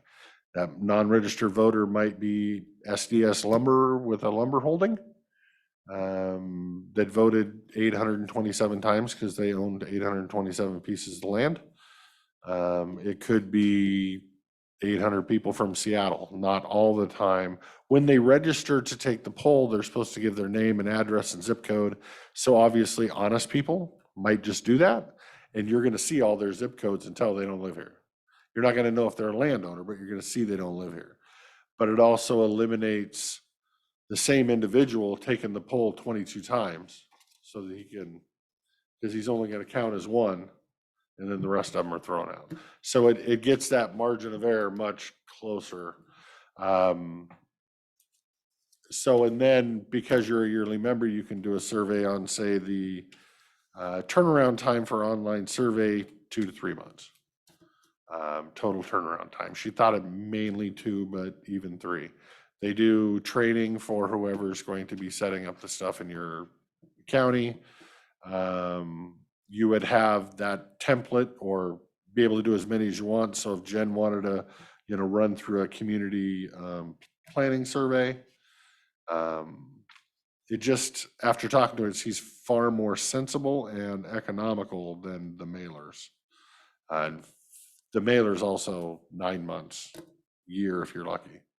If you want to put your own questions on there and not use their template, starts as 25,000, could go up another 20,000 from there. I mean, it got really ridiculous.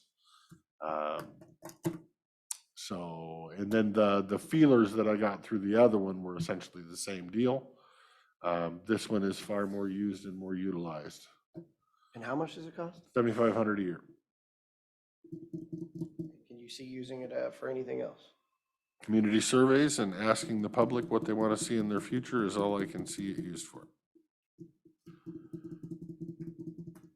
Which is kind of what I ran on. Public input.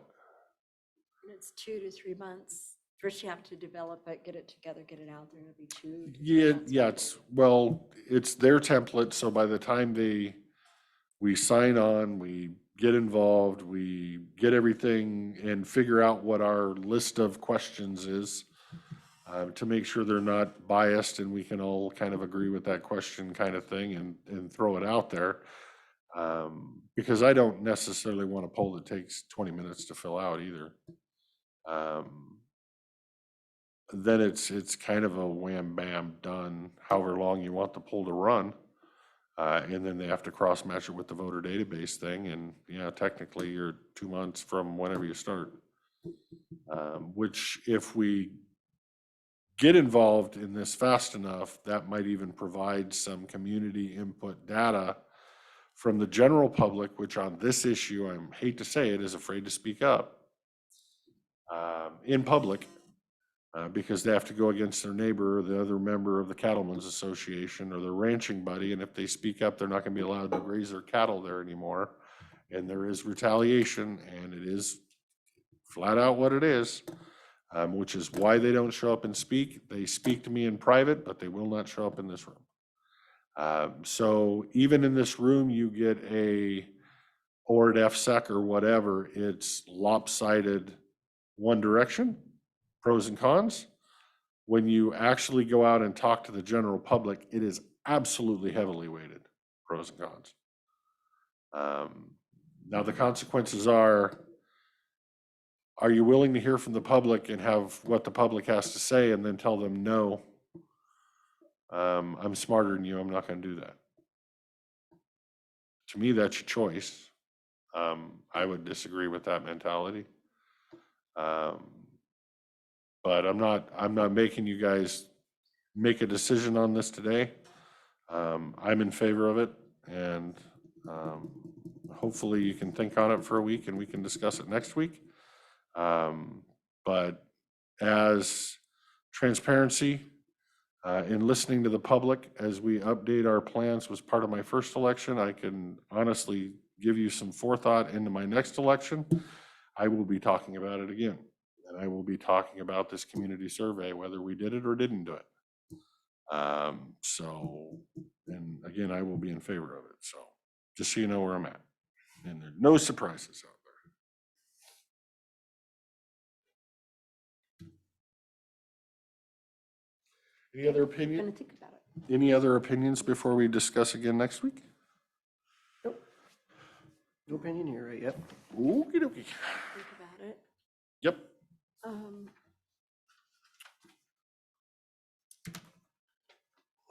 Oh, letter to Skagit.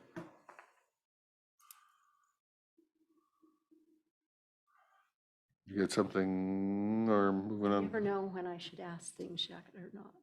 It's in regard to continued work by the planning department towards the next FSEC hearing. Can we discuss that, or is that? It would have to be, it's not pending litigation, so if the planning department.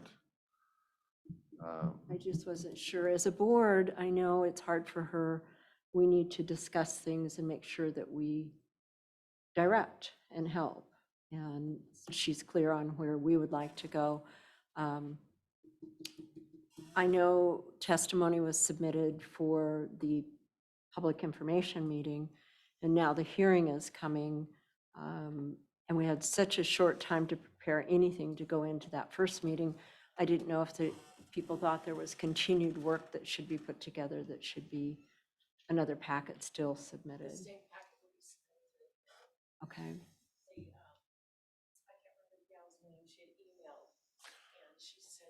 They just roll it over. Well, she said to her that seemed more appropriate for the hearing. So she's gonna Okay. submit it for us. Okay. Yep, and that's to me, I mean, I would think the way that packet was filled out, was for the consistency hearing. And then the packet is also has in it many times that as things change, you may need more testimony. So as they go through the consistency hearing or Cypress starts changing one plan or another plan, we might have more responses from each department on each item. But I don't know that if we directed staff to look at the document again for the next hearing, it would change any from the one we've already prepared a week ago. Yeah, it was just such a quick turnaround. I didn't know if she needed So time to submit anything else. are my seatmates saying that that one page, that section 1 is enough information that you feel for the land use consistency hearing when we asked FSEC to hold a separate public hearing so that we had time to come up with our They answers? submitted a packet that was this big And it wasn't complete. at FSEC. I mean, it was, I know. it was Well, big. there was a lot of the other stuff, but for the most part, it was our 2-page or 3 pages or whatever it was. There was section 1 and then there was section 2. Section 2 was on, section 1 was more on the land use consistency part. Section 2, which is what we all spoke about at the hearing, or the meeting, sorry. And so if you think that packet is enough to explain where you're coming from on the land use consistency, I'm fine with that, but I thought you were expecting a lot more. I was. And that's why we asked for further time. We knew we had to get something in. And the consistency hearing is even more important and more stringent than the public information hearing. So I thought, or I assumed that this was just the first crack so that we're sure we had something on the record. And then we would go back in and fine tune it as much as we could. Here she comes. Too bad. So I guess, When is that consistency meeting? The 15th or 15th. 16th. come on, 16, come on forward. So I guess my question for staff is, do you feel what was submitted in that first packet is adequate from staff's perspective for the land use consistency hearing? Or is there more that we should be working on and saying? There's no additional information posted since staff put that packet together. So I think what we submitted is the best that we can do at this time. I don't know if there's any additional information we can add to that packet to present on the 16th. And I believe FSAC would- staff is going, I'm sorry. No, go ahead. I spoke over you. It's my fault. FSAC staff is going to put that packet as county comment in regard to the land use consistency hearing. And you feel like you had enough time for what you, as the planner, would like to say about that application during that short time frame that we? I cannot say that they are inconsistent because, you know, looking at the appendix, they talk about things, and I cannot tell you that they're inconsistent. I cannot tell you that they are consistent. It's depending on how FSEC view the project. I pointed out there are some areas that was not addressed, but that is something that the applicant can address as a part of this process.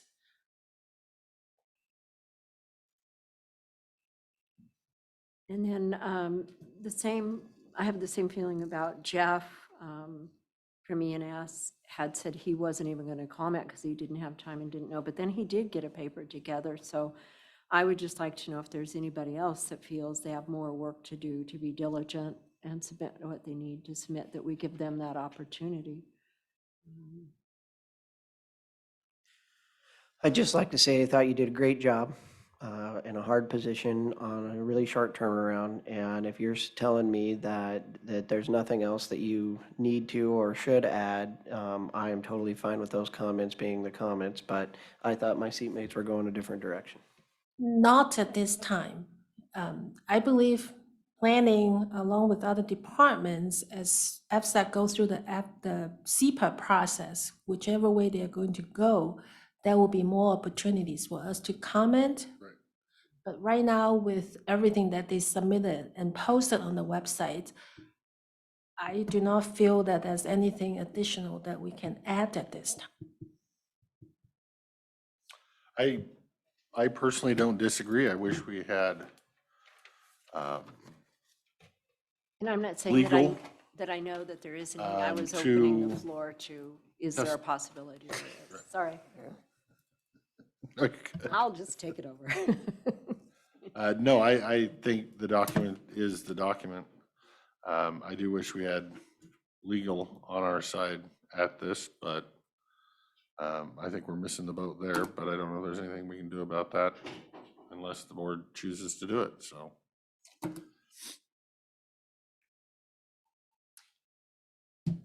Good. Okay, Can I ask a question about the shoreline management? yes, Is it set for a hearing, correct? correct. Okay. June 20th. Okay, June 20th, so it's a while yet. And because it's set for the hearing, this is just process for me to understand. That means the document is complete now for you to take that to hearing, and you've set the hearing. The document is out for a 30-day comment period. Okay. And the comment is end on Friday, May 26th at 5 p.m. Okay.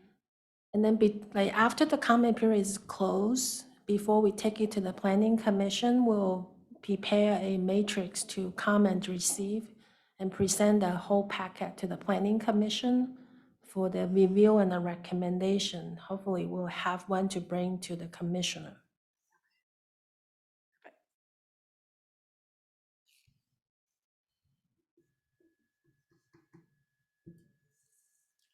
I don't know. Any other questions for Moshi while she's here? Huh? For now? Yeah, thanks for coming down again. Sure, no problem. Thank you. Had one question. The appeal of the SEPA is just sitting there until the final document gets done, and then if it gets appealed, both appeals get here together, correct? Because we changed our SEPA regulations last year, so the SEPA appeal has to tie to an underlying action. For the SMP is the SMP document itself. So we have to wait till the planning commission has a recommendation, and then I'll bring both before the county commissioners. The SEPA appeal has to be heard by either the legislative authority of the county, or you may have a hearing examiner to hear the SEPA appeal. But for the underlying action, which is the SMP, the hearing examiner will not be able to make a recommendation.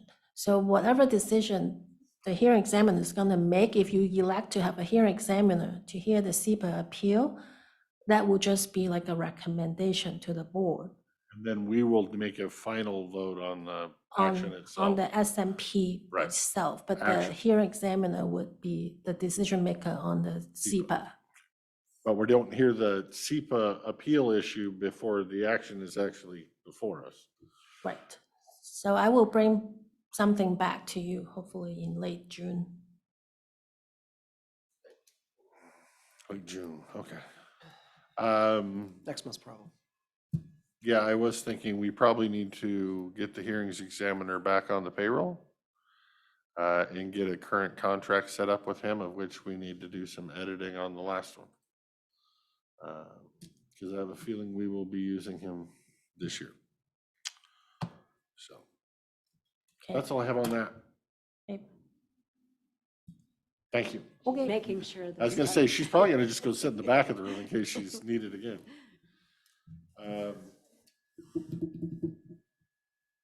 What are the schedule?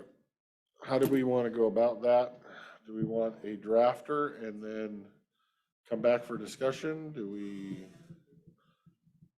I started to actually write one and then I figured I might have figured wrong, but I figured it would have been so heavily reworded. So why go through the effort in the first place to write it? What do you mean? Huh? What do you mean? Do you want I to show wanna I us your draft? speculate. didn't write one. Oh, I sat down and thought about it and kind of came up with some bullet points that we've all talked about. It's just, we all know me as I write letters differently than most people write letters. So I don't know how we want to get to, if the board wants to write a letter to the Skagit County Commissioners and the mayors that are in the incorporated cities of Skagit County, or if the board doesn't want to, or how the board arrives at getting to such a letter.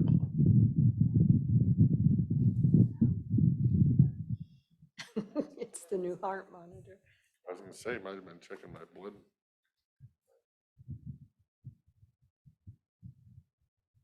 he does have a heart. I don't think that's my heart, is it? Oop. Must be. All right, everybody, we were listening to my heart on the microphone, sorry. Back to business. How do we want to do the letter? Does anybody volunteer to draft such a letter? I guess, What's your goal? yeah, what's your goal? What's my goal? I guess it would just be explaining the standard issues. See, I'm not even near the thing. The standard issues that we've all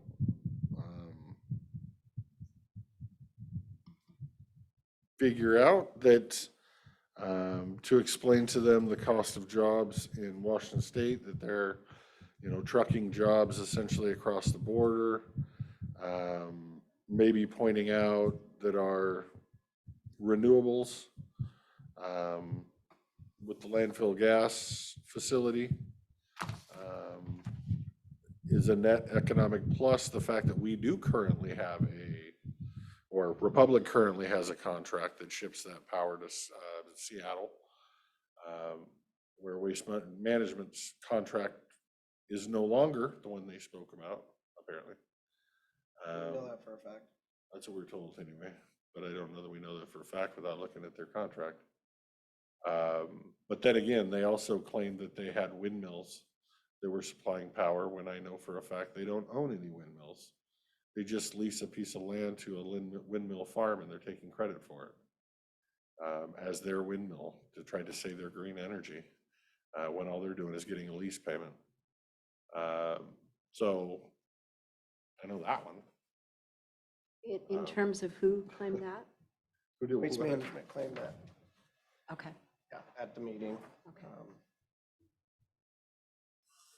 Yeah, they were claiming their green energy is as good as our green energy because they have windmills that sells power to Seattle, or their RNG facility that's so much older and not anywhere near as clean and efficient as ours sells power to Seattle.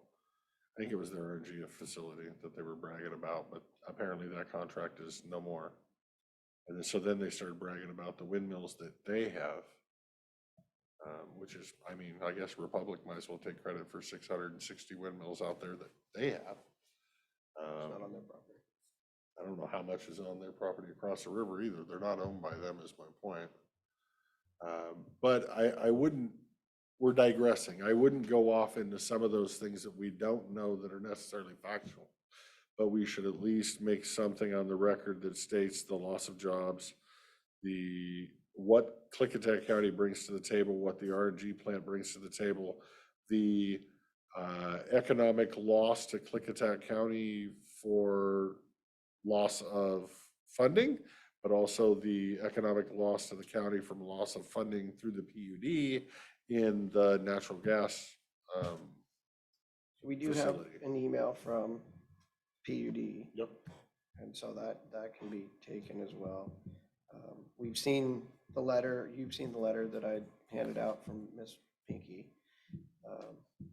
Ms. Vargas. And I don't know if we want to discuss again what Republic is asking of us, which I don't know how we can legally do. We can't do that in open and or in a letter. I mean, we could. We just have the ability not to. We can talk about that whole thing in executives or in the open if we want to.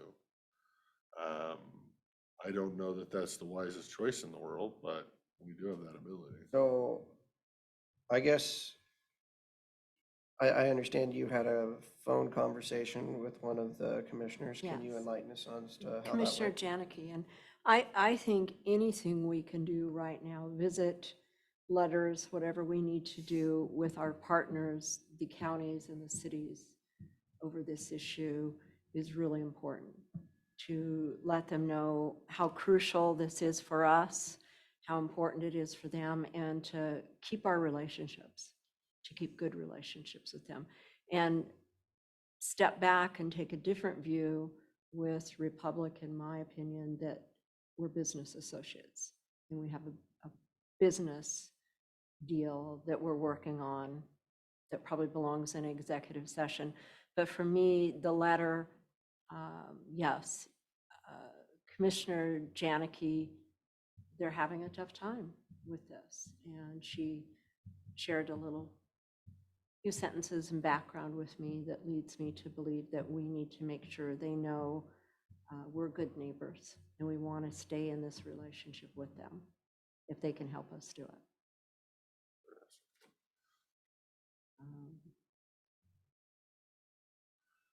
Yeah, I think this is two separate issues.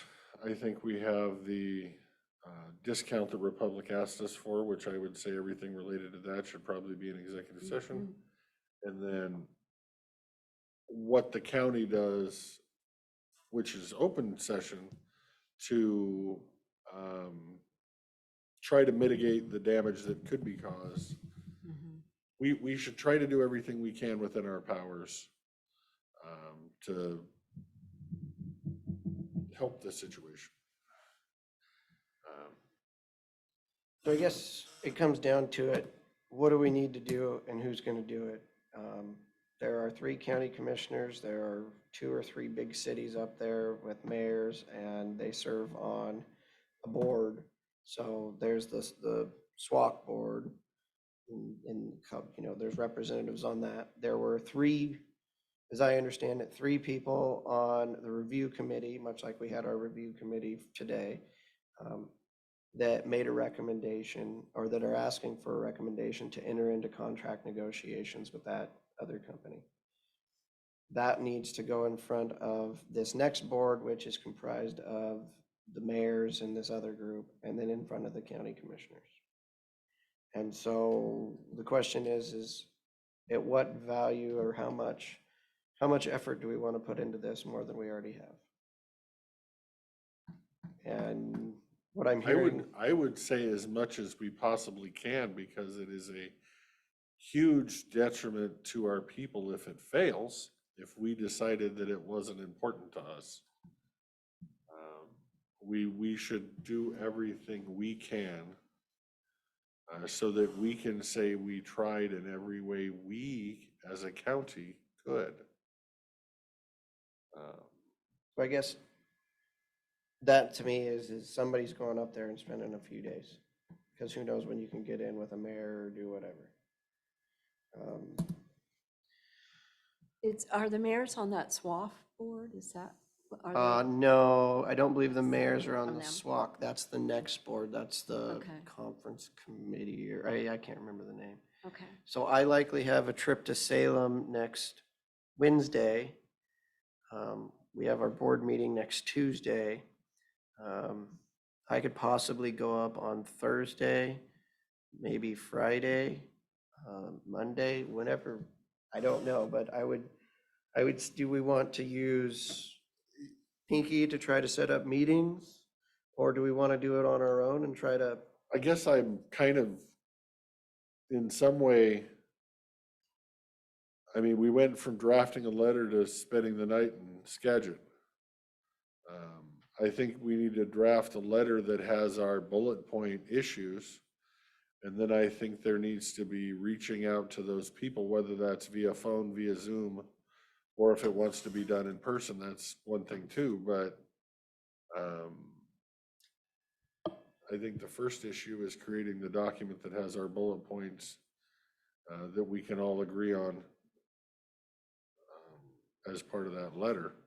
I would say the easiest thing for us to do in that regard is to get to staff our thoughts and maybe our drafts and let staff come up with the letter and get it signed by all of us that are already in agreement that the letter's going out.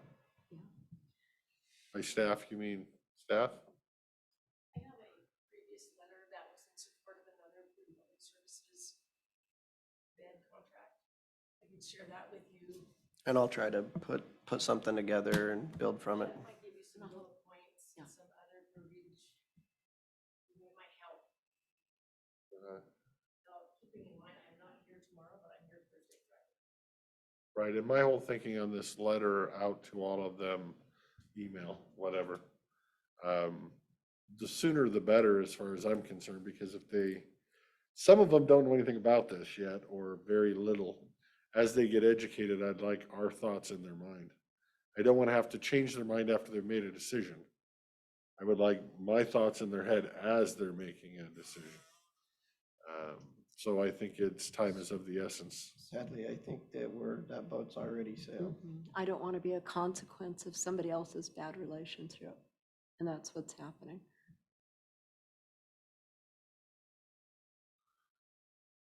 And so we need to let them know who our county is and what we stand for and what we want for them so that we can hopefully help our future.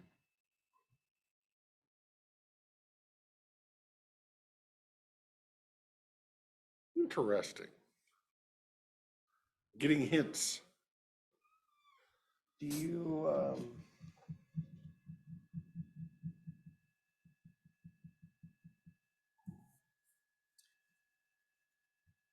do we think it's worthwhile to go up there and meet with these people and to create those connections? Or do you think a Zoom or a phone call is going to be enough? I believe, Jake, in person, it needs to be done. It's not personable if you're trying to mend or create relationships. It's great to get a letter that you can look at and throw on the desk or kind of remember it's there, but it's not that personal effort. I get that, but I guess I would say, We can still is make those Klickitat County mending relationships with Skagit County? Or is this I a think you are Republic making issue? them understand who we are and where we are in this position we're in. I said I don't disagree with you. I just look at it as the cost, because technically, in all reality, for what Weigh it you're against- saying of going up and visiting, or you're saying of going up and visiting, I don't disagree with you, but technically, if we're trying to build a relationship, that's actually all three of us. You need to weigh the cost against the loss, the potential loss. And that's minuscule compared to what will be lost. And incorporating the PUD's concerns in the PUD's letter is a very good idea.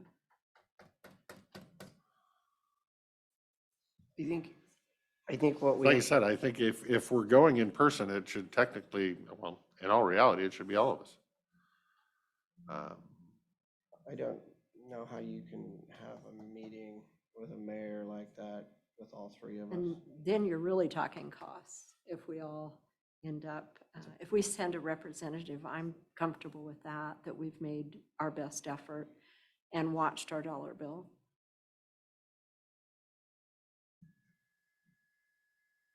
But to just send a letter or, and we can still do that. We can still send a representative, so it's very personable or personal. And we can still make phone calls, just like I did the other day, and we can still have those chats privately as commissioners, one-on-one. That doesn't hurt anything.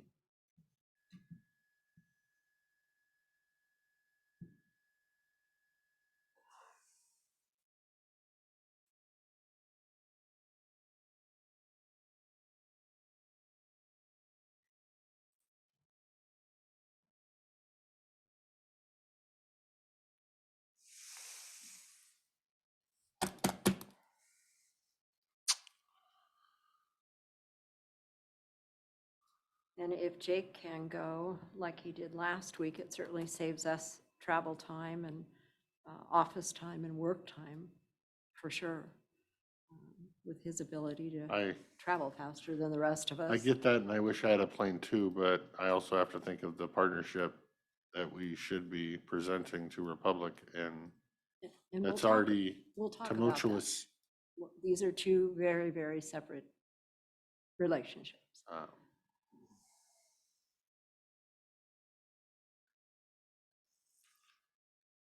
Okay. I'm, just to let you know, I might be traveling up there myself. I need to know so I can do a special meeting with them. Well, we wouldn't be. It wouldn't be together, We'll be meeting together up there. not the both of us. I think that's kind of what I think that would have been good. The whole board of support, and then you're not wasting each one of their times for half an hour with one of you and a half hour with the other, another half an hour with the third one on the phone. I think that would have behooved us. But They know the Public Records Meetings Law Act too. They're all commissioners and mayors. if you think anybody, well, that's true. I mean, they wouldn't have to notice anything if you're meeting them one-on-one. We would be noticing.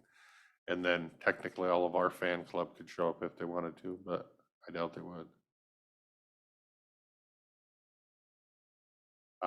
But that's fine, individual's fine.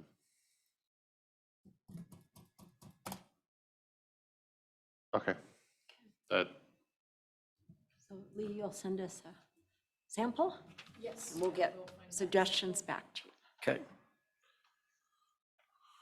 Are you looking to go into executive session, sir? We have a 5 o'clock, just so we're all aware. Oh, where did the time go? Right. Thought I was gonna get a break. yeah, if everything's done, do we want to take a 5-minute recess? Do you need a recess before we go into executive? Okay. I did get a question. The city might be interested in creating a permanent advisory board on the airport. Would the county like to be interested or want to submit somebody onto that at all? Or are we just saying that's a city issue, you haven't? Is that Or Goldendale? Goldendale. Oh.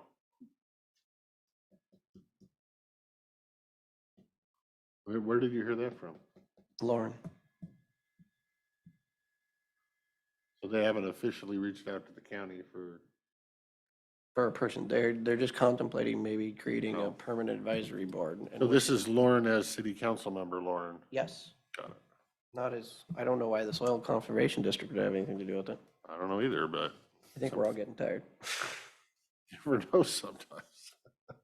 Mini cookie jars. I mean, I don't know.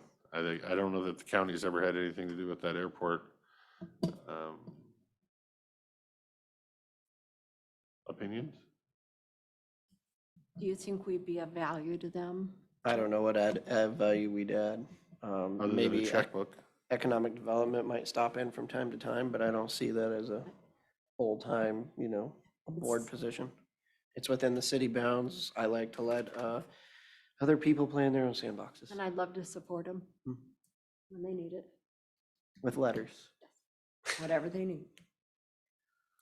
Again, say no money. I said, it's kind of one of those, I don't disagree. I prefer when other electeds don't meddle in my sandbox, so I'm not gonna meddle in theirs either, so. We have a lot on our plate. Okay, I got some phone calls to make before our next meeting, so let's get into executive session. Okay, I'm just thinking. I'm thinking 15 minutes. Yep. All right, with that, we're going to go into executive session. In accordance with RCW 42.30.110, Pren 1, Pren D, to review negotiations and the performance of publicly bid contracts when public knowing regarding such consideration could cause the likelihood of increased costs. And we will go in for 15 minutes. When we come out, there is no plans to conduct any official business or take any vote. So we will end up just adjourning today's meeting. So I do want to note that the county commissioners will be attending the Klickitat County Public Economic Development Authority Board meeting, either virtually or in person this evening. Starting at 5 a.m. is when we sit down to eat, and then I believe it's done just a little before 9. The official meeting starts at 6. That meeting will be held in the Mount Adams Conference Room in the lower level of this building at 115 West Court Street, room 100. With that, we'll go into executive session for 15 minutes, and I'll give. Thank you all for staying on.